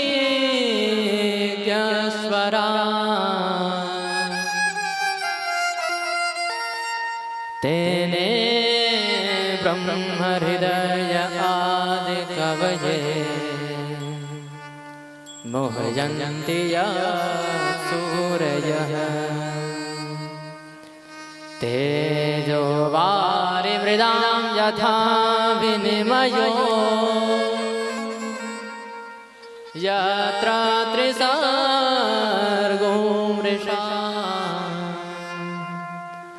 धाम्ना स्वेन सदा निरस्तकुहकम् सत्यं परं धीमहि सत्यं परं धीमहि। व्यास जी ने किसी का नाम नहीं लिया, उन्होंने सीधे कह दिया सत्यम परम धीमहि। क्योंकि जब व्यास जी ने भागवत जी की रचना की ना, तो पहले भगवान नारायण के सम्मुख गए। भगवान नारायण ने पूछा इसका नाम क्या है? तो व्यास जी ने कहा प्रभु भागवत है। तो इसका अर्थ क्या है? बोले भगवताम प्रोक्तम इति भागवत। जहां भगवान के चरित्रों का वर्णन, जहां भगवान का कहा हुआ भगवान की महिमा का वर्णन है, वही भागवत है। लेकिन भगवान नारायण के बगल में लक्ष्मी मैया बैठी हैं। लक्ष्मी मैया ने कहा अच्छा, इस ग्रंथ में हमारा नाम तो कहीं है ही नहीं, नाम तो आपने धर दिया पर हमारा नाम है नहीं इसमें, इसलिए हम तो अपना अनुमोदन देंगे नहीं। व्यास जी बोले मैया भगवत्या प्रोक्तम इति भागवत, अर्थात भगवती का कहा हुआ भी भागवत ही बनेगा, चाहे भगवान कहें या भगवती कहें, है तो भागवत ही। लक्ष्मी मैया ने कहा व्यास जी ये व्याकरण आप अपने पास धरिए, प्रत्यक्ष भाव से हमारा नाम तो है ही नहीं, हम कैसे मानें? और जब व्यास जी से लक्ष्मी माता ने ये बात कही तो व्यास जी ने कहा ठीक है मैया, अब तो स्पष्ट भाव से ही आपका नाम लिया जाएगा, इसीलिए उसमें श्रीमद और जोड़ दिया गया और तभी से इसका नाम पूर्ण हुआ श्रीमद भागवत। और स्पष्ट नाम श्रीमद भागवत के रूप में यह ग्रंथ प्रसिद्ध हो गया है। और इसी ग्रंथ में जब व्यास जी ने आज मंगलाचरण किया है तो बड़े भाव से कहा,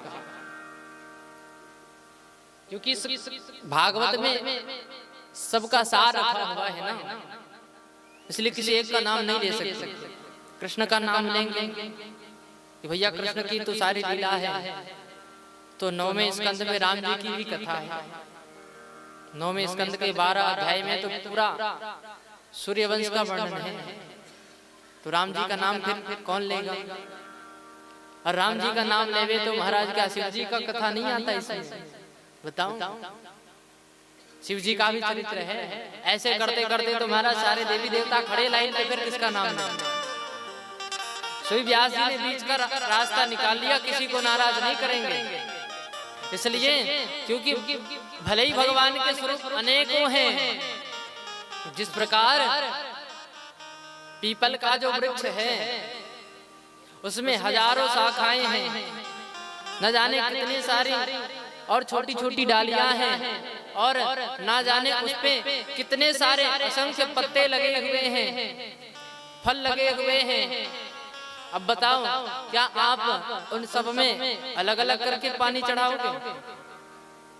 अलग अलग पानी डालोगे क्या? नहीं, हमें तो केवल उसके जड़ पे जल डालना है और सबको पोषण मिल जाता है। ऐसे ही व्यास जी ने सबका मूल निकाल लिया, और मूल क्या है? संसार में सत्य ही भगवान का सबसे अद्भुत स्वरूप है, जहाँ सब वहीं पर समाहित हो जाते हैं, भगवान का अविनाशी स्वरूप। इसलिए व्यास जी ने कह दिया सत्यम परम धीमहि, मैं उस सत्य स्वरूप भगवान की वंदना करता हूँ, जो इस संसार के आदि मध्य अंत सब जगह विराजमान है, जो समस्त संसार की उत्पत्ति के कारण है, जो स्वयं कोटि सूर्य के समान तेजोमय दैदीप्यमान प्रकाश से परिपूर्ण है, वो परमात्मा जिसने स्वयं अपने नाभि कमल से प्रकट हुए ब्रह्मा जी को भी ब्रह्म ज्ञान का उपदेश किया, ऐसे सत्य स्वरूप परमात्मा की मैं वंदना करता हूँ। इसलिए बड़े भाव से कह दिया है कि सत्यम परम धीमहि। महाराज भागवत जी के तो एक एक श्लोक की व्याख्या ऐसी है ना, हम क्या कहें? यदि इस मंगलाचरण के श्लोक की व्याख्या की जाए तो एक नहीं अनेकों विद्वानों ने अलग अलग भावों से व्याख्या की है। एक मंगलाचरण के ही 108 भाव प्रकट हो जाए, क्योंकि भागवत जी के एक एक श्लोक में भगवान स्वयं अक्षर ब्रह्म बन के बैठे हुए हैं। तो यह अद्भुत मंगलाचरण व्यास जी ने किया है। और दूसरे श्लोक में कहते हैं धर्म प्रोजित कैतवोत्र परमो निर्मत्सराणां सतां वैद्यं वास्तवमत्र वस्तु शिवदं तापत्रयोन्मूलनम्।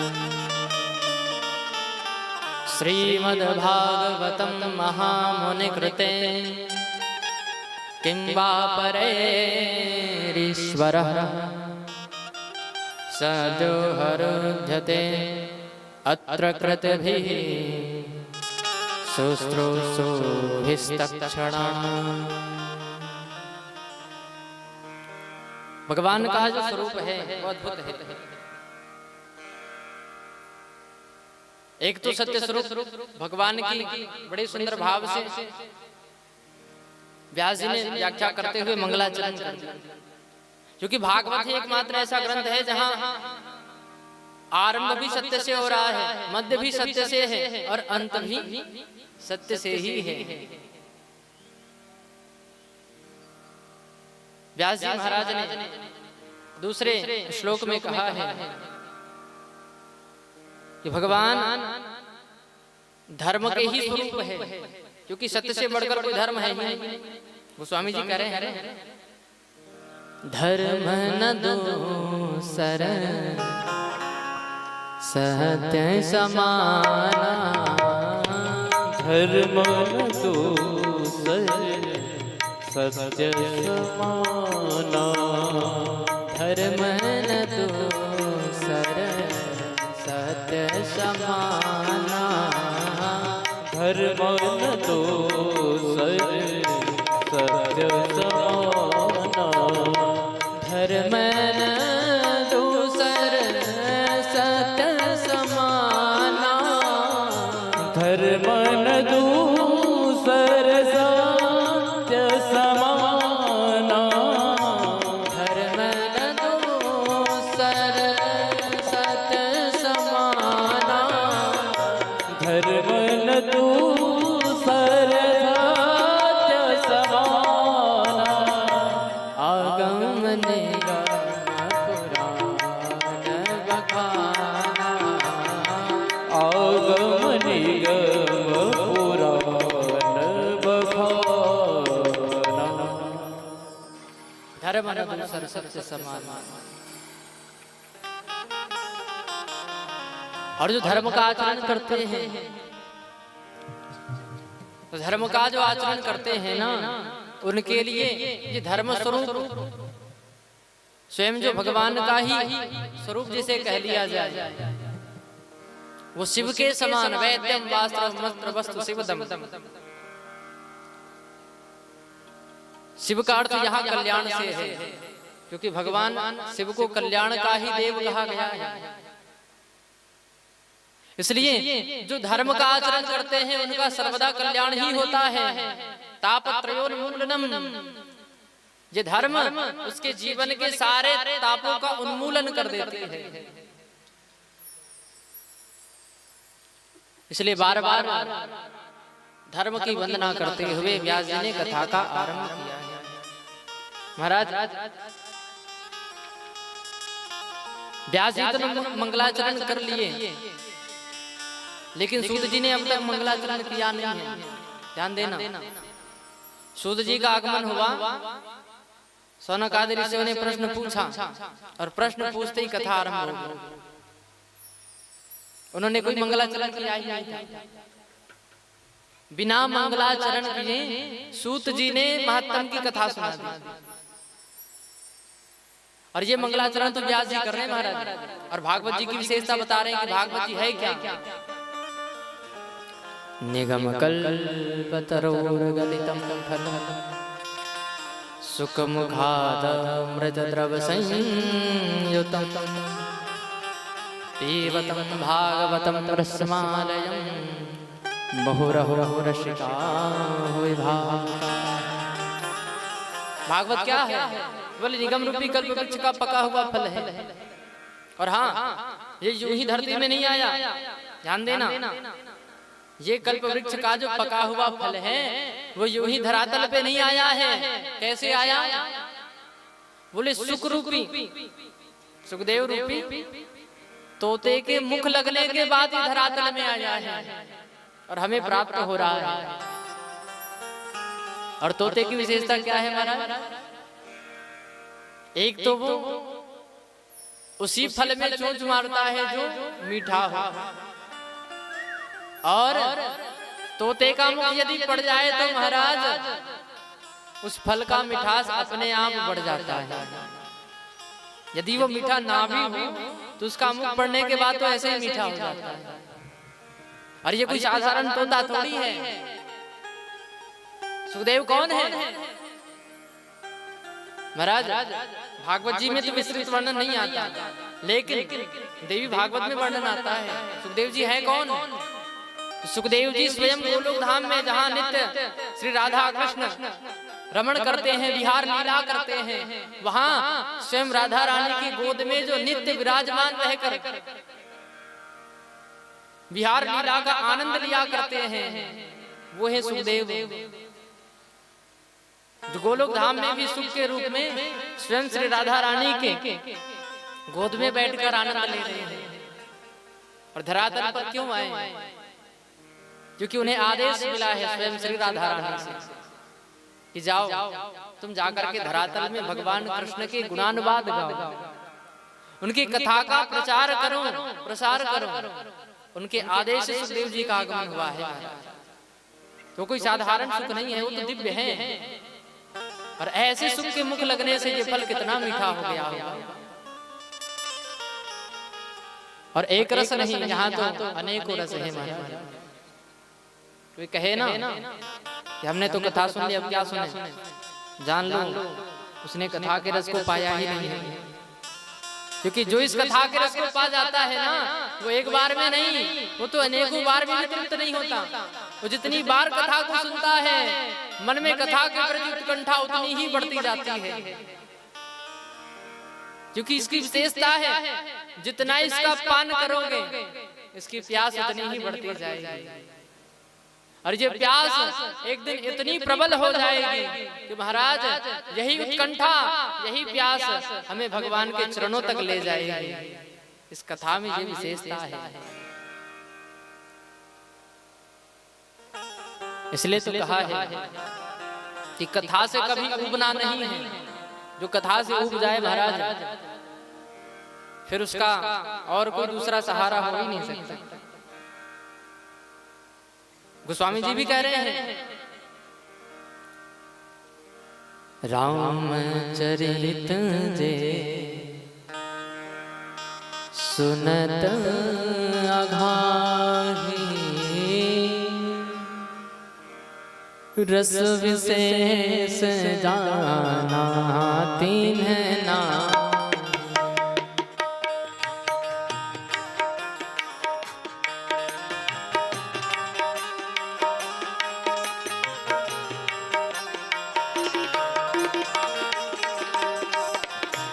रामचरित जे सुनत अघाही, रस विशेष जाना तिन्ह नाहि।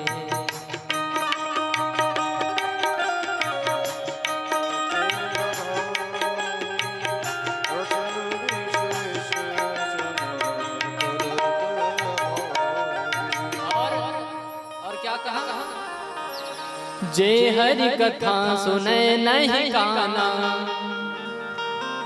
जे हरि कथा सुने नहीं काना, श्रवण रंध्र यहि भवन समाना।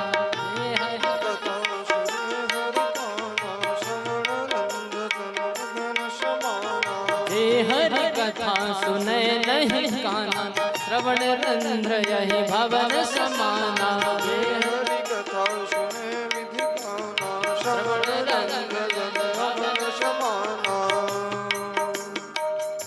राम कथा जे सुनत अघाही, रस विशेष जाना तिन्ह नाहि।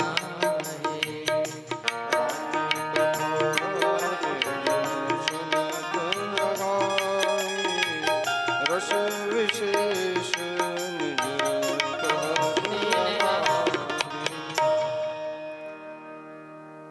इसलिए कथा सुनकर कोई तृप्त हो जाए, या कोई कह दे महाराज हम तो तृप्त हो गए कथा सुन के, सोई जान लो उसने कथा सुनी नहीं है, वो तो सुनने का आडंबर मात्र है।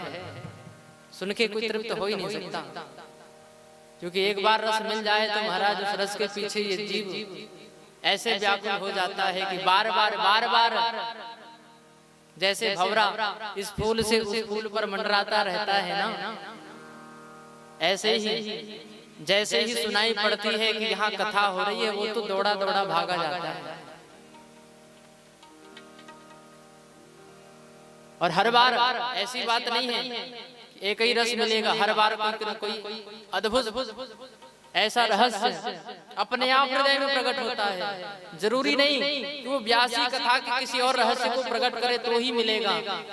जब आप कथा के प्रति प्रेम हृदय में प्रकट करते हो ना, तो ये कथा अपने रहस्य को अपने आप हृदय में प्रकट करने लगती है। क्योंकि ये पोथी मात्र नहीं है, ये पोथी समझकर इसके सन्मुख बैठोगे तो ये कुछ नहीं देने वाला, लेकिन कल्प वृक्ष मानकर बैठोगे, भगवान का साक्षात स्वरूप मानकर बैठे हो कि नहीं हमारे सन्मुख स्वयं बांके बिहारी बैठे हैं और हम उनकी कथा को, उनके गुणानुवाद को सुन रहे हैं। तो भगवत कृपा से उनके लीला, उनके विहार, उनके माधुर्य भाव का हृदय में अपने आप उद्गम होता है। बोलो भक्त वत्सल भगवान की जय। महाराज सूत जी ने आज जो महत्तम कथा सुनाई और उसे सुनकर के आज सौनकादि ऋषि ने प्रश्न पूछा है कि हे सूत जी, आखिर इस कथा को व्यास जी ने लिखा कैसे, ये कथा प्रकट कैसे और प्रकट कभी तो व्यास जी के हाथों से ये कथा सुखदेव जी के पास कैसे पहुंची? क्योंकि हमने तो सुना है महाराज सुखदेव जी तो जन्म लेते ही घर छोड़कर चले गए और कथा जब सुखदेव जी के पास पहुंची तो फिर परीक्षित इसके श्रोता कैसे बने? ये प्रश्न जब उठा है तो कथा का प्रसंग आगे बढ़ते हुए आज सूत जी ने अपना मंगलाचरण किया है और मंगलाचरण करते हुए सबसे पहले ध्यान उन्होंने किसका किया है? सुखदेव जी का। क्यों? क्योंकि इस कथा के प्रथम वक्ता और दिव्य, क्योंकि उनके जैसा वक्ता और कोई हो ही नहीं सकता महाराज। वक्ता कौन है? ब्रह्मराज। और श्रोता कौन है? विष्णुराज। ध्यान देना, सुखदेव जी को ब्रह्मराज क्यों कहा गया? क्योंकि सुखदेव जी महाराज ने अपनी माता के गर्भ में 12 वर्ष तक निवास किया था। 12 महीने नहीं, 12 वर्ष तक। विचार करो, 9 महीने में तो जीव भगवान से हाथ जोड़ के प्रार्थना करने लगता है कि प्रभु अब निकाल दो, तब निकाल दो। क्यों? क्योंकि माता के गर्भ में नाना प्रकार के कष्ट जो मिलते हैं। कैसे? एक तो गर्भाशय में जो छोटे छोटे सूक्ष्म जीव पल रहे हैं, क्योंकि जब गर्भ में जीव रहता है ना तो उसकी त्वचा जैसे केंचुआ होता है ना, अत्यंत संवेदनशील, ना उसे जरा सी धूप सही जाती है, थोड़ा सा नमक पड़ जाए उसके शरीर पे कितना कष्ट होता है। उतनी ही संवेदनशील त्वचा गर्भस्थ शिशु की होती है। विचार करो, छोटे छोटे जीव जो गर्भाशय में पलते हैं, दिन रात उसे नोचते रहते हैं, कितना कष्ट होता होगा। किसे बताए वो अपना कष्ट? माताओं को लगता है कि बच्चे अंदर खेल रहे हैं, वो खेल नहीं रहे महाराज, वो तो कष्ट में व्याकुल है, इसलिए इधर उधर पांव मार रहे हैं। और उसके बाद क्योंकि जैसे ही 5 महीने पूर्ण हो जाते हैं ना, वो शरीर तो परिपूर्ण हो जाया रहता है। उसके बाद तो शरीर का विकास होता है धीरे धीरे, कुछ जो अंग बाकी उनका विकास होता है, क्योंकि प्राण तो 5 महीने में ही परिपूर्ण हो जाते हैं। उस समय में जब माता कोई गर्म वस्तु ग्रहण कर ले, अब विचार करो, गर्मा गर्म माता ने तो ग्रहण कर लिया, लेकिन जब वो पेट के अंदर गया और उस शिशु के ऊपर पड़ा, तब उसका क्या होगा? ऐसी बात नहीं है, वो आवरण से घिरा हुआ जरूर है, लेकिन क्या उसकी गर्मी उसे नहीं मिलेगी? मिलेगा। माताओं का बहुत मन होता है उस समय में चटपटा खाने का, खट्टा मीठा खाने का। अब विचार करो, जब केचुए के ऊपर नमक पड़ता है तो वो कितना तड़पता है, तो शिशु के ऊपर क्या बीतती होगी? विचार करो। इसलिए वो जीव, क्योंकि उस समय में उसे अपने जन्म जन्मांतर के सारे कर्मों का आभास होता है कि मैंने क्या किया तब यहाँ आया हूँ, तो भगवान से प्रार्थना करता है, प्रभु अब की बार नहीं करूंगा, अब की बार तो बाहर निकाल दो, बाहर आते ही मैं बस आपका भजन करूंगा। लेकिन उस गर्भ को भी सुखदेव जी ने मंदिर बना दिया महाराज। उस गर्भ को भी सुखदेव जी ने ऐसा दिव्य स्थान बना दिया कि जहां पर स्वर्ग का भी ऐश्वर्य फीका पड़ गया। गर्भ में बैठ करके सुखदेव जी महाराज भजन कर रहे हैं भगवान का। 12 वर्ष बीत गए, व्यास जी को चिंता होने लगी, अरे ये कैसा गर्भ है, 12 वर्ष हो गए, अब तक ये शिशु बाहर नहीं आया। व्यास जी ने ध्यान लगा करके अपने तपोबल से गर्भस्थ शिशु से कहा, बेटा अब तो बाहर आ जाओ। कब तक रहोगे अंदर? सुखदेव जी कह रहे हैं हम बाहर नहीं आएंगे। क्यों नहीं आओ? क्योंकि जैसे ही हम गर्भ से बाहर निकलेंगे, संसार में जो माया का आवरण है वो हमें घेर लेगी। संसार में जो माया है ना, हमें पकड़ लेगी, और माया पकड़ लेगी तो महाराज फिर भजन धरा का धरा रह जाएगा, भजन नहीं हो पाएगा। फिर यही तो होता है, जैसे ही जीव संसार में आया माया ने धर लिया, फिर सब कुछ भूल जाता है। व्यास जी बोले फिर क्या करें? बोले जब तक ये निश्चित ना हो जाए कि माया हमें स्पर्श नहीं करेगी, हमारे भजन में कोई बाधा नहीं होगी, तब तक हम बाहर नहीं आएंगे। व्यास जी बोले ठीक है, हम वचन देते हैं, हम आशीर्वाद दे रहे हैं। बोले नहीं नहीं, ऐसा नहीं हो सकता। क्यों? क्योंकि ये माया जिसके अधीन है, वो भगवान जब तक आकर नहीं कहेंगे कि मेरी माया तुम्हें नहीं सताएगी, तब तक मैं नहीं आऊंगा। देखो महाराज, गर्भ से भी नहीं निकले, और गर्भ के अंदर ही भगवान जिसको दर्शन देने आए हैं और आकर के आश्वस्त किया कि बेटा मैं तुझे आशीर्वाद देता हूँ, वरदान दे रहा हूँ कि मेरी माया तुझे स्पर्श भी नहीं करेगी।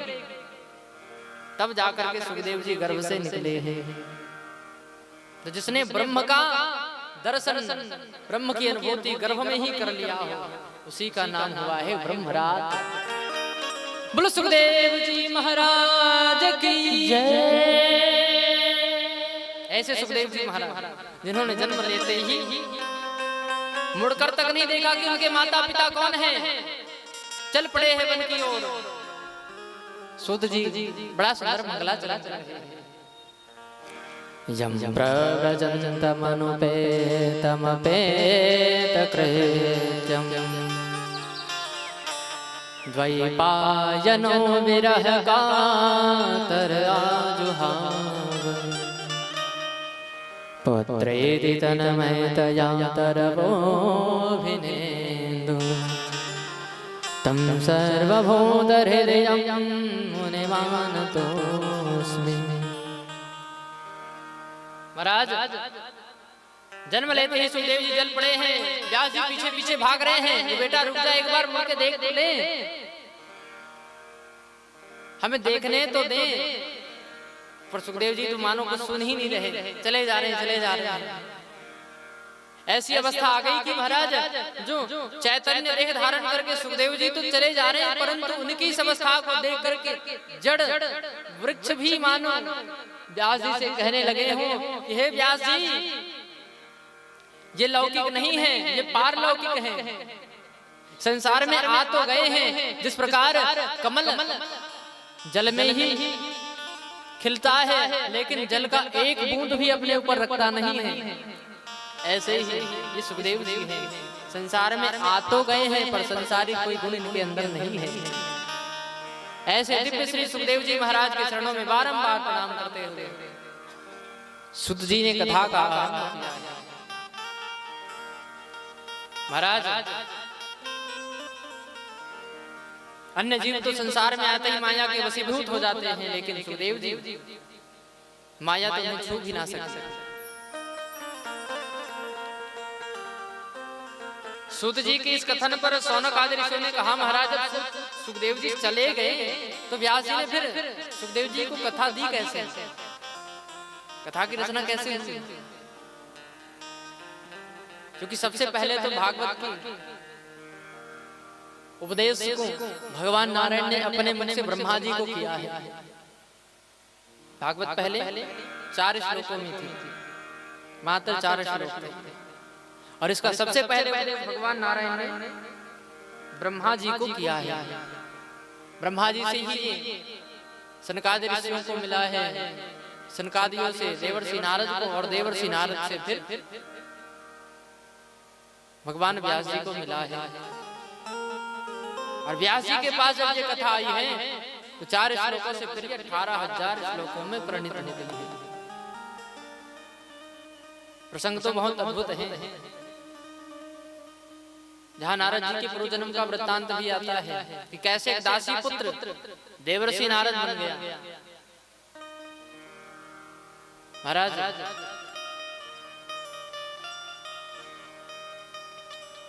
व्यास जी ने जब भागवत जी की रचना की तो रचना करने के बाद मन में विचार आया, मैंने भागवत बना तो दी, लेकिन इसे धारण कौन करेगा?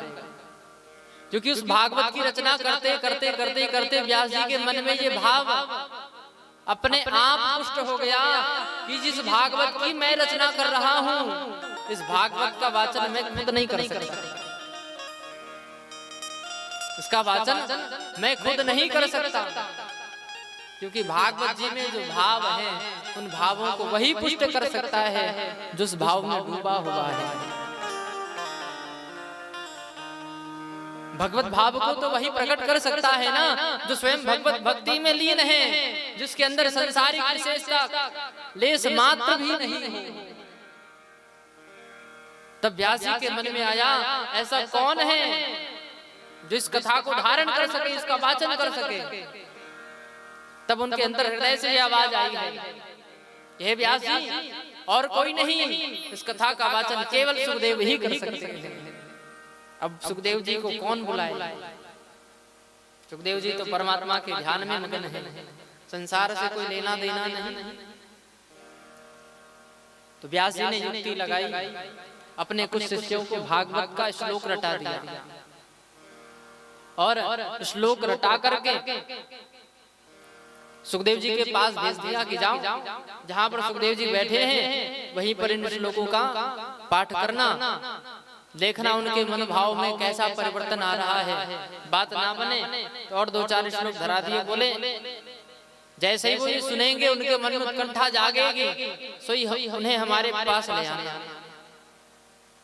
महाराज व्यास जी के शिष्यगण आज आए हैं। महाराज सुखदेव जी जहां पर तपस्थली में भगवान का ध्यान कर रहे हैं, ध्यान मग्न हैं, व्यास जी के शिष्यगण पधारे और भगवान के रूप माधुर्य का वर्णन करने लगे। वेणु गीत में जो भगवान के रूप माधुर्य का वर्णन है, भगवान कृष्ण कैसे हैं? वरहापीडं नटवर वपु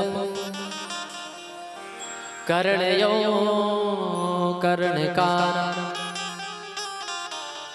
बिभ्रदवासः कनककपिशं वैजयन्तीं च माला रन्ध्राणवेणुरधरसुधया पूरयन् गोपवृन्दैः वृन्दारण्यं स्वपदरमणं प्राविशद्गीतकीर्तिः। भगवान के रूप माधुरी का वर्णन करने लगे कि देखो तो भगवान कितने सुंदर हैं। और जब उनकी सुंदरता का वर्णन किया कि देखो मोर पंख धारण किए हुए कृष्ण कन्हैया जो पीताम्बर ओढ़े हुए हैं, वंशी बजाते हुए, गैया चराते हुए, ग्वाल बालों से अपने कीर्ति का गान कराते हुए वृंदावन में प्रवेश पा रहे हैं, ऐसी अलौकिक छवि है। भगवान के श्री चरणों में पादुका नहीं है, ध्यान देना। भगवान जब वृंदावन में रमण करते हैं ना तो उनके चरणों में पादुका नहीं होती महाराज। इसलिए आज भी देखना वृंदावन में कई कई संत भक्त ऐसे भी होंगे जो कभी पादुका धारण नहीं करते, क्योंकि वो वृंदावन वो भूमि है जहां पर भगवान स्वयं नंगे पांव चल करके लीला करते हैं। महाराज ऐसी अद्भुत छटा है, क्या कहें। गोपियां भगवान के अद्भुत स्वरूप का वर्णन करती हैं। जब भगवान कृष्ण के स्वरूप का वर्णन हुआ ना तो एक पल के लिए तो सुखदेव जी का ध्यान टूट गया। आखिर ऐसा सुंदर कौन है संसार में। महाराज अगले ही पल मन में चेतावनी आ गई कि भैया हमें किसी के रूप स्वरूप से क्या करना, यदि इसके चक्कर में पड़ गए ना तो भजन छूट जाएगा। क्योंकि भक्तों को कभी भी संसार के श्रृंगार संबंधी, सौंदर्य संबंधी किसी भी वर्णन को श्रवण करना ही नहीं चाहिए, क्योंकि मन में जरा सी भी विकृति आई सही भजन बिगड़ जाएगा। इसलिए सबसे दूर। सुखदेव जी ने पुनः ध्यान आरंभ कर दिया। जैसे ही शिष्यों ने देखा भैया मन थोड़ा सा डगमगा रहा है, सौंदर्य सुन करके नहीं भाया, लेकिन अब तो ये मन जरूर दौड़ जाएगा, क्योंकि अब उन्होंने भगवान के स्वभाव का वर्णन किया है। अब तक रूप का वर्णन कर रहे थे, और जब रूप से प्रभावित नहीं हुए, थोड़ा सा ही द्रवित हुआ है, लेकिन जब स्वभाव का वर्णन किया कि देखो तो सही हमारे भगवान कैसे हैं, कैसे हैं वो। अहो वकीयम स्तनकालकूटम जिघांसया पायजदाप्यसाध्वी लेभे गतिं धातृच्युता ततोऽन्यं कं वा दयालुं शरणं व्रजे।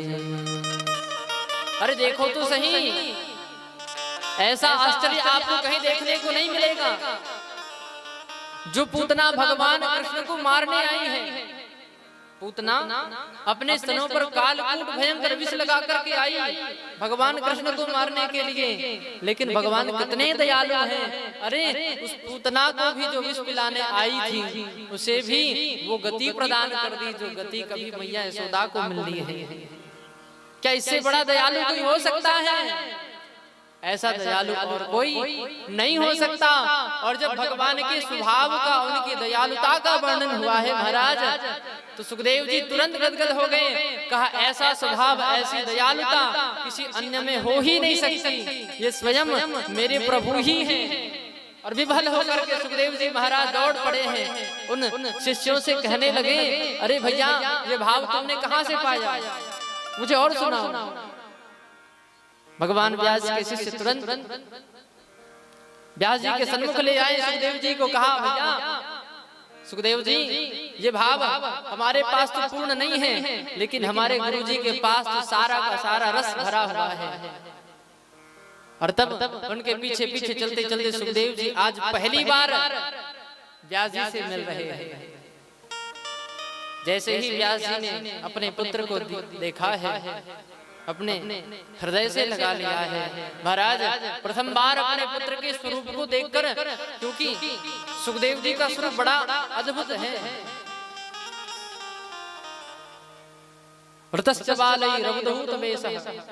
ऐसा लग रहा है जैसे सूर्य देव चले आ रहे हैं।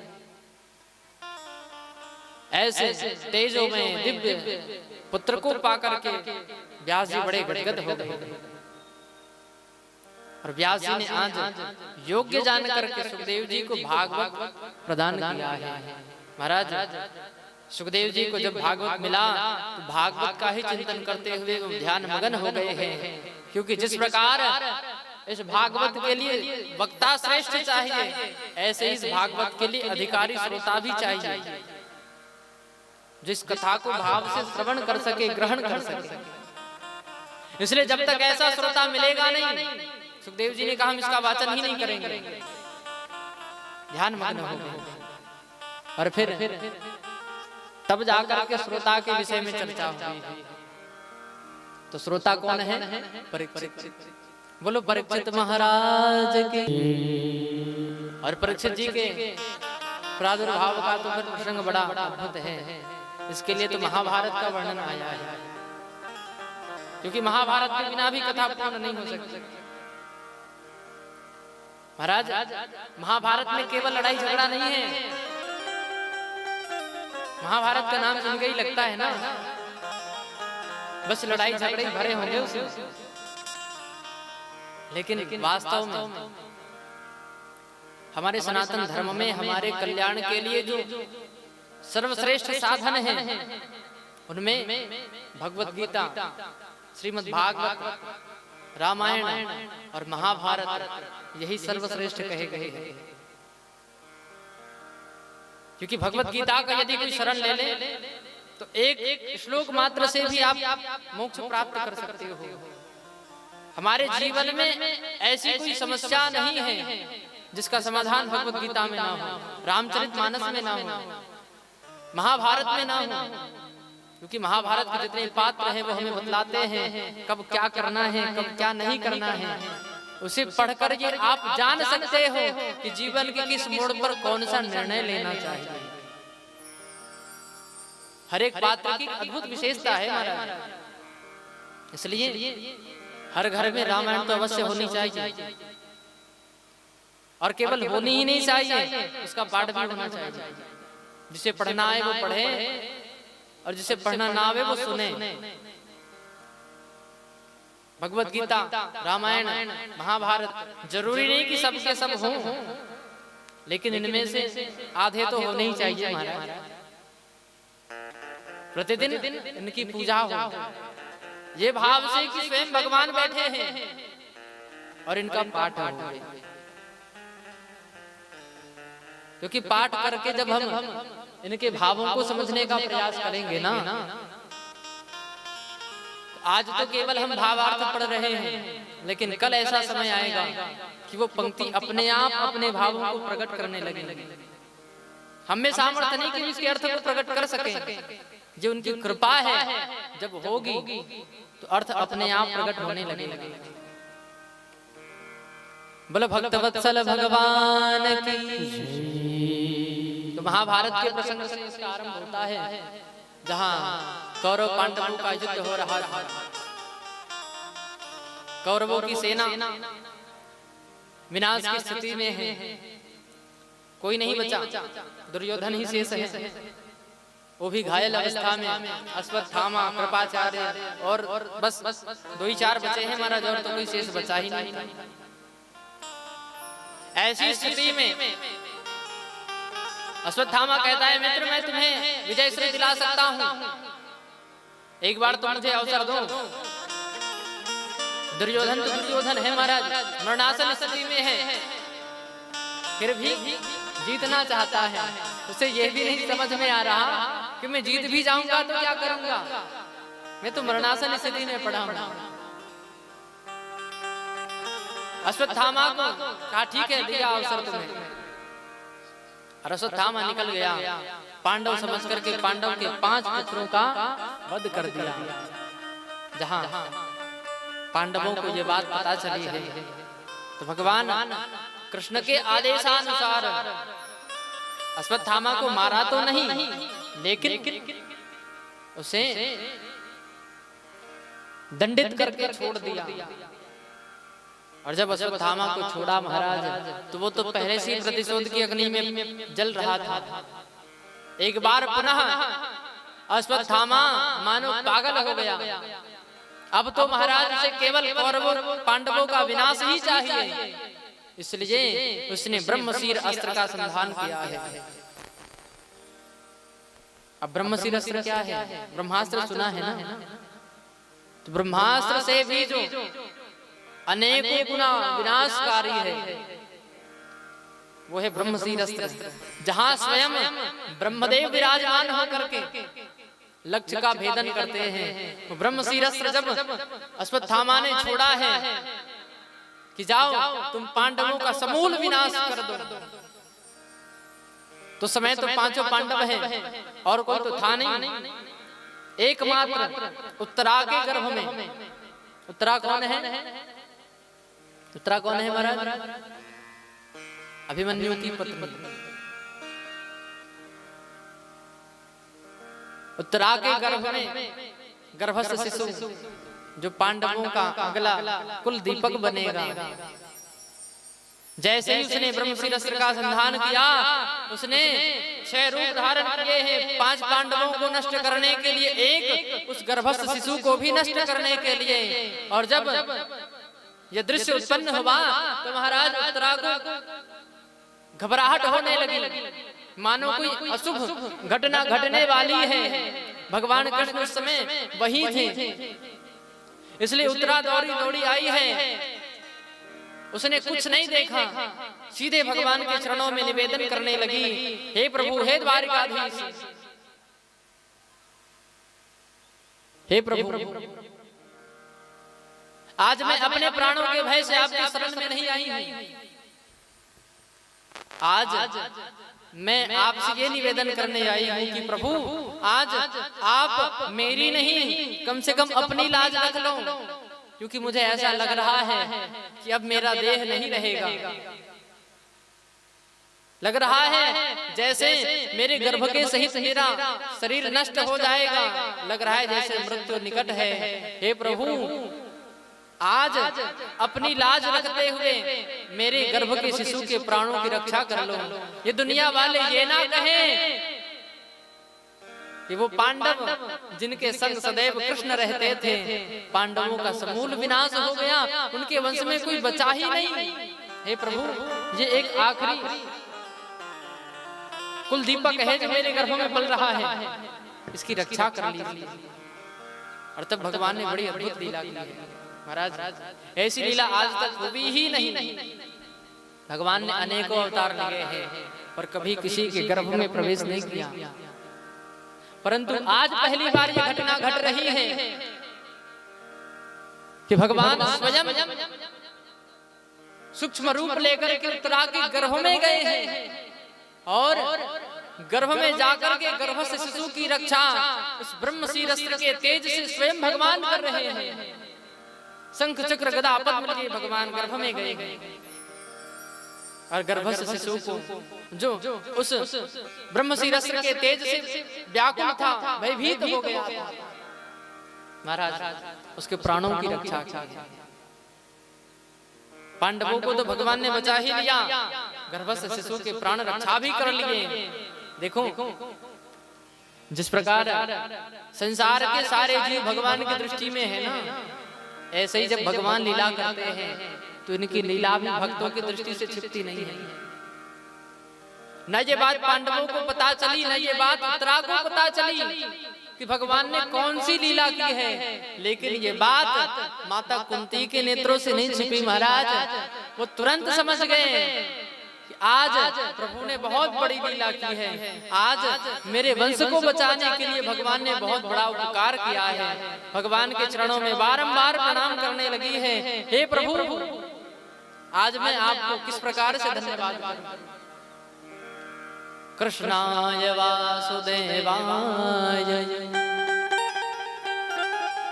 देवकी नंदनाय च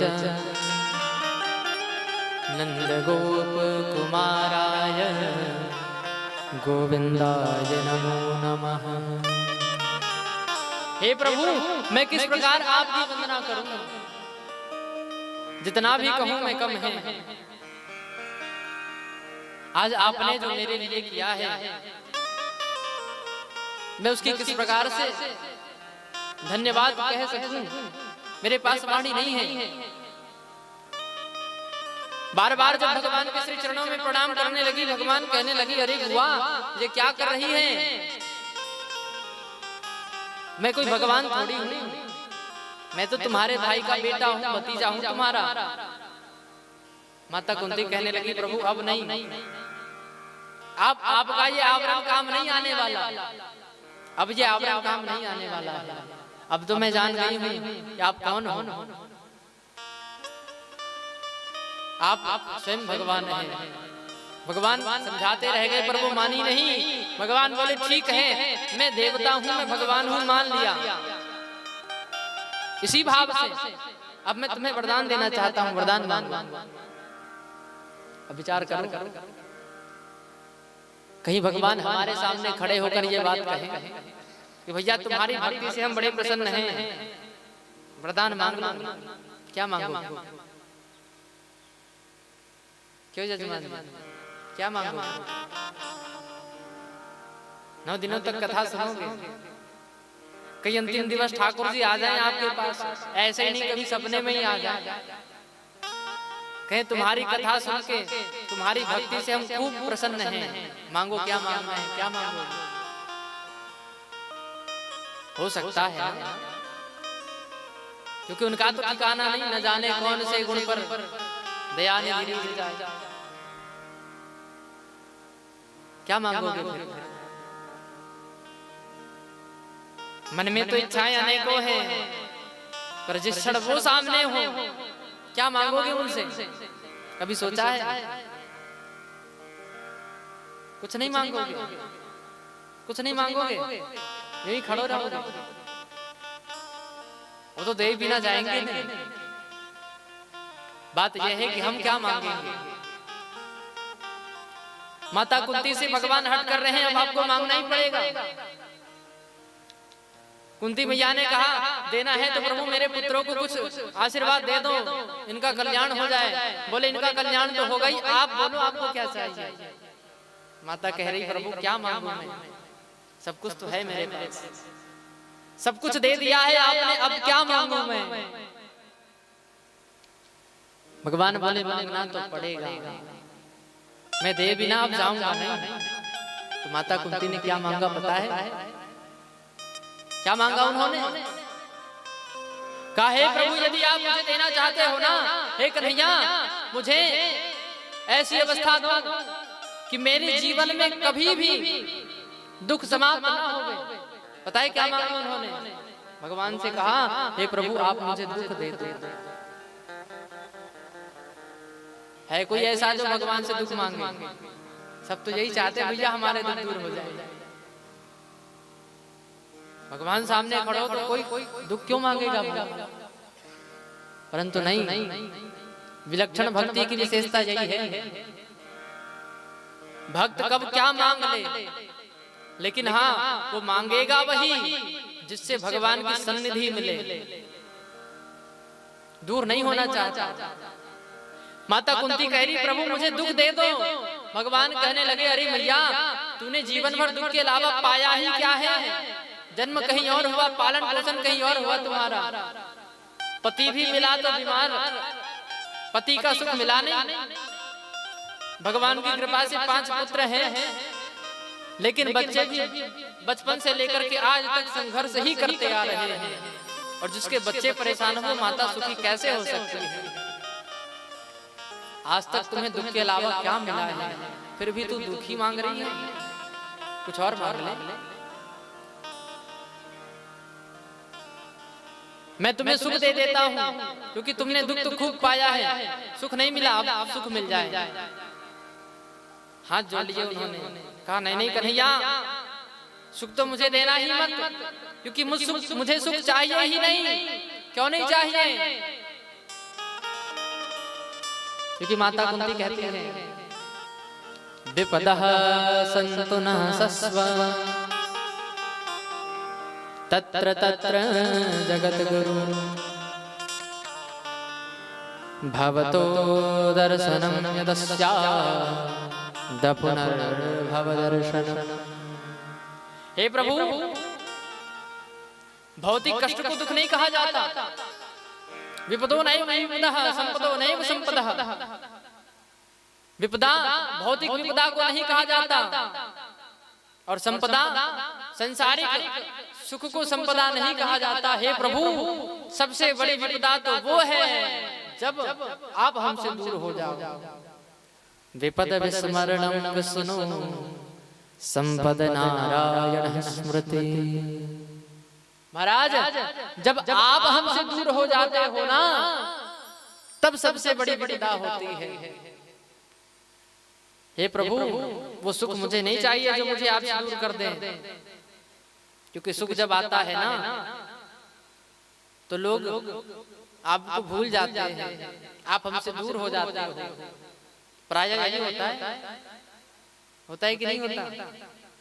रोज तो महाराज पूजा पाठ कर ही लेते, और घर में कोई विशेष कार्यक्रम हो जाए तब तो महाराज पता ही नहीं होता पूजा हुआ कि नहीं। अब भोग धरा कि नहीं धरा उसका भी पता नहीं। इसलिए नहीं, मुझे सुख नहीं चाहिए, मुझे तो दुख चाहिए। क्यों? सुख के माथे सिल पड़े जो हरि हृदय से जान, बलिहारी वहाँ दुख को जो पल पल नाम जपा। हे प्रभु वो दुख ही प्यारा है, क्योंकि जब जब आप हमारे जीवन में कष्ट आ जाए ना, हमारे संग रहे हो। जब जब दुख आया आपने हमें थाम लिया है, क्योंकि जैसे ही दुख जाता है ना कन्हैया, तुम भी हमसे दूर चले जाते हो। इसलिए उस दुख के बहाने ही सही, कम से कम तुम हमारे संग तो रहते हो। मुझे और कुछ नहीं, हमेशा तुम्हारा संग ही चाहिए। और जैसे ये भाव प्रकट हुआ, भगवान ने उनकी इस इच्छा को पूर्ण कर दिया। कहा मैया मैं तुझे दुख तो नहीं दे सकता, लेकिन हाँ इतना याद रखना, जब भी तू चाहेगी तब तक तेरे संग रहूंगा। क्योंकि भगवान अपने भक्त की हर एक इच्छा को पूर्ण करने के लिए तत्पर खड़े हैं। कोई भक्त समर्पित होकर पुकारे तो सही, वो आने को तैयार खड़े हैं महाराज। ऐसा सुंदर भाव व्यास जी ने प्रकट किया है। तो अब कथा प्रसंग तो विशेष बाकी ही है, लेकिन अब आज का सत्र वैसे भी महाराज लगभग 5 घंटे पार हो कर गया है ना, 6:30 हो रहे हैं।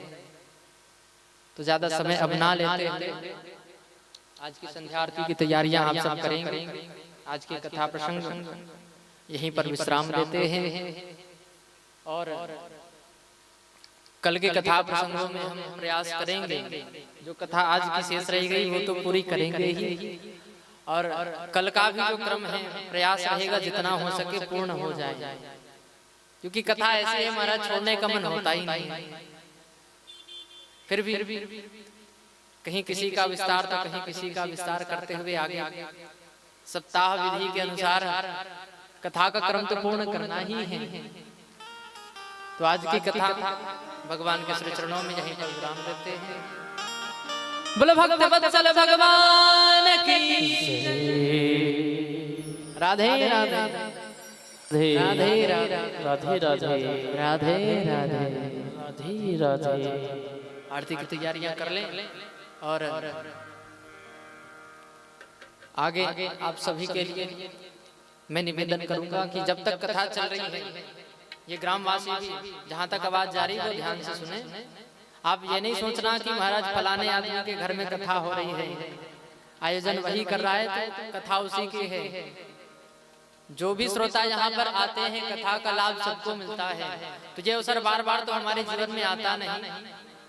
अब हमारा काम है आपको सूचित कर देना। हम चाहते हैं आप सबका अधिक से अधिक आप इस कथा का पुण्य लाभ ले सकें। तो संध्या के समय जैसे ही आरती का समय हो, जो भी चाहते हैं कि हम स्वयं आरती करें, वो अपने अपने घरों से ही आरती की थाल सजा करके भगवान की प्रतिदिन सुबह नहीं तो कम से कम संध्या आरती में ही सम्मिलित हो सकते हैं। क्योंकि प्रायः हम जहाँ भी गए हैं महाराज, कहीं कहीं तो बोलना भी नहीं पड़ता, अपने आप लोग आरती की थाल बढ़िया सजा करके प्रतिदिन संध्या आरती में सम्मिलित होते हैं। तो आज तो खैर शुरुआत है, अब कल से जिनसे भी बने और जो चाहते हैं, क्योंकि हर एक के हाथों में आरती की थाल पहुंच जाए संभव है नहीं, इसलिए आप स्वयं व्यवस्था करके आरती का आनंद ले सकते हैं। बोले भक्त वत्सल भगवान की जय। तब कुछ ही क्षणों में भागवत भगवान की आरती होगी।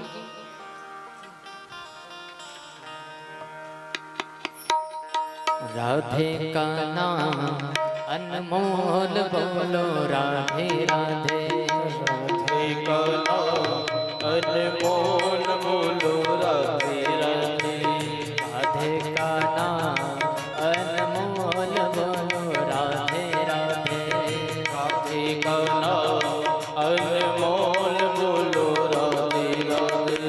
जीवन का सार है राधा, जीवन आधार है राधा, जीवन का सार है राधा, जीवन आधार है राधा, जीवन का सार है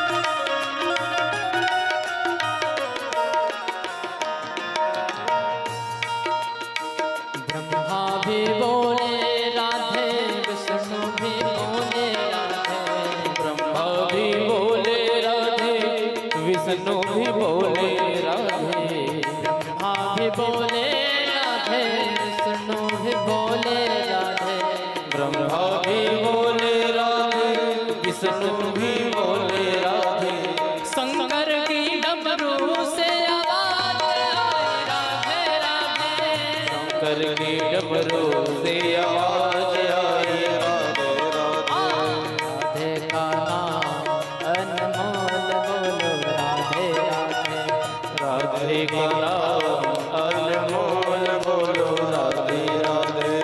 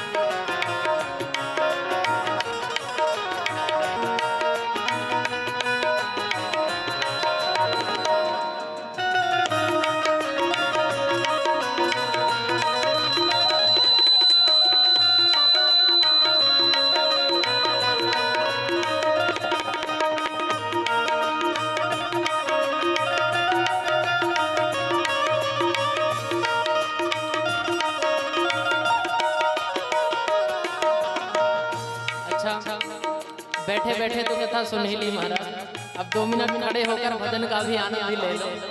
आरती तो होने ही वाली है और भाव से दोनों हाथों से तालियों की सेवा करते हुए फिर आरती का भी आनंद लेंगे। गंगा भी बोले राधे, यमुना भी बोले राधे, गंगा भी बोले राधे, यमुना भी बोले राधे, गंगा भी बोले राधे, यमुना भी बोले राधे, गंगा भी बोले राधे, यमुना भी बोले राधे, सरयू की धार से आवाज आई राधे राधे, सरयू की धार से आवाज आई राधे राधे, राधे का नाम अनमोल बोलो राधे राधे, राधे का नाम अनमोल बोलो राधे राधे।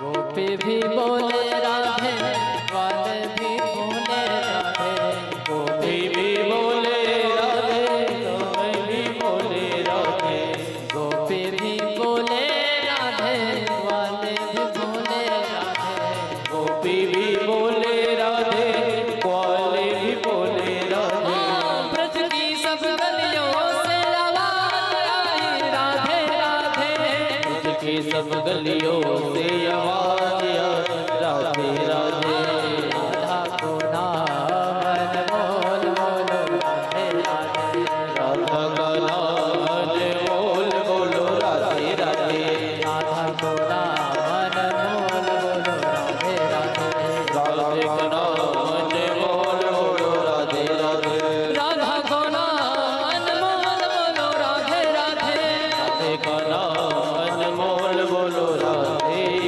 राधे। बोलो राधा रमण सरकार की जय। राधे राधे राधे राधे राधे। चलिए अब आरती का आनंद लें।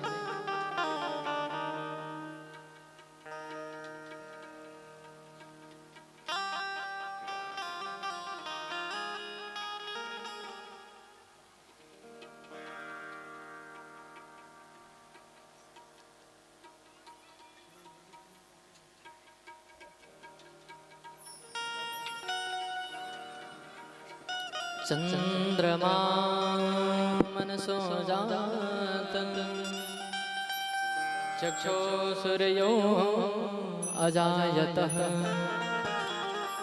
श्रोत्रान्वायुश्च प्राणश्च मुखार्दग्निरजायत शुभं करोतु कल्याणं सौभाग्यं सुखसम्पदाम्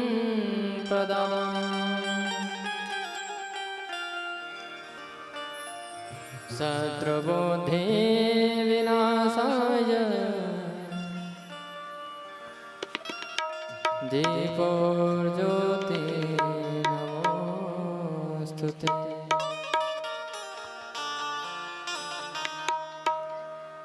मन में बसाकर तेरी मूर्ति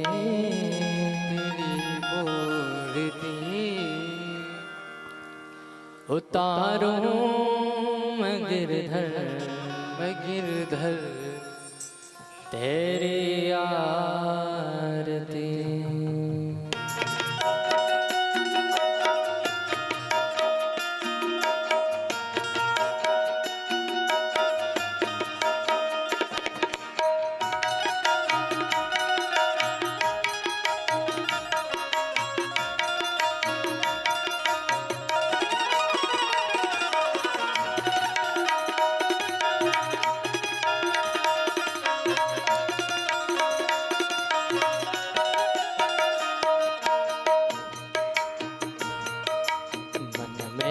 बसाकर तेरी मूर्ति मन में बसाकर तेरी मूर्ति उतारूं मैं गिरधर तेरी आरती।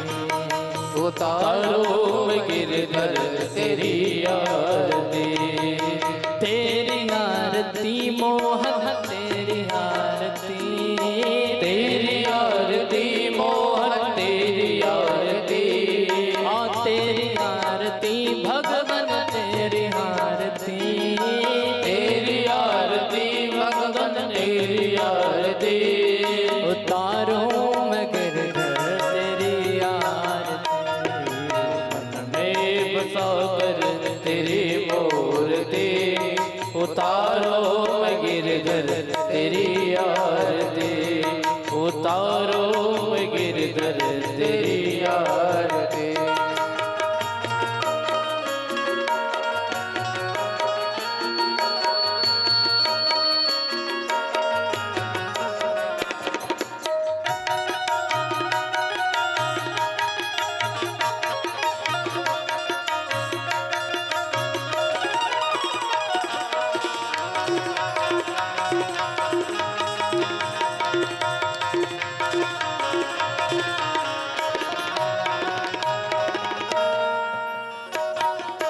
करुणा करो कष्ट हरो ज्ञान दो भगवन।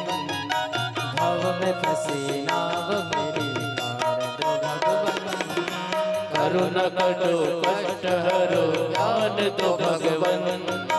भव में फंसी नाव मेरी तार दो भगवन।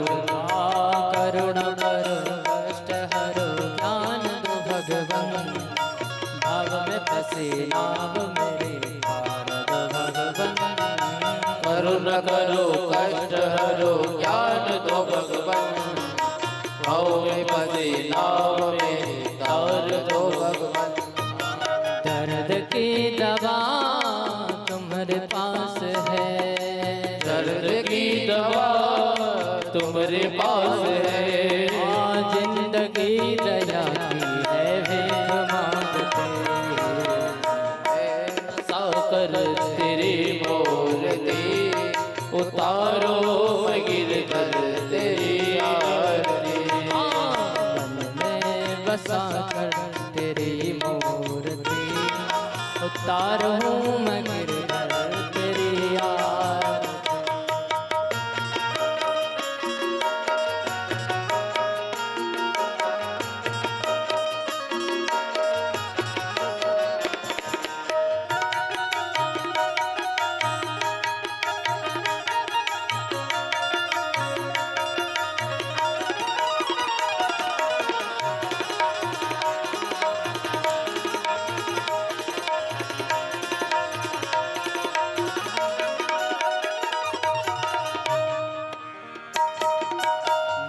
तुझसे क्या मैं यही सोचूं भगवन, जिंदगी जब तेरे नाम कर दी अर्पण।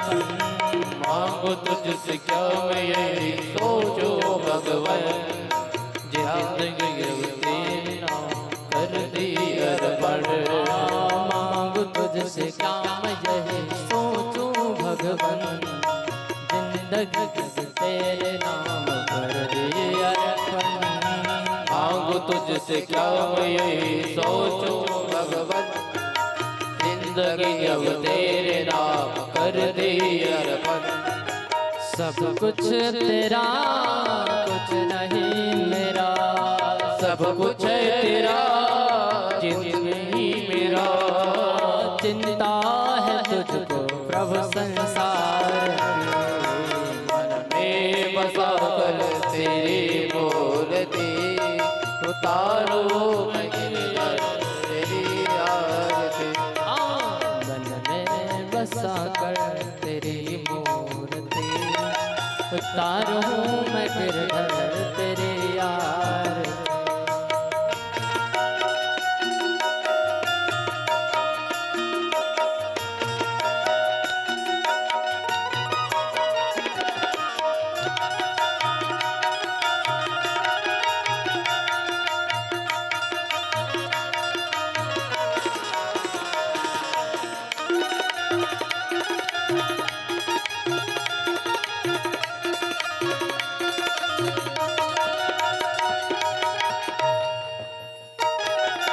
वेद तेरी महिमा गाए, संत करे ध्यान, नारद गुणगान करे वेद तेरी महिमा गाए, संत करे ध्यान, नारद गुणगान करे छेड़े विनाता। वेद तेरी महिमा गाए, संत करे ध्यान, नारद गुणगान करे छेड़ वीणता। वेद तेरी संत करे ध्यान, नारद गुणगान करे छेड़े विहता। भक्त तेरे द्वार करते हैं पुकार, भक्त तेरे द्वार करते हैं पुकार। कृष्ण तेरे भक्त तेरी गाय आरती। मन में बसा कर तेरी मूर्ति, उतारो मैं गिरधर तेरी आरती। मन में बसा कर तेरी मूर्ति, उतारो मैं गिरधर तेरी आरती। उतारो मैं गिरधर तेरी आरती। उतारो मैं गिरधर तेरी आरती।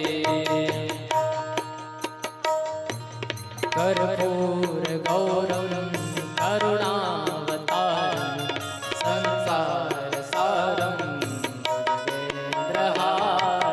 सदा वसन्तं हृदयारविन्दे भावं भवानी सहितं नमामि। मंदार माला कार काजयी, कपाल माला दिगंबराय च दिगंबराय, नमः शिवाय नमः शिवाय। कायेन वाचा मनसेन्द्रियेण वा भूतात्मना वा स्वभावात् सकलं परस्मै नारायणाय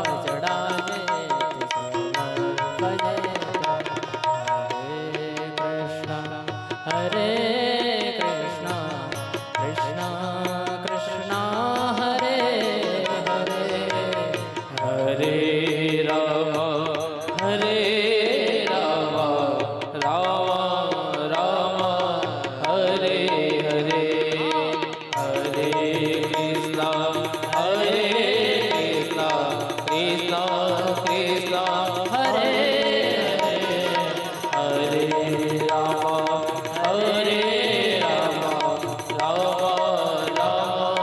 हरे